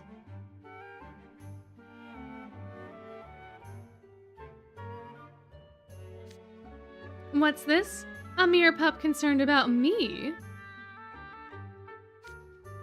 Indeed, Ortho Shroud's outfit can't be made with a needle and thread like yours. But I've come to a realization in my time as a classic car buff. Steel can be just as beautiful and soul-stirring as fabric. Hey guys, I'm ready! Ooh, it's Ortho time! Look at him, so stunning, so beautiful, so chic, and so on theme. Sorry, it took a little bit to change over my body. What do you think? Whoa. Dang! Is that really you, Ortho? For a second I thought you were a fairy flying around. For sure. You're so shiny and sparkly, you could have easily been mistaken for a noble fae. You might be small, but no one could ignore you. Talk about a striking presence. Yeah, Ortho is probably the best out of all the Fairy Gala cards. I feel like this event was made for him. Like, it fits him so well. Yeah, they really did cook. Absolutely. The prettiest boy at the gala, the prettiest boy at the party. From the fluctuations in everyone's pulse and line of sight, I can tell you're not lying. I'm not a fashion expert, but it looks like this design's made a strong impression. It's a perfect fusion of modern craftsmanship and traditional motifs. The design heightens and pushes both forward. This is evolution. You've outdone yourself, Professor Carell. I'm absolutely awestruck. All I did was hand Ortho my design. He is the one who turned it into a mechanical body. Good boy. Yeah. I feel like, what a Dalmatian. Wouldn't that be more apropos? More fitting? I don't know. You provided me with an amazing source material. Thanks, Professor Curell. I've never made my own exterior before. It was a very rewarding experience. You made that all by yourself in such a short span of time? You got skill, dude. Now that I've seen Ortho, I feel like we could actually pull this off. Quiet, settle down, pups. It's time to get down to brass tacks. Yes, while practicing for the show is important, we need to work out a plan of action first. Right, we gotta figure out how to swap the queen's staff for a fake. True. We can't get all distracted by the glittery outfits. Honestly, even just adding the name after him saying good boy would make it feel better, but yeah. Yeah, like, good boy, Ortho. Versus just good boy. True. Fair enough. More Fairy Gala silver? Well, we'll get him shortly, I'm sure. You're swapping out the real staff for a fake? Did no one tell him? Did no one inform Silver of the plot? Oh no! That would mean deceiving the fairies. No! I guess they couldn't tell him, right? What if we tried talking to them first? If we explain the issue, they might return the Mage Stone on their own. You're softer than cashmere. You clearly have no idea how critical this mission is. Yeah, seriously. If the fairies get upset, they'll call off the gala, which means no spring for us. You can't expect us to risk all of that by telling the truth. Yeah, what is it with no one telling Insomnia? That's a very good question. I don't know. I don't know. Yeah. But poor Silver. And technically the fairies stole from us first. We're just taking back what's ours. I'm with Ace. We're way past the point of getting cold feet and backing down. I've run some simulations as well. The plan to swap out the staff has the highest probability of a successful outcome. Alright. I can tell from your insistence you feel strongly about it. My father always tells me we should respect each other's beliefs. I'll abide by his teachings. Okay, so I believe the plan was to use a magic trick to make the switch. What kind of magic trick was Riddle Rosehearts referring to at the House Warden meeting? Oh, it's nothing fancy. How about a little demonstration?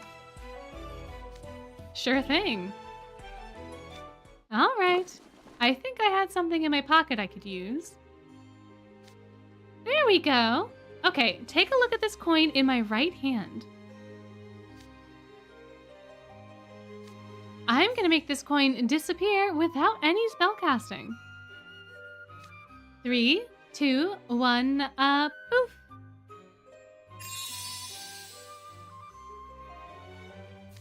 Ah, it's gone. Where are you looking? Ta-da! Now the coin's in my left hand. Yay, Ace! Fantastic magic. But your left hand was empty before. I find it so wild that in this world of magic, it's still...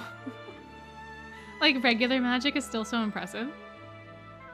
It's quite fun. You really didn't cast a spell for that? Nope. It's just a good old-fashioned magic trick. Very skillful. No wonder Riddle recommended you. That's so neat. It'll be super easy to use that trick and switch the staff, right? Maybe they will fall for the chop off the thumb trick. You're right. They might. No. I can't just magic something like that away with 0 prep. It's called a magic trick because trickery's involved. Otherwise, it'd just be spell casting. Ugh. Oh, you can imagine his unique magic being sleight of hand? Oh, that could be cool. Being called sleight of hand and it does something similar. Interesting. That would fit him. Let me break down what I did. I slipped the coin in my right hand up my sleeve real quick like. Then I slipped the coin down into my left hand while you were all focused on my right. That sounds so complicated. Ah, so that's the trick. It's surprisingly easy to miss. That's called misdirection, right? That word came up when I ran a search on magic trick terminology. Oh, that's basically how Ernesto was for persuasion? Yeah. Yeah, I can see it being kind of similar. Creating magic-like phenomena without actually using magic. It's so nifty. Fascinating stuff. Getting into it, are we? The most important thing for magic tricks are manual dexterity and directing people's focus. When you don't want people looking at something, you gotta make sure their focus is somewhere else. But the staff is a lot bigger than a coin. Would you be able to swap it out as easily as you did in front of a crowd? That's definitely a concern, and since the staff belongs to the queen, she'll probably be careful to hold on to it. Diverting the audience's attention will be no small matter. Yeah, just going, hey look, the coin's gone, probably won't fly here. We'll need a more than a magic trick. This calls for a full-blown illusion.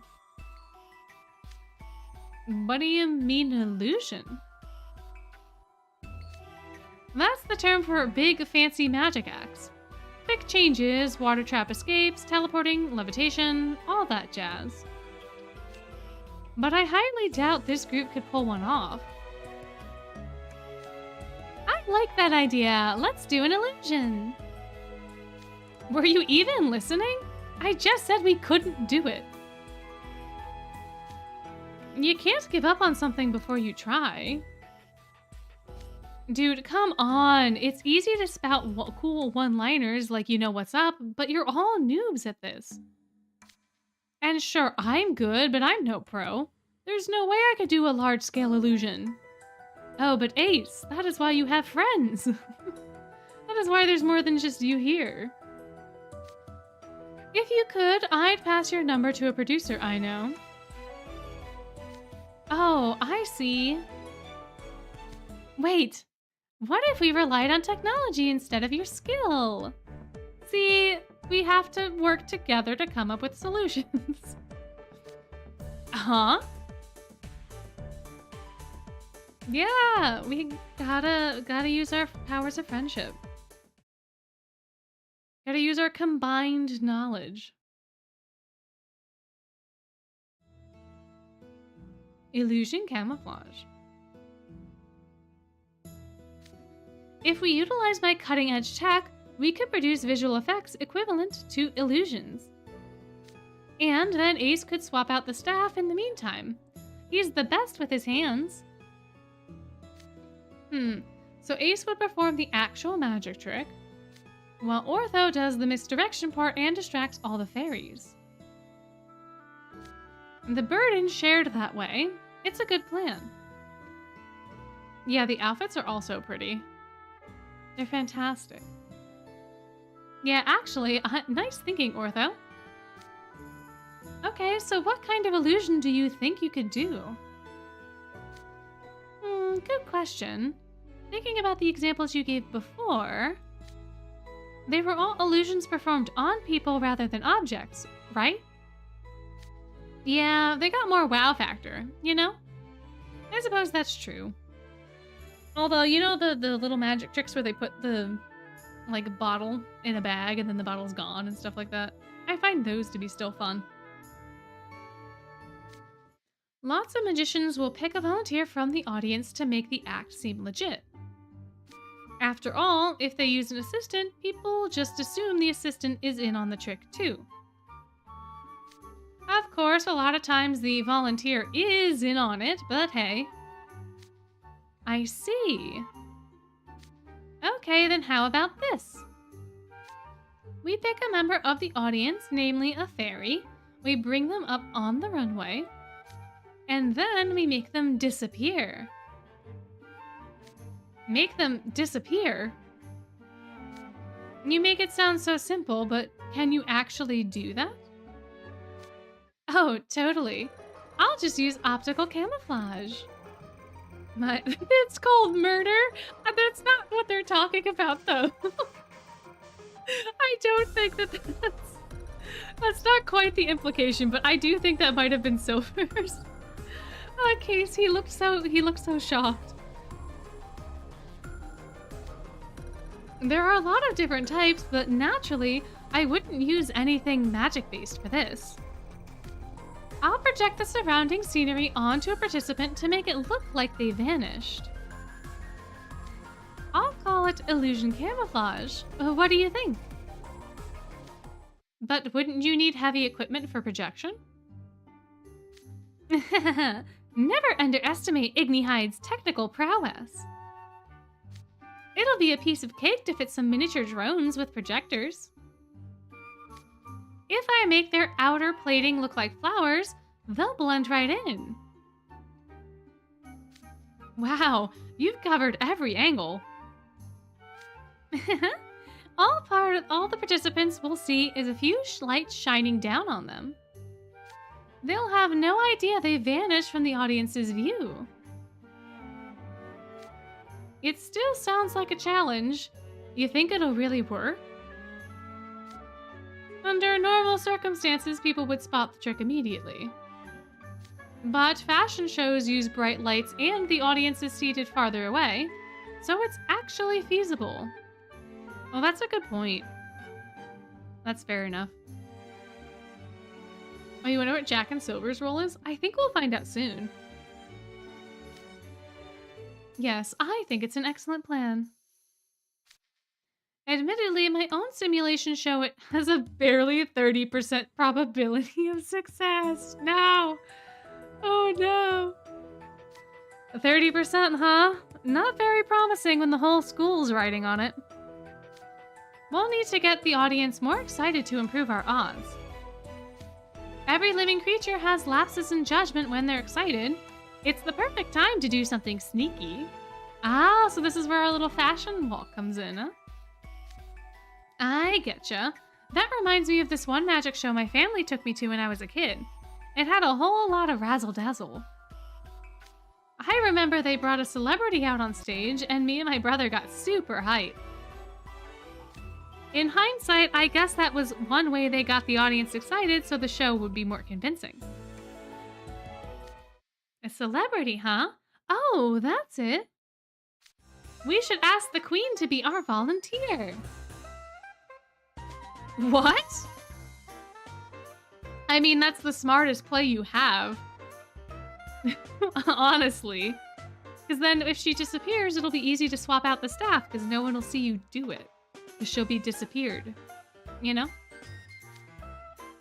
She's the biggest celebrity among the fairies, right? That would get everyone excited for sure. And it would also allow us to get closer to the staff. That raises our chance of success by 48%. You wonder if she'd agree to it? I don't know. We'll have to find out. True, the Queen's adoring followers would be thrilled if she took part in the show. That and no one would suspect that your real target was the Queen all along. But still... Man, Ortho, you got guts.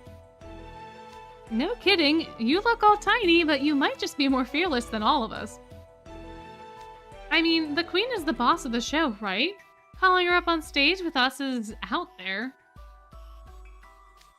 You think? I just went with the plan that had the highest probability of success. Sometimes you have to be bold to fulfill your duty. Thank you, Silver. Very true. With this plan, we'd give the audience an exciting show and no one would get hurt. You've got my vote. Thanks, Silver. Oh, you think Queen Clarine would seem like she would do it? I think so too. I don't know that it'll be too much of a problem as long as they can impress them up front. I think it could be interesting.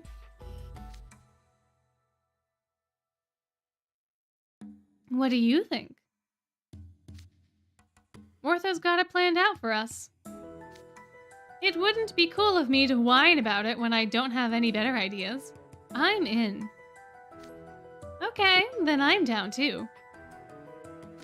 Pulling off an illusion like that as a group sounds pretty cool, actually. Jack Howell, Ace Chipola, thank you for trusting in me.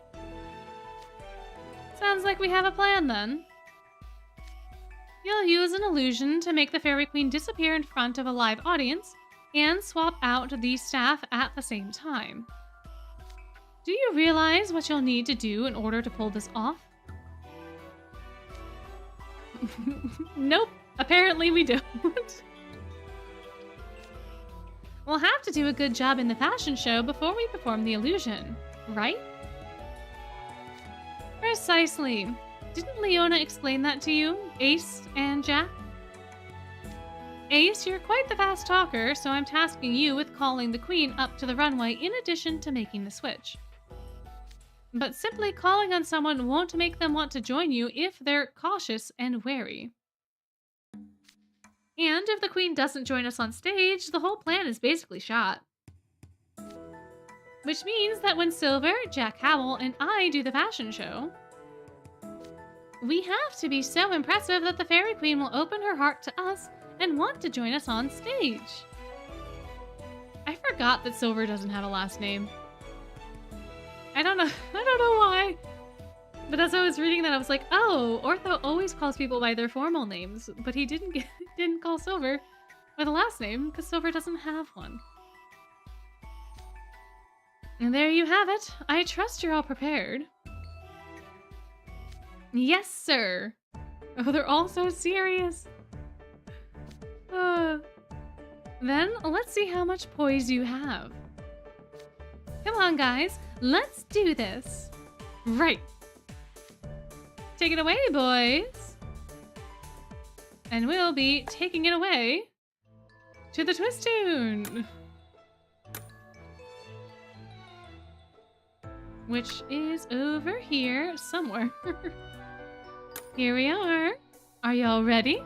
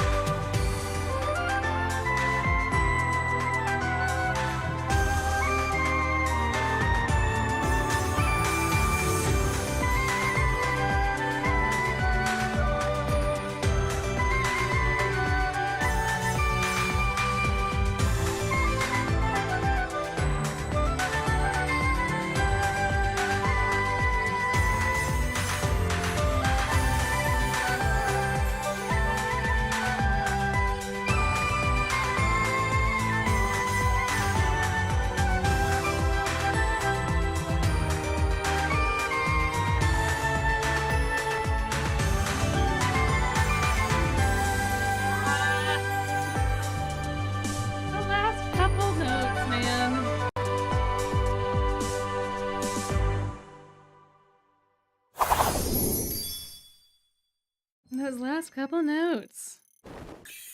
But they all looked like they were having so much fun. All right. Back into it.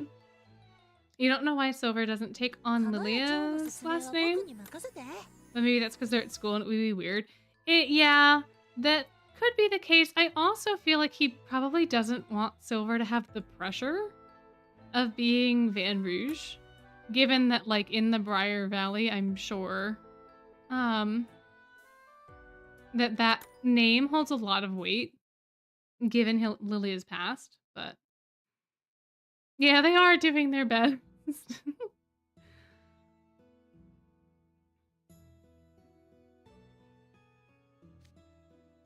Whew, how was that? Oh, do we think Ville's going to be critical or happy? What do we think? What do we think? Ville? Oh, Ace doesn't look happy either. Ace Chipola, why are you two so quiet? How was our runway walk? What score would you give us? It's Ville, critical 100%. I also agree. And I also do enjoy this group. They are very wholesome. It's so lovely when they get to have fun. A 2! You know what? That's not a 1. That's not a 1, though. 2?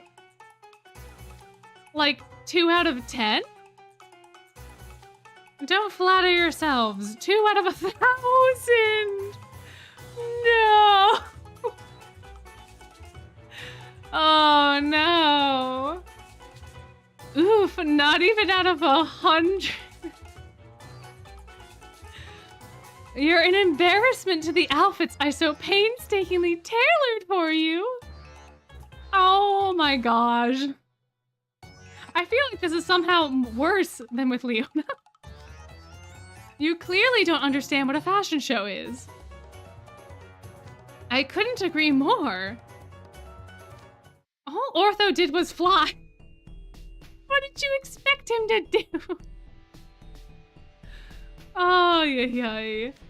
All Silver did was walk. And all Jack did was flex his muscle.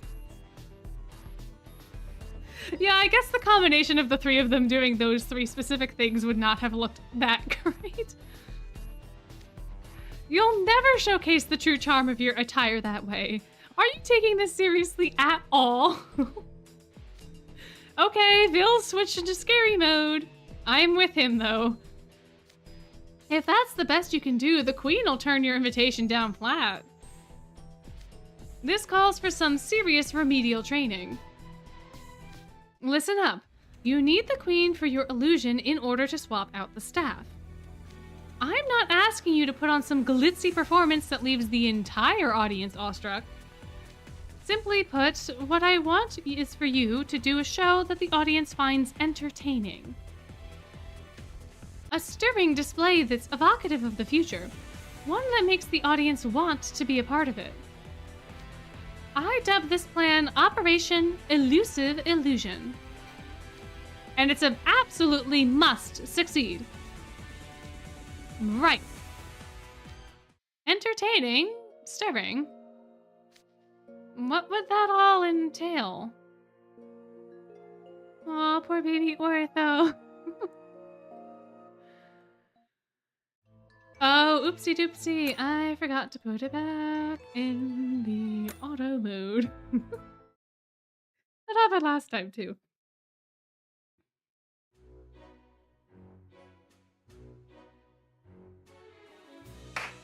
Keep moving. 1, 2, 1, 2. 1, 2. What are they doing? They see. And now they're grunting. Oh my. It's more of a roar, really. All I want is a graceful stride, and look at you, straining every muscle. A wooden board would be more flexible. You think Jack might have ripped his shirt? He might have. Those were some concerning noises that did sound like ripping. Have you mistaken the Fairy Gala for a bodybuilding competition? Guess I got too worked up. Sorry, I tensed up there. Assessing physical constitution. Wow, Silver and Jack Howell both possess muscle strength far above the average. Jack has visibly bulging muscles, so that makes sense, but Silver is also incredibly built. Alright, Ortho. They clearly have the muscles to perform a runway walk. I wonder what the issue is. It is kind of creepy that Ortho can kind of just, like, X-ray vision into you and, like, understand all of everything. Oh, welcome back. We're about halfway through event number 2. I hope you had a good, wonderful whatever it was that you were doing. As Ortho says, you both already have the physical qualities needed to do a glamorous walk. The problem is that you don't know the first thing about moving your body for the purpose of beauty. You need the right mindset. You have joined in DeVille's toxic work environment. Although you did just miss him giving them a 2 out of 1,000 for their initial runway walk. Which was quite a time indeed, but I'm sure there will be more of Ville's strict attitude coming up. Silver, picture the most beautiful thing you can think of. Beautiful? Surely even someone as ignorant in the ways of fashion as you can see the beauty in something. Now, express it and embody it. This is hard. I can't think of anything offhand. Oh, Silver! No!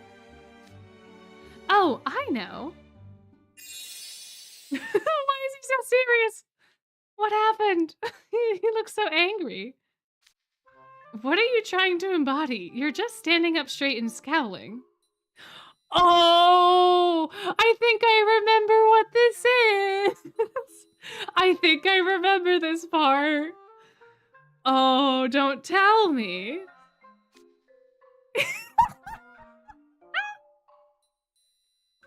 It's you, Bill. My gosh. Wow. I mean, Bill is beautiful. Bill is beautiful. I can't fault him there. Oh my gosh. Wait, what? When I tried to think of something beautiful, you came to mind right away. I blanked on other ideas. Oh my gosh.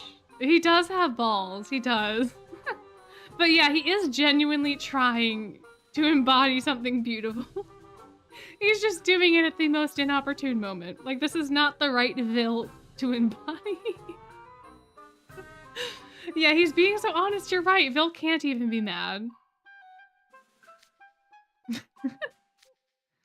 What do you think?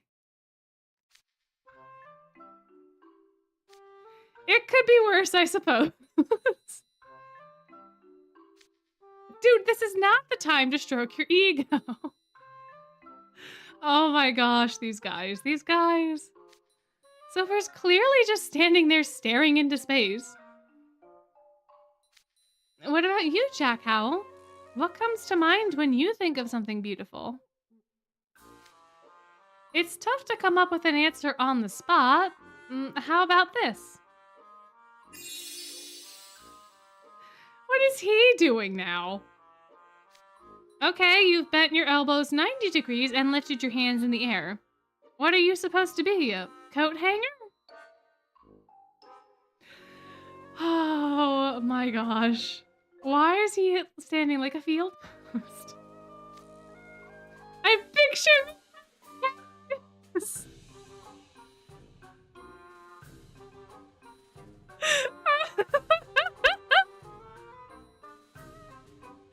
Oh my gosh.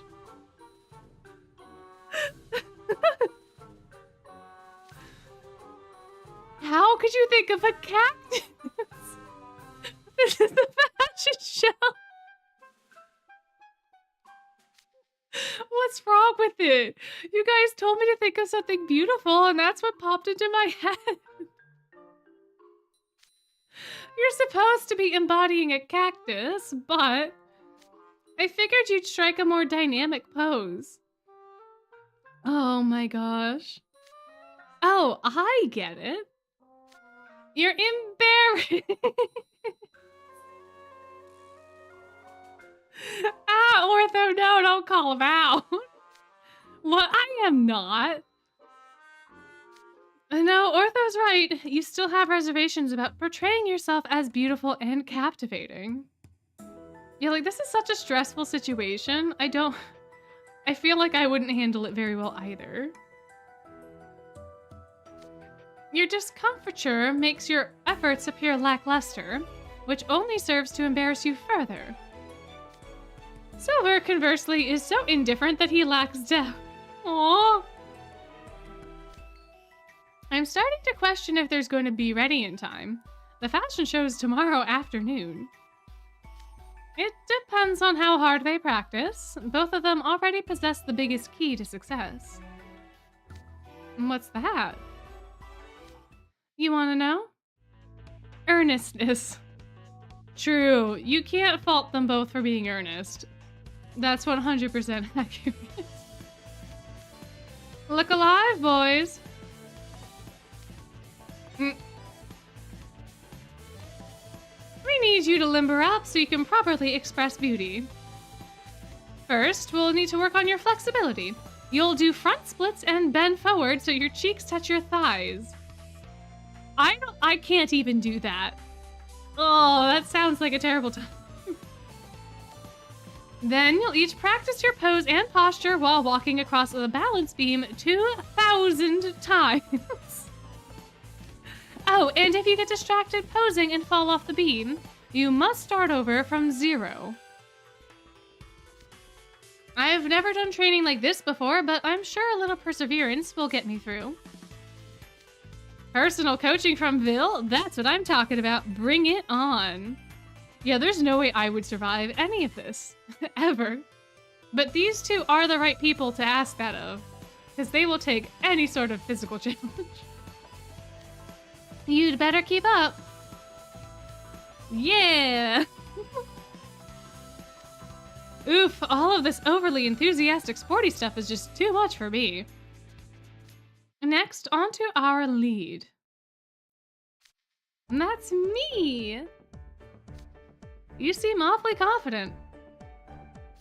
Since you're the star of the show, you'll be expected to perform at an even higher level. Think you're up to the task? Absolutely. I've come up with a totally foolproof plan. But don't take my word for it. Mind if we do the whole routine one more time? Sure, it'll be good practice for us too. Okay, then start the music.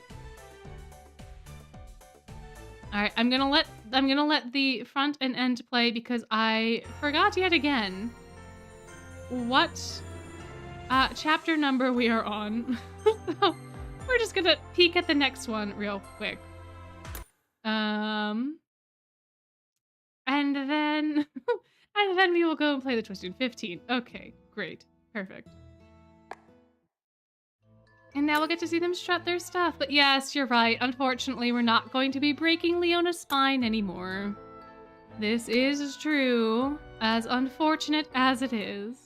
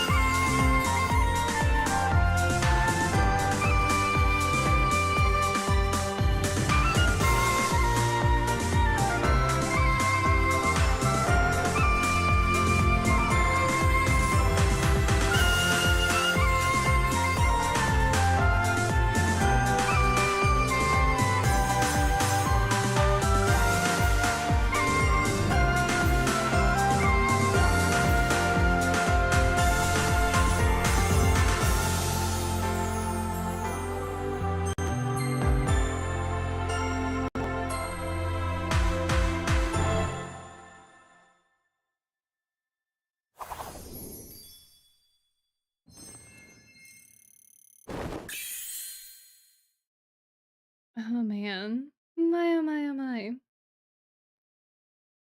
I like that song a lot.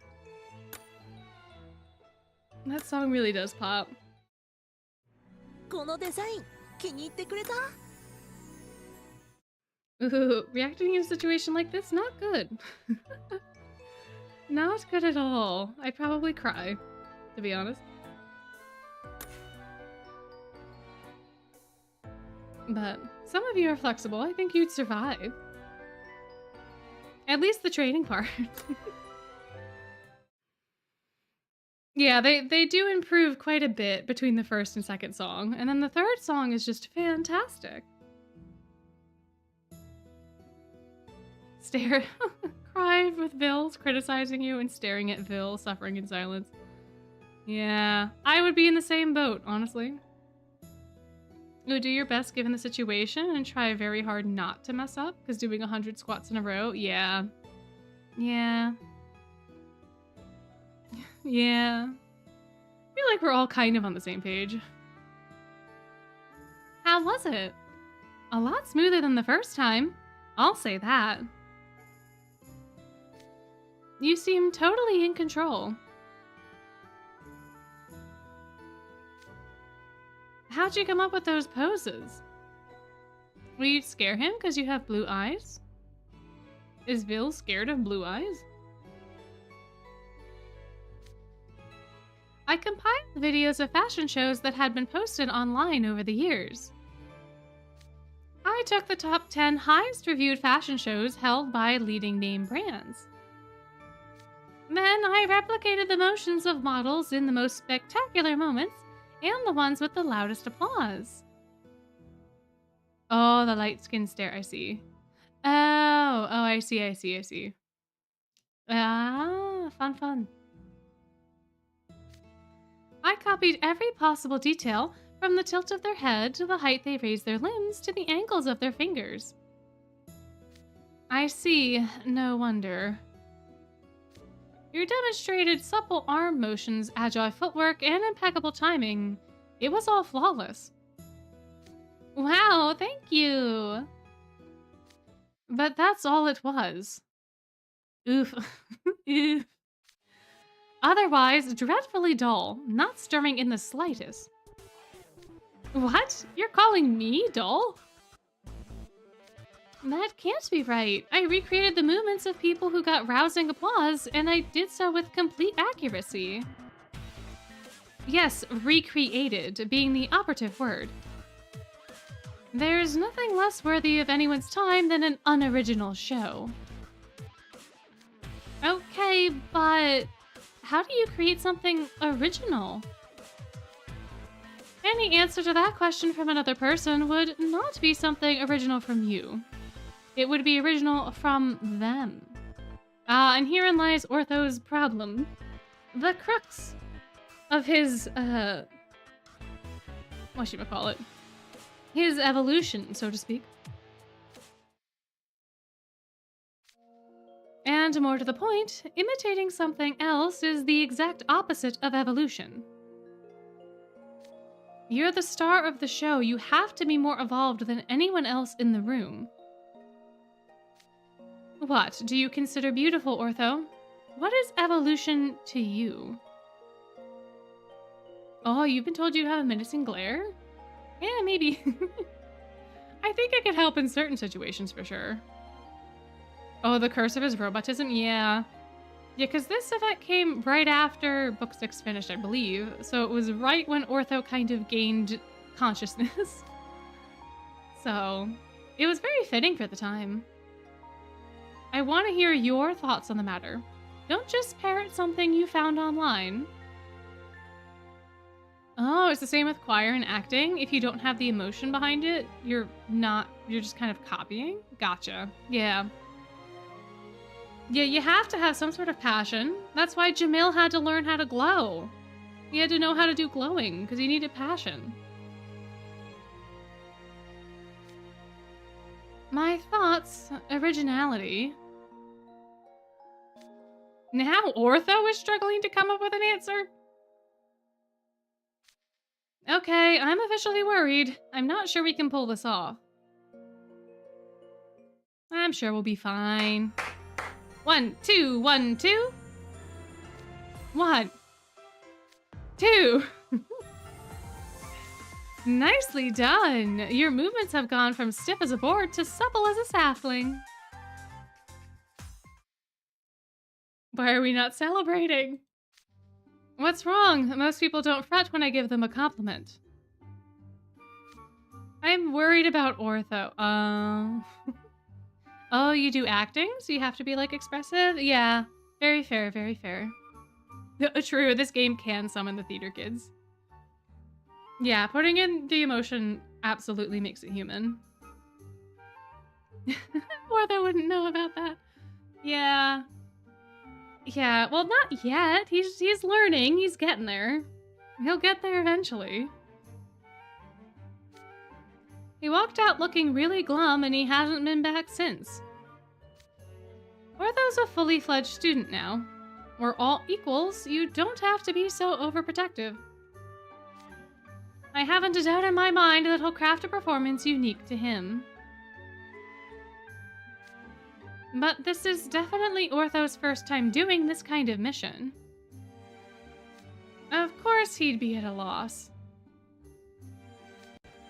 You may look aloof, but you're a regular old busybody, aren't you? I don't think he's a busybody. I think he just cares about Ortho. Yeah, Ortho's gonna have to, like, learn how to live his whole life, for sure. To try to become a real boy. Oh, for drama, you're doing a rewrite on the Snow Queen, and it reminds you about Vil. Oh, and there's a French painter who reminds you of Rook? Interesting, interesting. Yeah, who? I'm also quite curious. I'm not worried. After all, a rather thoughtful classmate's with him. Really? Oh, I forget who goes with Ortho. Oh, hey, now that you mention it, Ace left the ballroom. Oh, when we were practicing. Where'd he go? Boys, you don't have the time to worry about others. You've improved, but you're still effectively sponge gourds attempting to grow into full-sized melons. If you have time to chat, you have time to train. Your next task is to do a leg hold for an hour straight.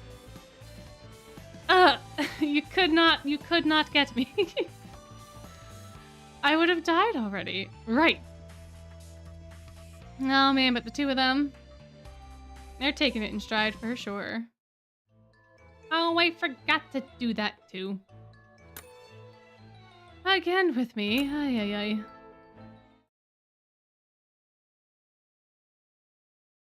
Oh, they changed the plot back at the main characters. That still seems like a lot of fun.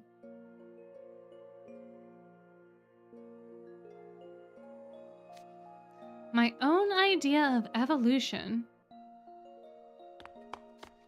There you are, dude. You gotta reply to your Magicam DMs. Oh, Ace Tripola, what brings you here? What do you think? You hadn't come back yet. And now I find you in the library mumbling to yourself. My guy is gonna get a little worried. I apologize. I've been thinking about what Vil Schoenheit told me. I knew you'd be fretting about that. The glum look on your face speaks volumes. Oh, you're right! This does confirm that Ortho has a Magicam. That's true, that's true. I totally forgot that he had one. I tried searching different keywords and phrases, but I haven't found any good ideas. So I thought I'd go to the library and see if I could get a hint with the analog way. But I've scanned every notable set of books here, and yet I'm no closer to answering Vil's questions. Originality is just the most foreign concept there is to a technomadic humanoid. I am not sure what to do next.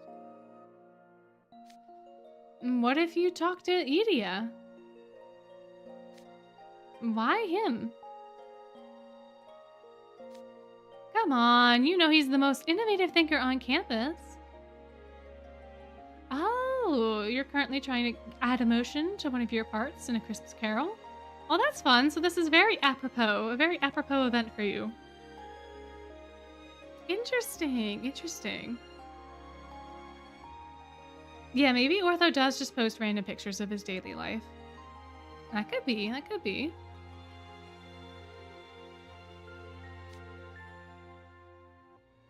If anything, he's a little too innovative. I mean, he attends class via that tablet thing. I don't think that's about innovation for him. Anywho, Edie built you, right? Wouldn't he know a thing or two about how original you can be? Why worry yourself in circles when you can just talk to him? You two will bang out the situation in no time. But I want to challenge myself. So there's just a floating tablet above the chair? I guess. I guess that's how Edia functions. I guess we don't get to see his tablet in, like, lessons because we have the cards. So yeah, I guess it just kind of floats there. I don't want my brother to tell me what I should think. I want to find out what evolution means to me. I'm sorry for making you worry. I promise I won't make the group's job any harder. So please, just give me a little more time to think. Yeah, I had a feeling you'd say that. You did? We haven't been schoolmates that long, but it wasn't hard to guess. Pretty much everyone at Night Raven refuses to back down once they commit to something. Ace. Fine, I guess I'll call in some backup. You will? Yep, come on. I know just the place for us to meet up. An Edia card with just his tablet would be so funny to get canon accurate Edia in classes. Yes, I second that. We need that, for sure. 100%, that'd be so fun. This is seriously the place you had in mind? It looks like the same old dank dim, definitely skirting some health codes. Ramshackle dorm to me. Look, it's big and empty. Perfect hangout spot, right? Though you're not wrong about the atmosphere. How rude can you get? You could stand to be a little politer, seeing as the Great Grim's lending you a room. Oh, his groovy, just him turning on the camera. That's fantastic.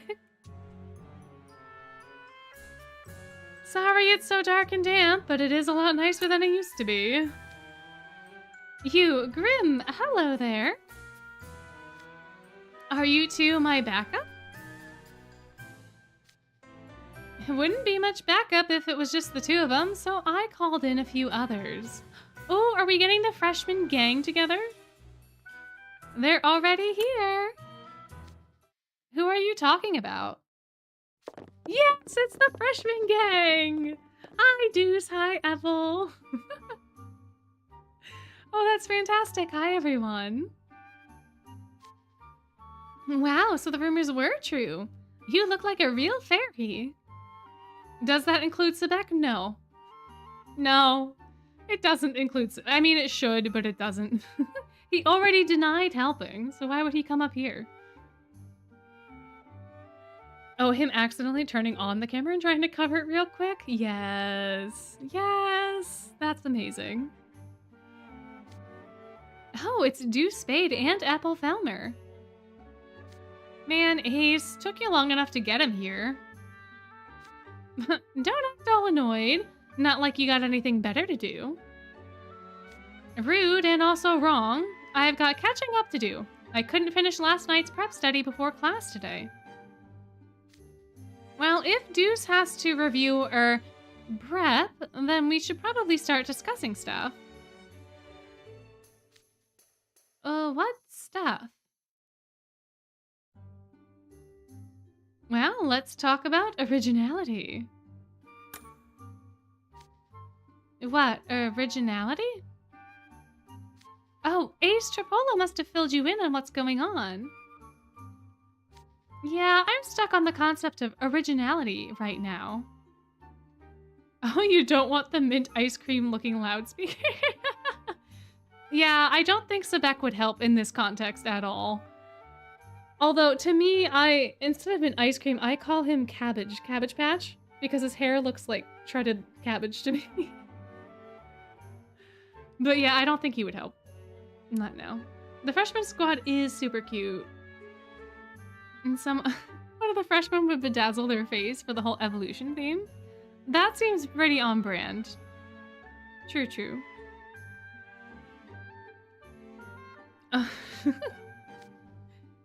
If you're all bringing it up, does that mean you're prepared to have an engaging discussion? About a problem I couldn't solve no matter how much data I utilized? Oh, Ortho's so happy. Well, when you put it like that, I'm feeling a lot less confident speaking about it. This is why I put together a group, you guys. Surely this many weirdos can brainstorm at least one decent idea. Oh, yeah, maybe Deuce would be the one to bedazzle. And Sebek Croc? Yeah, Sebek is a croc. That's very accurate. An accurate nickname for him. But that wouldn't be an evolution on my part, would it? Hey, there's a huge difference between someone telling you the answer and someone giving you a hint to help you figure it out. Besides, sometimes original ideas come from hearing other people's views. Now that you mention it, Idia says stimulation is what drives him to make something new. And that inspiration can come from anything, from everyday inconveniences to completely wild and absurd events. I guess all that technically counts as outside influence. Yeah, there you go. But is it okay to ask for all of you to help? You've got nothing to do with the Fairy Gala. Ooh, Apple might too, and then Bill would get mad. Yeah. Brooke might help him put on the bedazzling. Just maybe for the funsies, potentially. Oh, they've got everything to do with it. We're trying to get the campus back to normal, remember? That's right. It's so dry in my room right now, just breathing makes me want to pass out. We can't carry on like this. Yeah, we want to help, Ortho. There, see? Why should we do all the work? Let's take advantage of their offer. Wow, guys. Oh. Huh? Sounds like someone else isn't here. Oh, wait, was that the doorbell? Do we have a buzzer? That's fun. Yeah, seeing the first year support each other is so wholesome. Ooh, and sometimes you call Sebek Zigzag since his last name is Zigvolt. Ooh, true. That's fun. Zigzag the Croc Kid? I enjoy that quite a bit.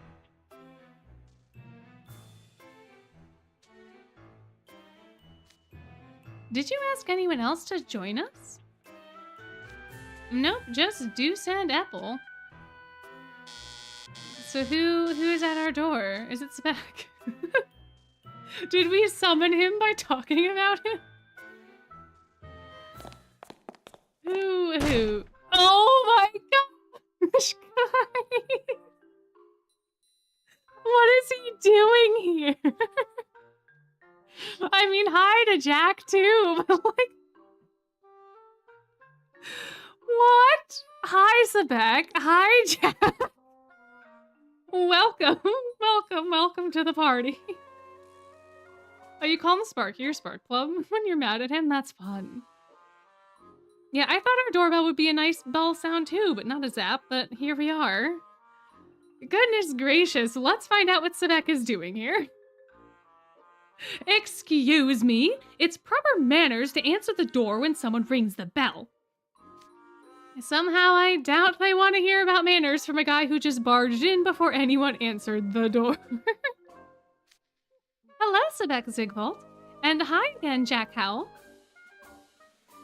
Come on in, I guess. Indeed, I've done just that. Is your training over? We're on a break. Silver said he needed to do something and marched out with this serious look on his face. So I went for a run to clear my head and just happened to come this way. I wasn't looking for Ortho and Ace, okay? This is just a total coincidence. That's all it is. Sure, Jack. We all know that you were concerned. We all know that you care. You don't need to hide from us. Sure, whatever you say. So, Jack Howell's on break. Wait. Then what are you doing here, Sebek? You were mashing the doorbell pretty hard. Is there something urgent? I wouldn't call it urgent per se. He was pacing non-stop in front of Ramshackle's gate until I went over to him. What have you been doing, Sebek? Well, what was it all about, buddy? Seriously?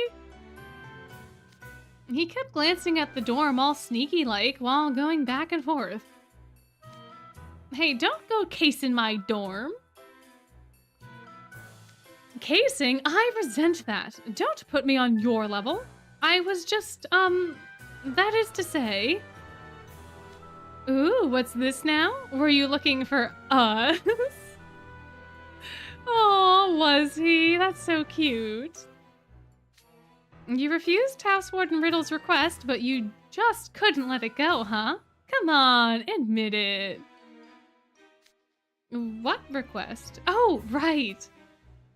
Leona and Riddle asked you to take part in the Fairy Gala, but you said no. Yeah, tease him. Tease him. But you were still so worried about us, so you came by to check on us. Thank you.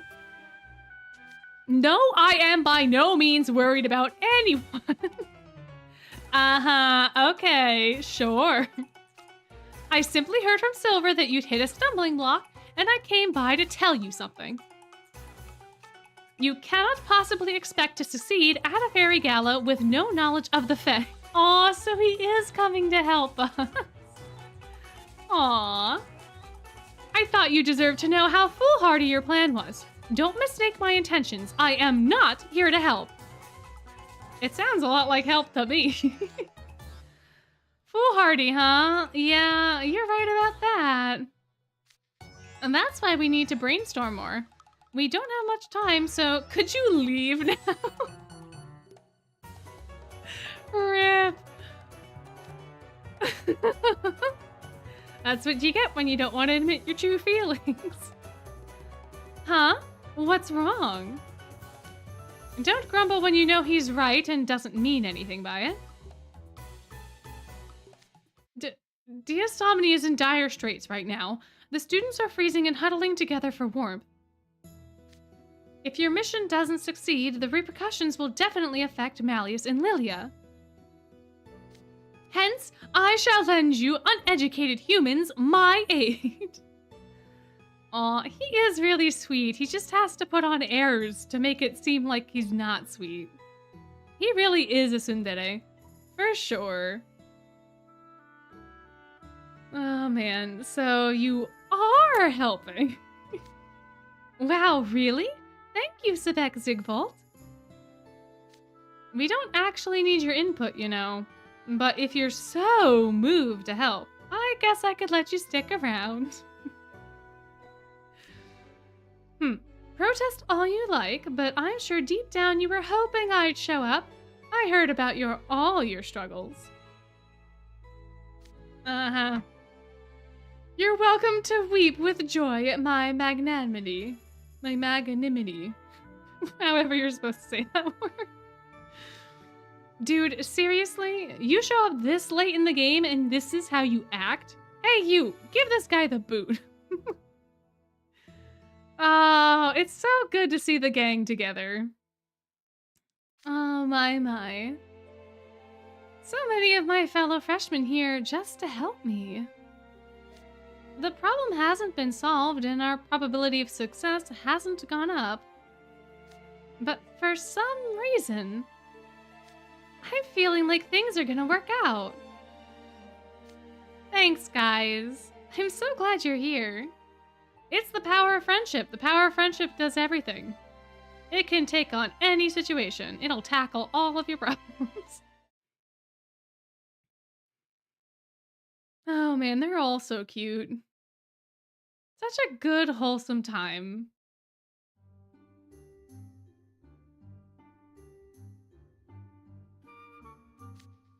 So, what do the Gala fairies mean by evolution anyway?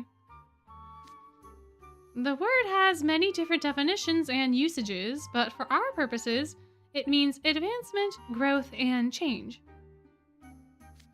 The reasoning behind using freshmen is because we evoke the potential for future advancement. And Vil handpicked Ortho because he especially represents the theme. He was like, Ortho's the evolutionist of them all. Wow, Vil picked you personally? Nice going, Ortho. Yep, I was flattered too. But now I don't understand how to represent evolution. I applied my skill set, compiled the data, and gave a performance with the highest probability of success. But Vil told me to come up with an original form of expression, something of my very own, not copied from someone else. Vil can make some pretty big demands. Right? He just flat out called Ortho's work dreadfully dull. I totally winced when I heard that. Yeah, that's not hard to imagine. Vil's got pretty high standards, both for others and for himself. He's definitely demanding, not to mention ruthless and intimidating. But he never says things on a whim. What kind of show does he want to put on, Ortho? He's asking for something stirring. A show that makes the audience want to be a part of it. But I don't really get what stirring means. Everyone feels things differently. I can see why it'd be hard to come up with a good answer there. So, what gets you really excited? You know what gets me excited? Seeing a really cool, tricked-out blast cycle. Oh yeah, me too! There's nothing cooler than a blast cycle with a custom muffler and spoiler. Aw, look at them! Bonding over blast cycles. You two like blast cycles? There are a lot of students in Ignihyde who are into modeling them. Edie has gotten into some passionate debates with them in the lounge about how there's no point into decorative parts with zero functional value. Really? Personally, I think the more decorated the blast cycle got, the better. For sure. It looks awesome when you slap a bunch of stickers over some hologram decals and then put some decorative studs around them. Yeah, that would look totally rad. They look great with a lot of blinking rainbow lights too. Man, these are tricked out in the most interesting aesthetic way possible. LEDs, RGB, fantastic. I haven't the faintest idea what you're talking about. You get me, right you? Oh yeah, totally. For sure. So to summarize your viewpoints, you get excited when you see something flashy. Biological creatures do tend to be drawn to eye-catching things. Like with certain species of birds, their plumage and dances are meant to attract the opposite sex. Sounds like we gotta trick you out. I don't know. We should let Deuce and Apple bedazzle Ortho. Should we put some string lights on him? Or what about some dragon and tiger stickers on his front plating? Didn't they end up making a blast cycle IRL? They drove a blast cycle. I don't think they made it. I think it was part of the Culture Fest, right? So I think someone from Ignahide made it and then they borrowed it. I think. Potentially. But they're in White Rabbit Fest, the Blast Cycle shop helps Ortho print his White Rabbit gear. So that was a thing. Yeah, Ortho should not trust these guys. They're gonna put string lights on him and put stickers. Oh yeah, they're gonna turn him into a Christmas tree. Oh, you mean like IRL? I don't know. They could have. Oh, they did for a real event in Japan. They made a real Blast Cycle model. That's really cool. I didn't know that happened. Oh, interesting. Interesting. Ah! Oh, that scared me so much I clicked off of my phone. You should do none of that.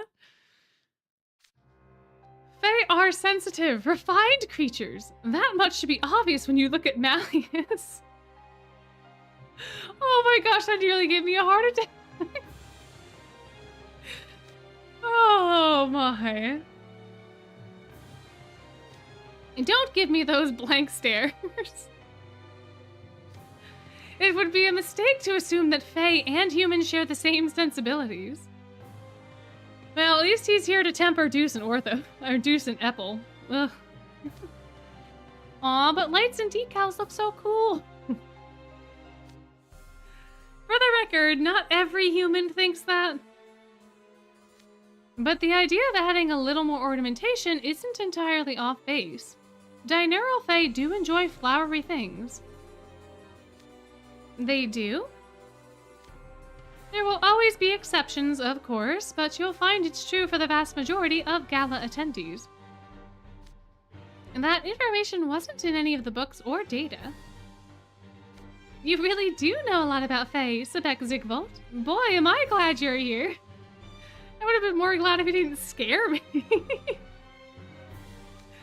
Huh, you should be.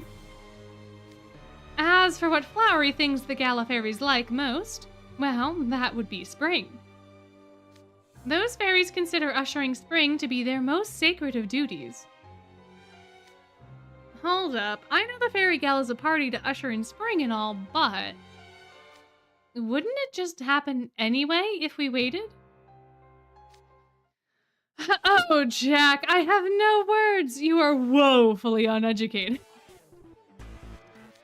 You clearly have plenty of words, which you're yelling at full volume. Man, you get on my last nerve. Why do you think nature is so beautiful? Who do you think changes the scenery as the seasons come and go? I don't know. God.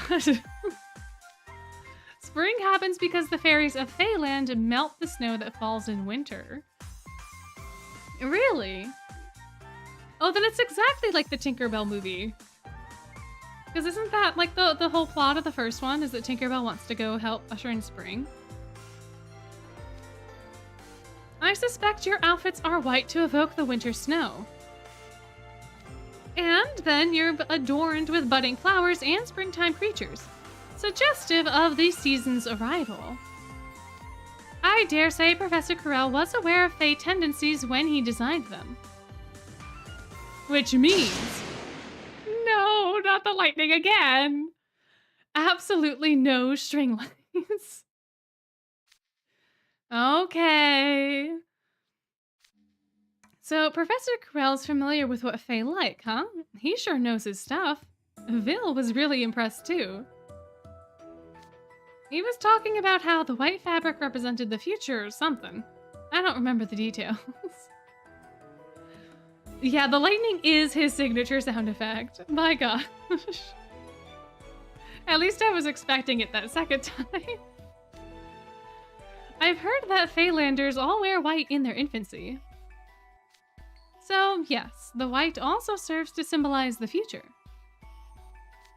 Oh, I get it. So that's why our outfits are entirely white and metallic, even the flowers. I was kind of wondering why we weren't wearing something more colorful with all these flowers. The white snow gives way to color as the fairies make the flowers bloom. It's a truly beautiful concept. The white snow gives way to color. Yes, the fairies' hearts stir when the snow melts and the buds blossom into flowers.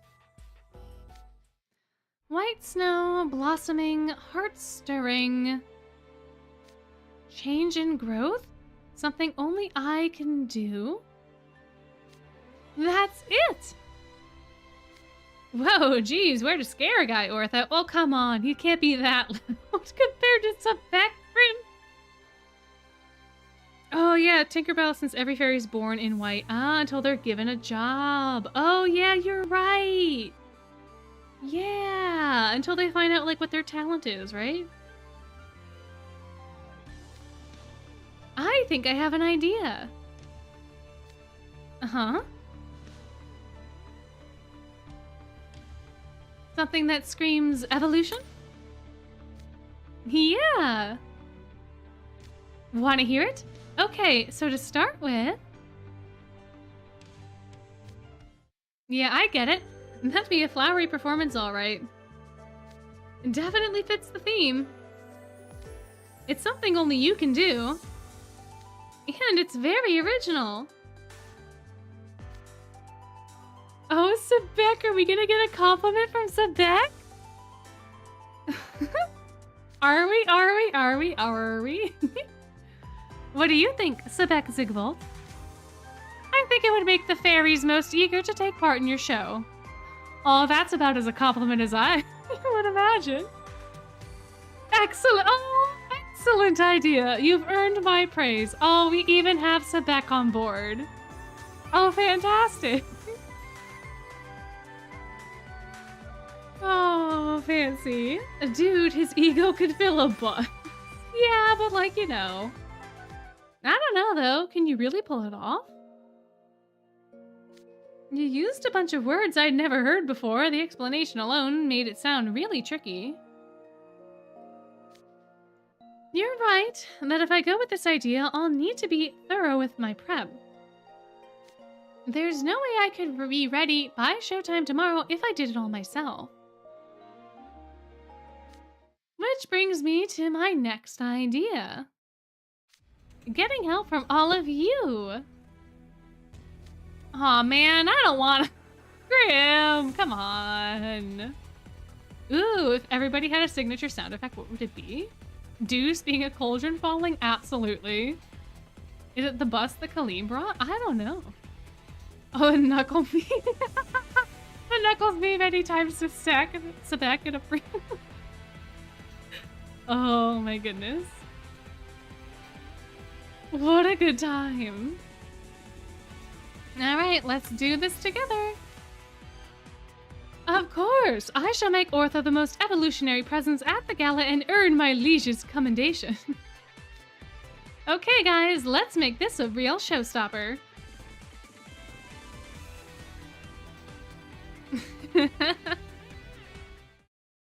Oh my. Oh, this is gonna be so fancy. I can't wait to see what Ortho has in store. Oh, we worked all night.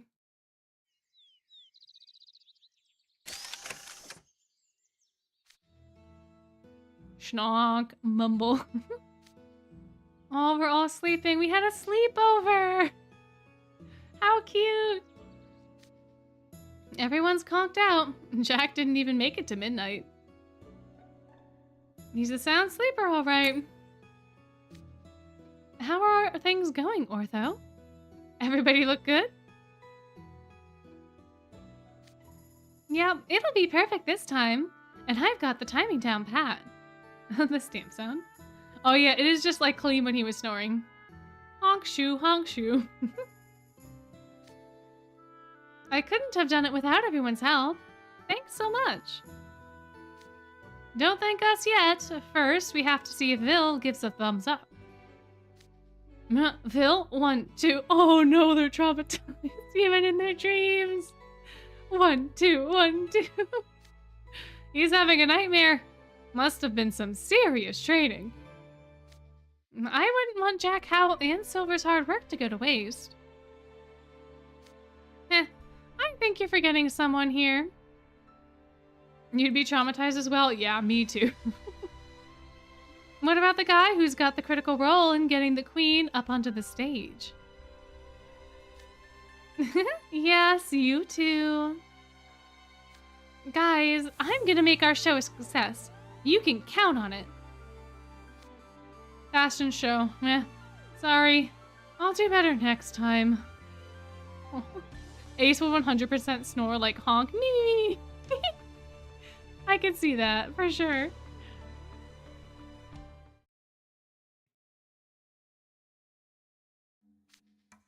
It's finally time for the gala. Are you pups ready to go?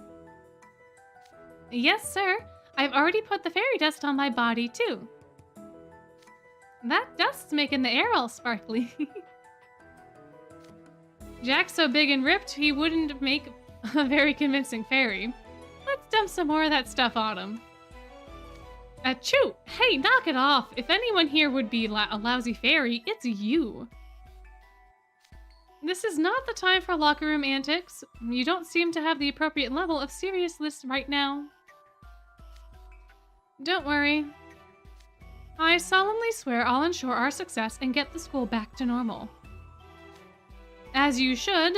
While you were out gallivanting, Ortho was burning the midnight oil to improve the show. Gallivanting, Sebek. Since you are a sophomore, I expect you to give him your full support. And while this goes without saying, as a Briar Valley resident, you better not do anything that would reflect poorly on Malleus and Lilia. These are our priorities, guys. We need to make sure that this happens, or rather that it doesn't happen. Oh, man. Good luck. Thanks. Your support is very encouraging. We'll be watching the show through a feed from one of Edia's drones. Be aware that I'll be observing as well, Ace. I expect you to pull your weight. You'd better not disappoint me, Jack. I'm just worried, extremely worried. I kept asking Ortho for the fashion show deets, but all he said was leave it to us. If the choice is between missing out on spring and putting Ortho in danger, I'd skip spring every time. We can still call this off, you know. Don't worry, Edia. I'll show you something only I can do. You'd better not miss a second. Yeah, Edia's just being a concerned older brother. That's all. Ortho. See you after the show. Right, see you then. Oh, good luck, everybody. Can't wait to see how this turns out. We've still got quite a few chapters. Hades and Persephone, but platonically? Sure. Yeah, Edia really loves Ortho a lot. A lot. And Ortho loves him back, too. Like, the two of them just are such nice siblings. Such good siblings to one another.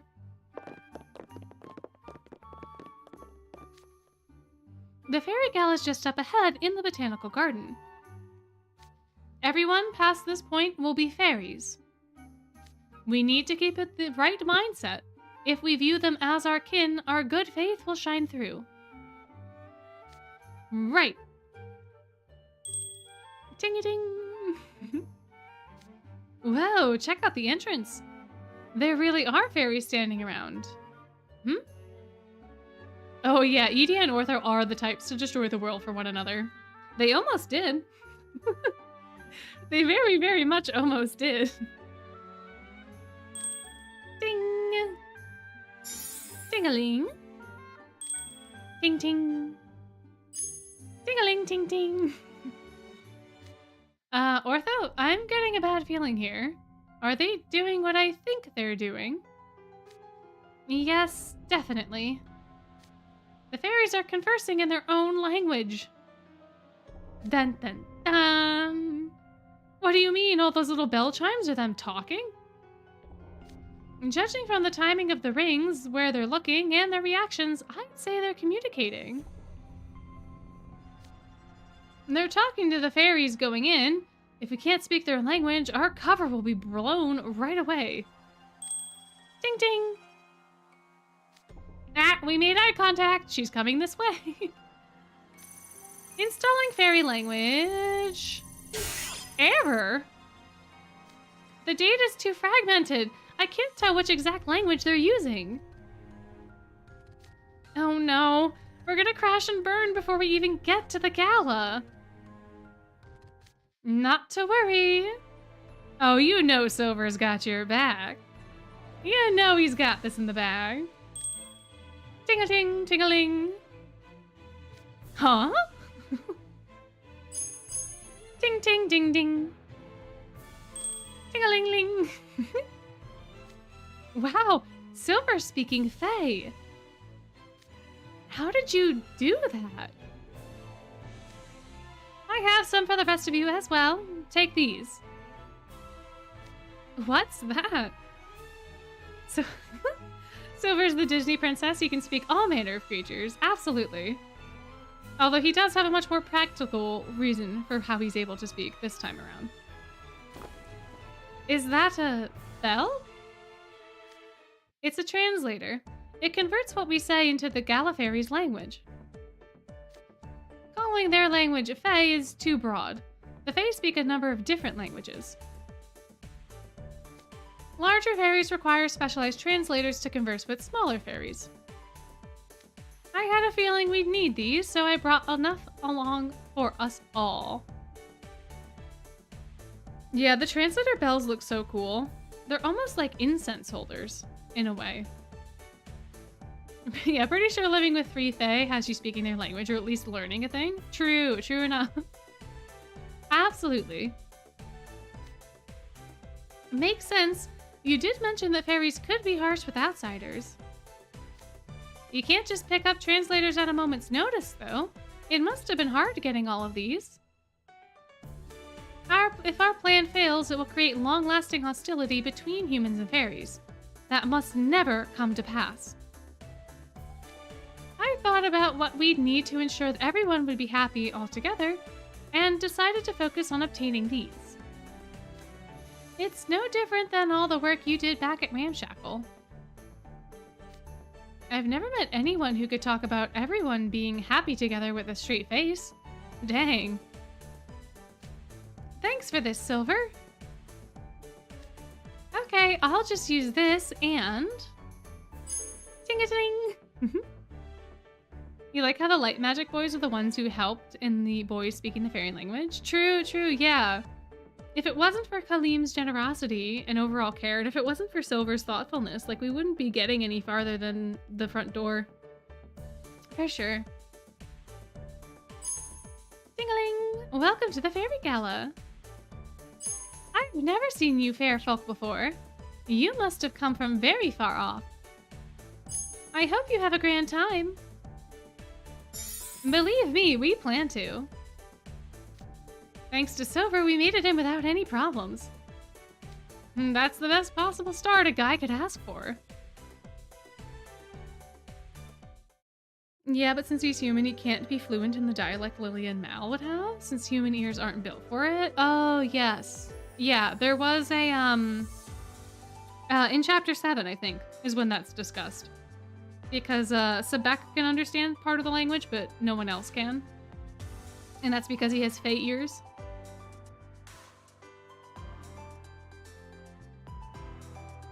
Yeah, and I mean, all the different fairies have their own dialects, like they've been saying. So, for you to know every fairy language would be very impressive. And the whole place looks so fancy, and it's full of flowers. Absolutely gorgeous. Fairies really do like flowers, huh? Sebek Zugvolt was right. Hey, look, way in the back. Oh, there she is in all of her resplendent glory. That's her right there, with the staff. The Fairy Queen. My. Yeah, it's mostly that the Fae language is something only Fae can read and speak and understand. True. The place is very pretty. It is such a pretty place, such a pretty event, such pretty outfits. Everything is pretty. Don't even blink. Let's go over the plan one last time. Right. We invite the Fairy Queen onto the runway and Team Ortho performs the illusion. While the audience is focused on that, I switch out the staff for Faith. That's right, and for all this to work, we have to put on a show so amazing that Her Majesty will want to join us on stage. And that's Operation Elusive Evolution. In a nutshell. Silver, Jack Howell, are you two all set? Yes, let's do this just like we practiced. I'm counting on you guys. And next up, entry number 14. We've got a group of first-timers here. Let's give it up for group 1A, 251B, 111C, 292A, 22. The most random assortment of numbers and letters. What was that? They asked me for a group name, so I put down all of our classes and seat numbers. Well, you know, that is efficient, I suppose.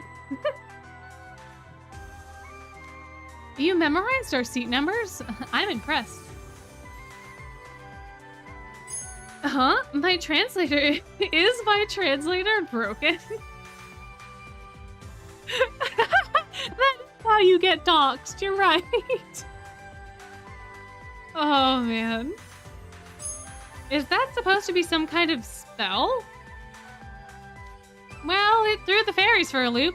I'm not sure I'd call that impressive, but not a deal breaker. Let's get this done.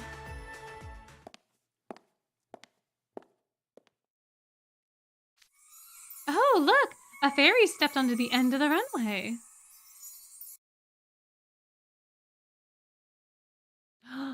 Dramatic! Hello, all you fair folk out there! We've got something real special for you today. A miraculous illusion that you'll only ever see right here. Allow us to show you a magical world without using magic. An illusion? I thought this was a fashion show. What are they going to do? My, I wonder. It'll be very interesting to see how it plays out. For sure. But yeah, Magician Ace time. Ace ever the showman. Very true. He's got such a good stage presence, honestly.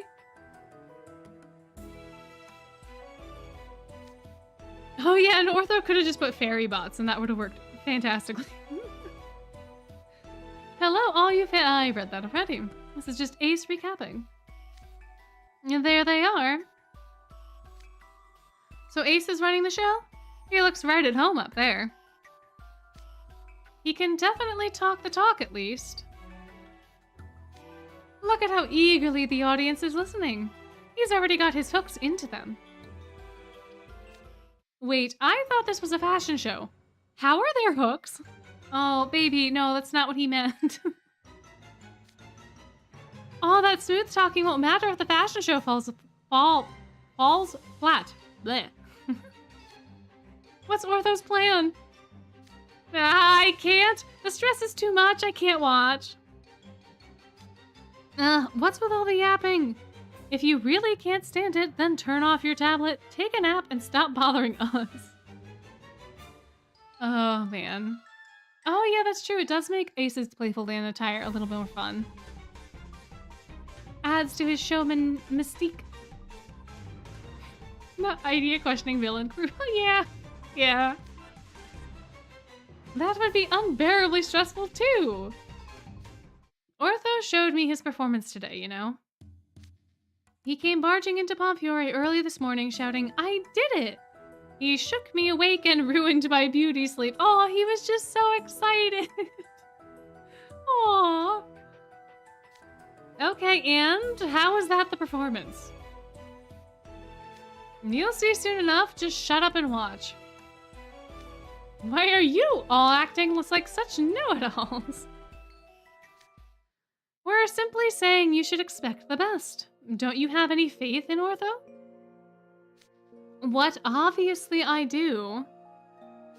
I know better than anyone how incredibly exceptional he is. Then let's hear some encouragement. Oh? Oh, are we gonna... Go get him, Ortho. Your big bro knows you can do it. Oh, this is so wholesome. Oh, it's so sweet.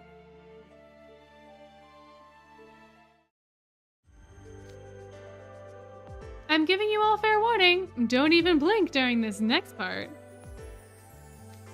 You won't want to miss 1 second of the miracle you're about to witness. Now it's time for the show of the century. Wow. Oh, that's awesome. I forgot that they did that too.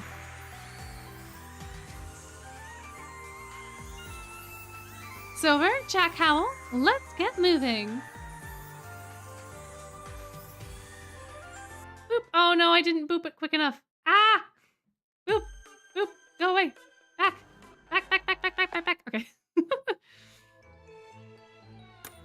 Yeah, the backgrounds are so pretty.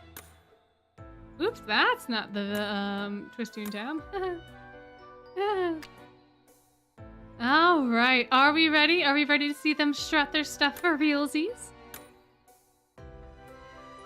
Here we go.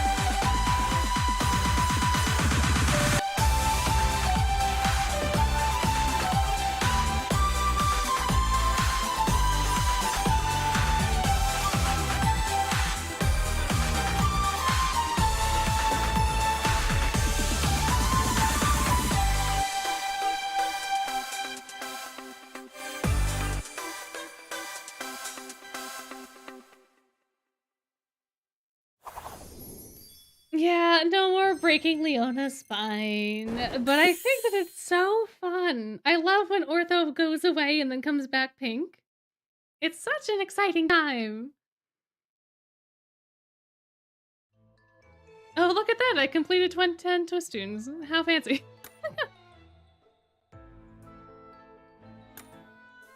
But yeah, the music is fire. 妖精に関するデータは少ないんだ。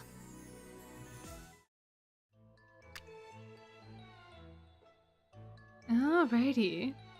Shall we see how this event concludes? There's quite a bit left, honestly. We've got what? 1, 2, 3, 4 more? 4 more main story beats?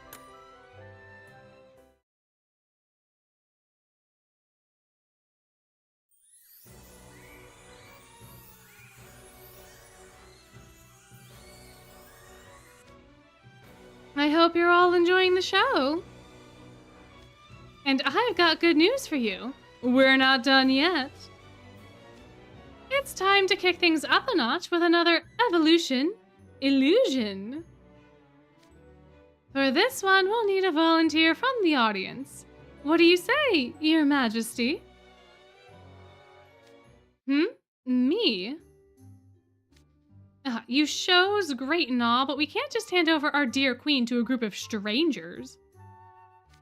Of course, I understand how esteemed Her Majesty is. That's why I invited her to be our guest. Your Majesty, what would you say to being part of an illusion even more spectacular than the one we just did? Well, your participation would really electrify the audience. And I promise it'll be worth your while, like nothing you've ever experienced before. You wouldn't want to miss out, would you? Come on, join the fun. But, of course, if you'd rather not... What a way with words, Ace has. I never said anything of the sort. I'd like to give it a go. Your Majesty? I apologize for imposing upon you with my selfishness. But this show has been such a thrill for me. It brought me back to my days as a little fairy. I would love nothing more than to take part in it. I'd rather you didn't, but it's completely understandable. True, I've never seen such a delightful show before. Ooh, we got her. We got her on the hook. That's the spirit. Now step on up here. Allow me to hold your staff during the illusion. Oh, but the staff is very precious. I could not simply hand it over. Oh, right you are. It is a lovely staff. Why, I was just admiring how much it suited your Majesty.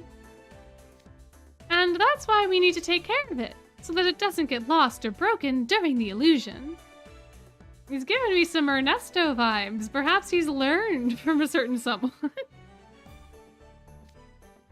There's a huge crowd watching. We could never lose track of it, right? Don't worry, you can trust me with it. I suppose your points are sound enough. Very well, I shall leave the staff in your hands.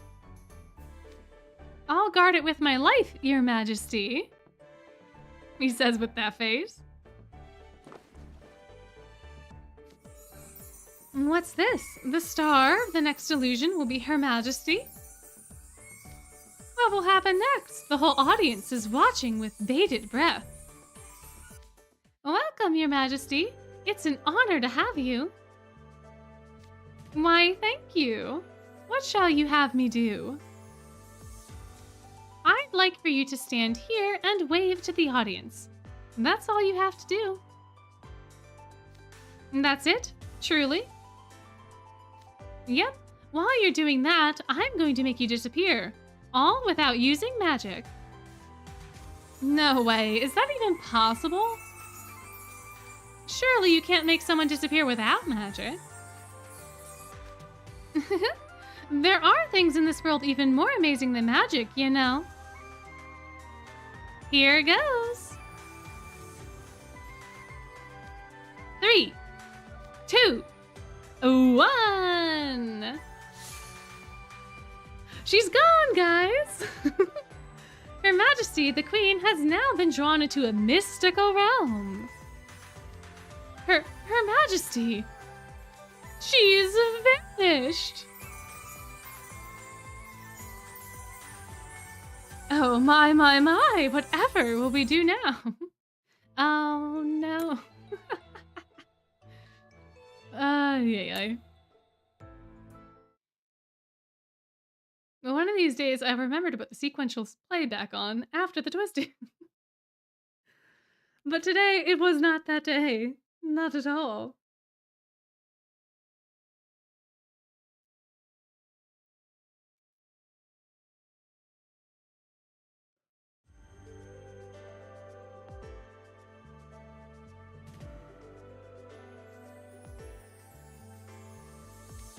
Here goes. 3, 2, 1. Disappear. Her Majesty, the Queen, has now been drawn into a mystical realm. Her Majesty. She's vanished. Where has our Queen gone? Is she safe?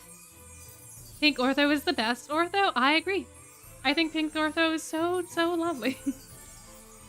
Truly, I vanished? But I'm standing right here. Can you not see me? Huh? I can't see the queen, but I can hear her. She's definitely still on stage. So she simply faded from sight? The audience is riveted. This is like nothing we've ever seen before. Now. Swoopity swoop swap. Gotta get the other staff. Got it. Swap complete. Now to hide the real staff behind that tree off to the side. Were we not, everyone? We'll return Her Majesty right back to where she was. 3, 2, 1, presto! The queen popped back up on the runway in an instant. What a truly exceptional illusion! My, look how happy they all are. To think we witnessed something so amazing. Oh, it's lunchtime. Well, go enjoy your lunch. Thank you for coming and hanging out. It's been a pleasure having you. I hope the rest of your day goes well.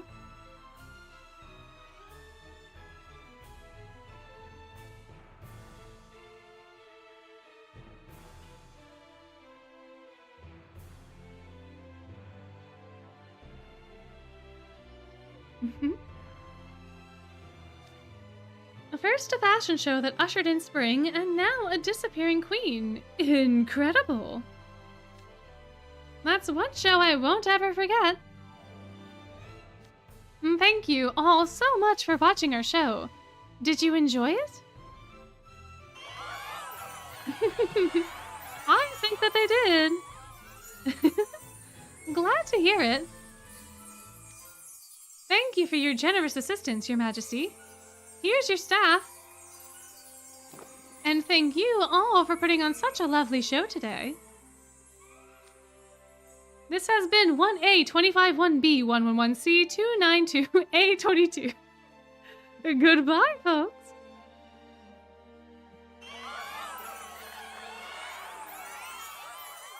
Time to split. Just follow the plan. I'll use optical camouflage to conceal the staff, like I concealed the queen. Here, Jack Howell, you carry it. Right.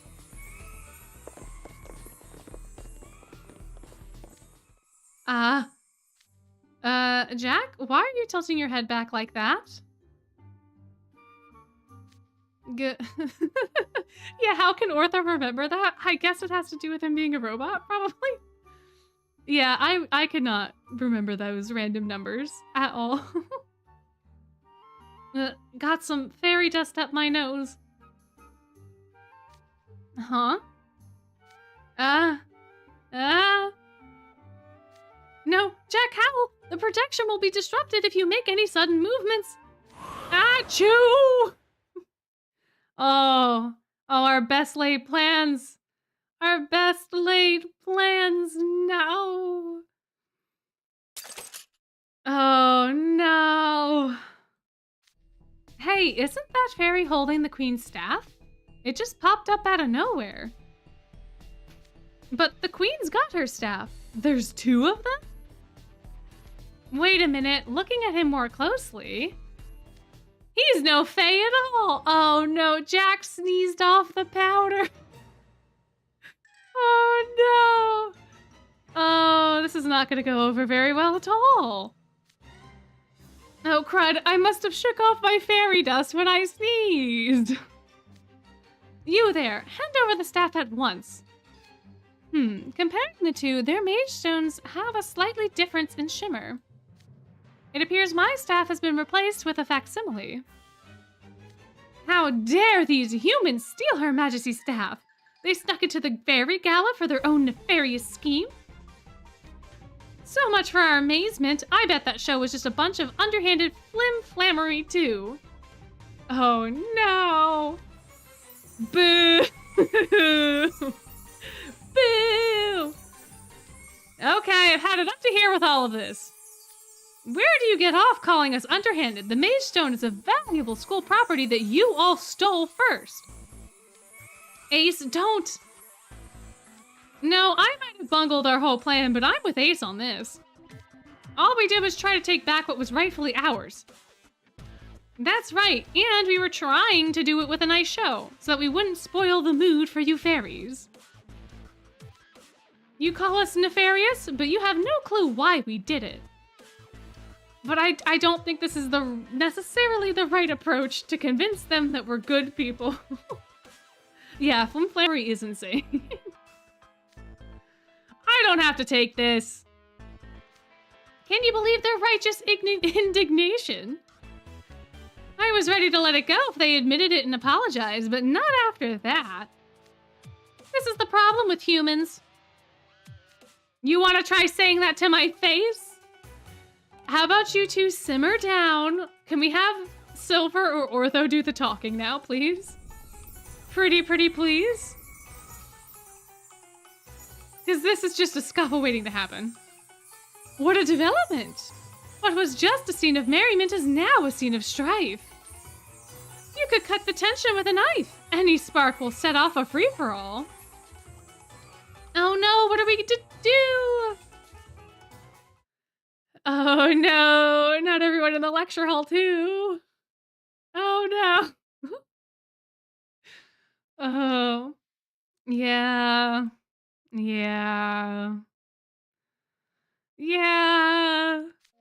Just when I thought they'd succeeded, not only do they screw up, but they double down and mouth off as well. What a disaster. We're finished. They were so close. Does this mean that Gala's off? So Twisted Wonderland's never gonna have another spring? Those fairies are ticked. There's no telling what they'll do. Ortho, ditch those guys and run.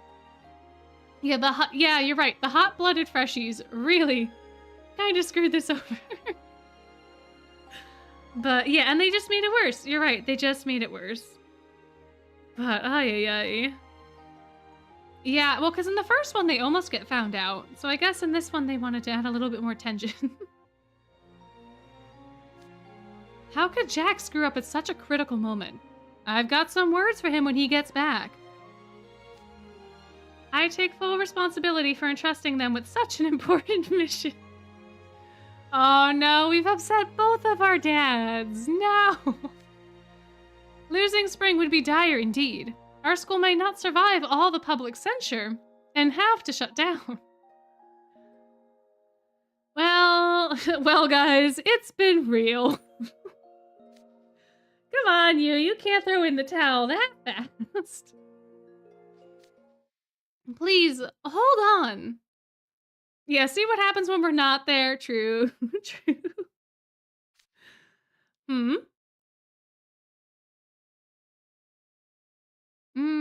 I wonder what is happening.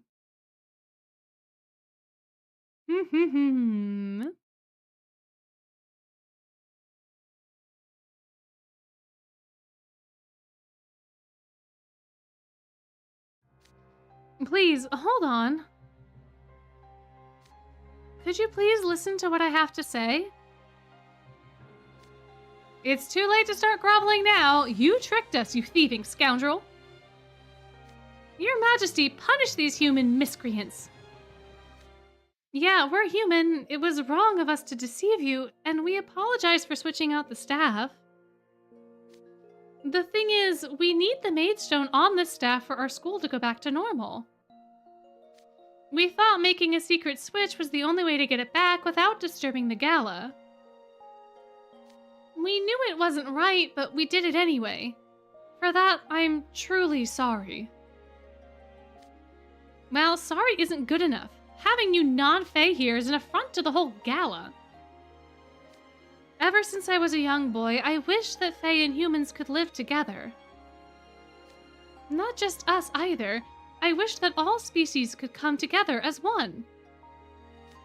There's someone near and dear to me who feels just the same, and I'm sure the whole school does as well. I should have stepped in and stopped this plan, but I felt the same way, you see, and... Where are you going with this? Well, you see, it's difficult to explain. Anyway, the thing I wanted, all species laughing and having a good time together, happened during our show. You can call me a thief, I don't mind, but please try to remember one thing about Ortho and the others who put this show together. They tried their best to understand you and do right by you. Please believe that, if nothing else. Silver's such a sweetie. He is a Disney princess. Silver. I provided them with the fairy bells that enabled them to sneak into the gala.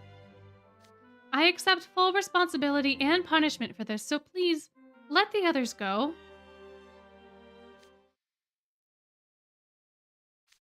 You mentioned that this jewel is valuable to your group. Is that true? Yes, Your Majesty. The jewel is a highly valuable mage stone that is used to run our school. I had no idea. And you invited me on stage in order to claim the mage stone?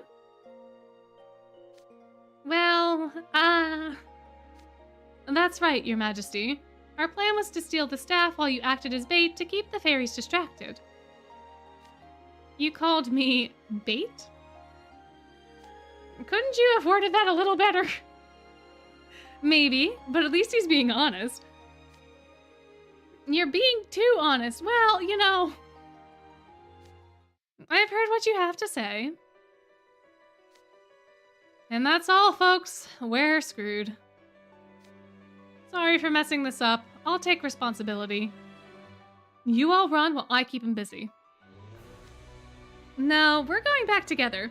If it comes down to it, we'll just have to defeat every fairy here and break out of the botanical garden. No, Ortho, no! No death cannons! Ortho, no cannons! What a marvelous display of evolution this was. Huh? I apologize on behalf of the craft fairies who took your mage stone without permission. I'm sure they were so dazzled by its sparkling shimmer they simply had to take it on my behalf. Allow me to return it. Wait, what? See, sometimes talking does help. Sometimes just having a chat is the way to resolve your conflict. Yes, this is it. Mage stone received. Lovely. You're just giving it back? Why, of course. And there shall be no punishments of any kind. If anything, I owe you all my gratitude. For what? For putting on an incredible show and allowing me to have the most delightful time. Especially you. Me? You put on a stirring performance that demonstrated a true understanding of our kind. And you performed an illusion that left the whole audience awestruck, all without magic. The fairies could have never accomplished such a feat. It gave me a new respect for human culture. And that feeling represents something very special indeed. They're all delusional. Yeah, but and they're all delusional together. True, true, true. And yeah, communication working. What a concept. How amazing that the only time, like the first time that we've decided to actually communicate, things went well. Who could have ever guessed that would happen? Oh, yeah. Yeah, if they listened to Silver in the first place, it would have all been fine. Evolution.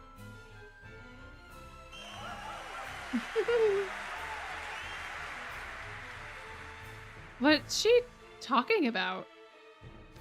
Beats me, but it sounds like we're back in her good graces. What a fun fairy gala. It was thrilling from start to finish. I hope you'll wow us with another delightful show someday. Yes, Your Majesty. And when I do, I hope we'll all have even more fun together. My, how the turns have tabled so quickly. But yeah, Silver, the real MVP. I do think that if they didn't put on the whole show, that they might not have had as much leverage in the heart-to-heart conversation, but it all worked out in the end, so what's the matter, you know? Oh, I've actually been listening to that song. It pops up on my Spotify from time to time.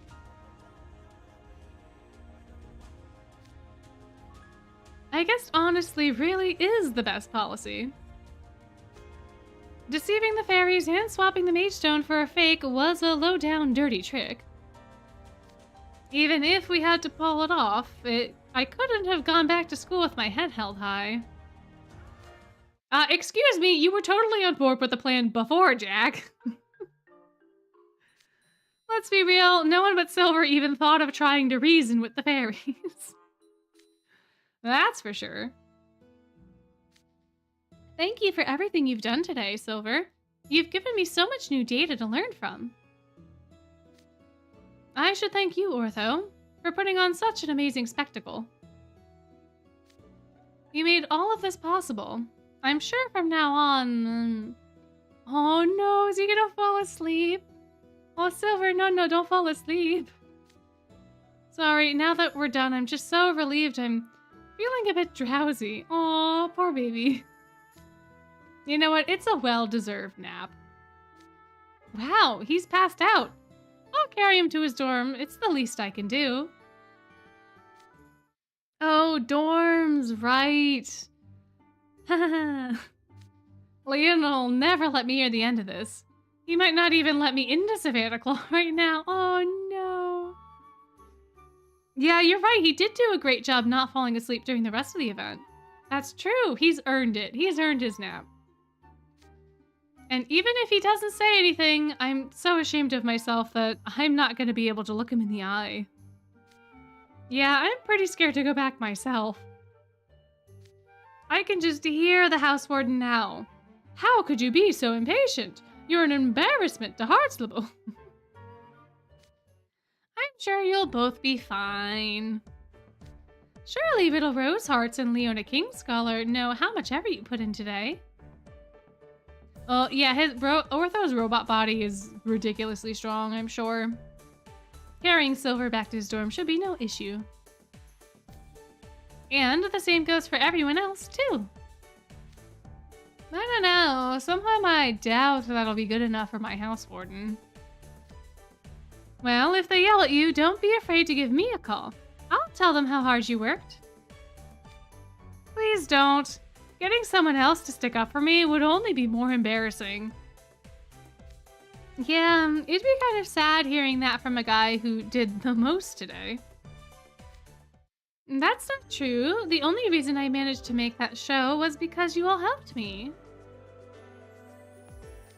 So thank you. Oh, this is so cute. Well, hey, you're welcome.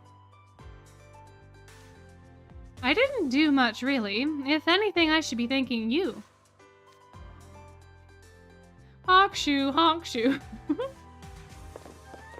Look, we're coming up on the Hall of Mirrors. I'll see you guys in class tomorrow, okay? Bye for now. Oh, and there we have it. That's all of the remix. We've done it, guys. We've done part 1 and part 2. All in the span of 6 hours. Oh, did you enjoy? Everyone enjoy? Ooh, you've been binging Disney since you started Twist? Yeah, I've rewatched quite a few movies since starting. Did they sashay away? I guess they did. They might have. If you had the weekend they did, you would not want to go back to school. True, true. Yeah. Yeah, I would love to go through the rest of the vignettes, but it's a little late. It's been a little while. My voice is getting a little hoarse. I might be able to bear through one if y'all really, really want it. But I think that's about the most I could do at this point. But it's been so fun. I'm so glad you all came out. I'm so glad you guys decided to come spend time and rediscover the Fairy Gala with me. There are so many things that I completely forgot about in this event. このデザイン気に入ってくれた？花のパーツはスペアがあるから。このデザイン気に入ってくれた？花のパーツはスペアがあるから。君もお揃いにできるよ。Well, you're welcome. You're welcome. I'm so glad that you all enjoyed. Yeah, and doing the voicing. I try. But yeah, my voice is a little hoarse right now. Oh, you're 5 a.m. in Australia? Oh, how fun. Yeah, I am in the US, so right now it is 12:40 a.m. It is almost 1 in the morning. Which I don't necessarily mind, particularly on a Friday into Saturday. But it has been a bit. And some of the rest of y'all, I think, are also up late, and I don't want to keep you up too much longer as well. Thank you. Yeah, I will be drinking water for sure. Yes, everyone do stay hydrated. But yeah, if you guys want to play other events like this, or you just want to go through vignette stories, or you want to just do whatever, let me know. Like, legitimately, I would love to do anything Twist related with y'all and hang out and chill and talk. Next week we can do more events if Book 7 is not yet out. I don't fully know when it's slated to release, but that should be fun too. And then for Thanksgiving I won't be around, but I have a couple fun things planned, hopefully. I will be releasing a couple extra videos to make up for the lack of streams. At least that's my goal. And hopefully by then we'll also have a Discord server so everyone can chat and hang out even without the streams. So, I make no full promises, but that is my goal for that week. So, yeah. Well, until we meet again, please, I hope that you will have wonderful, wonderful days. And get some rest, get some water, stay hydrated. Make sure to take care of yourselves now. Alright? And I will see y'all in the next one. Bye-bye!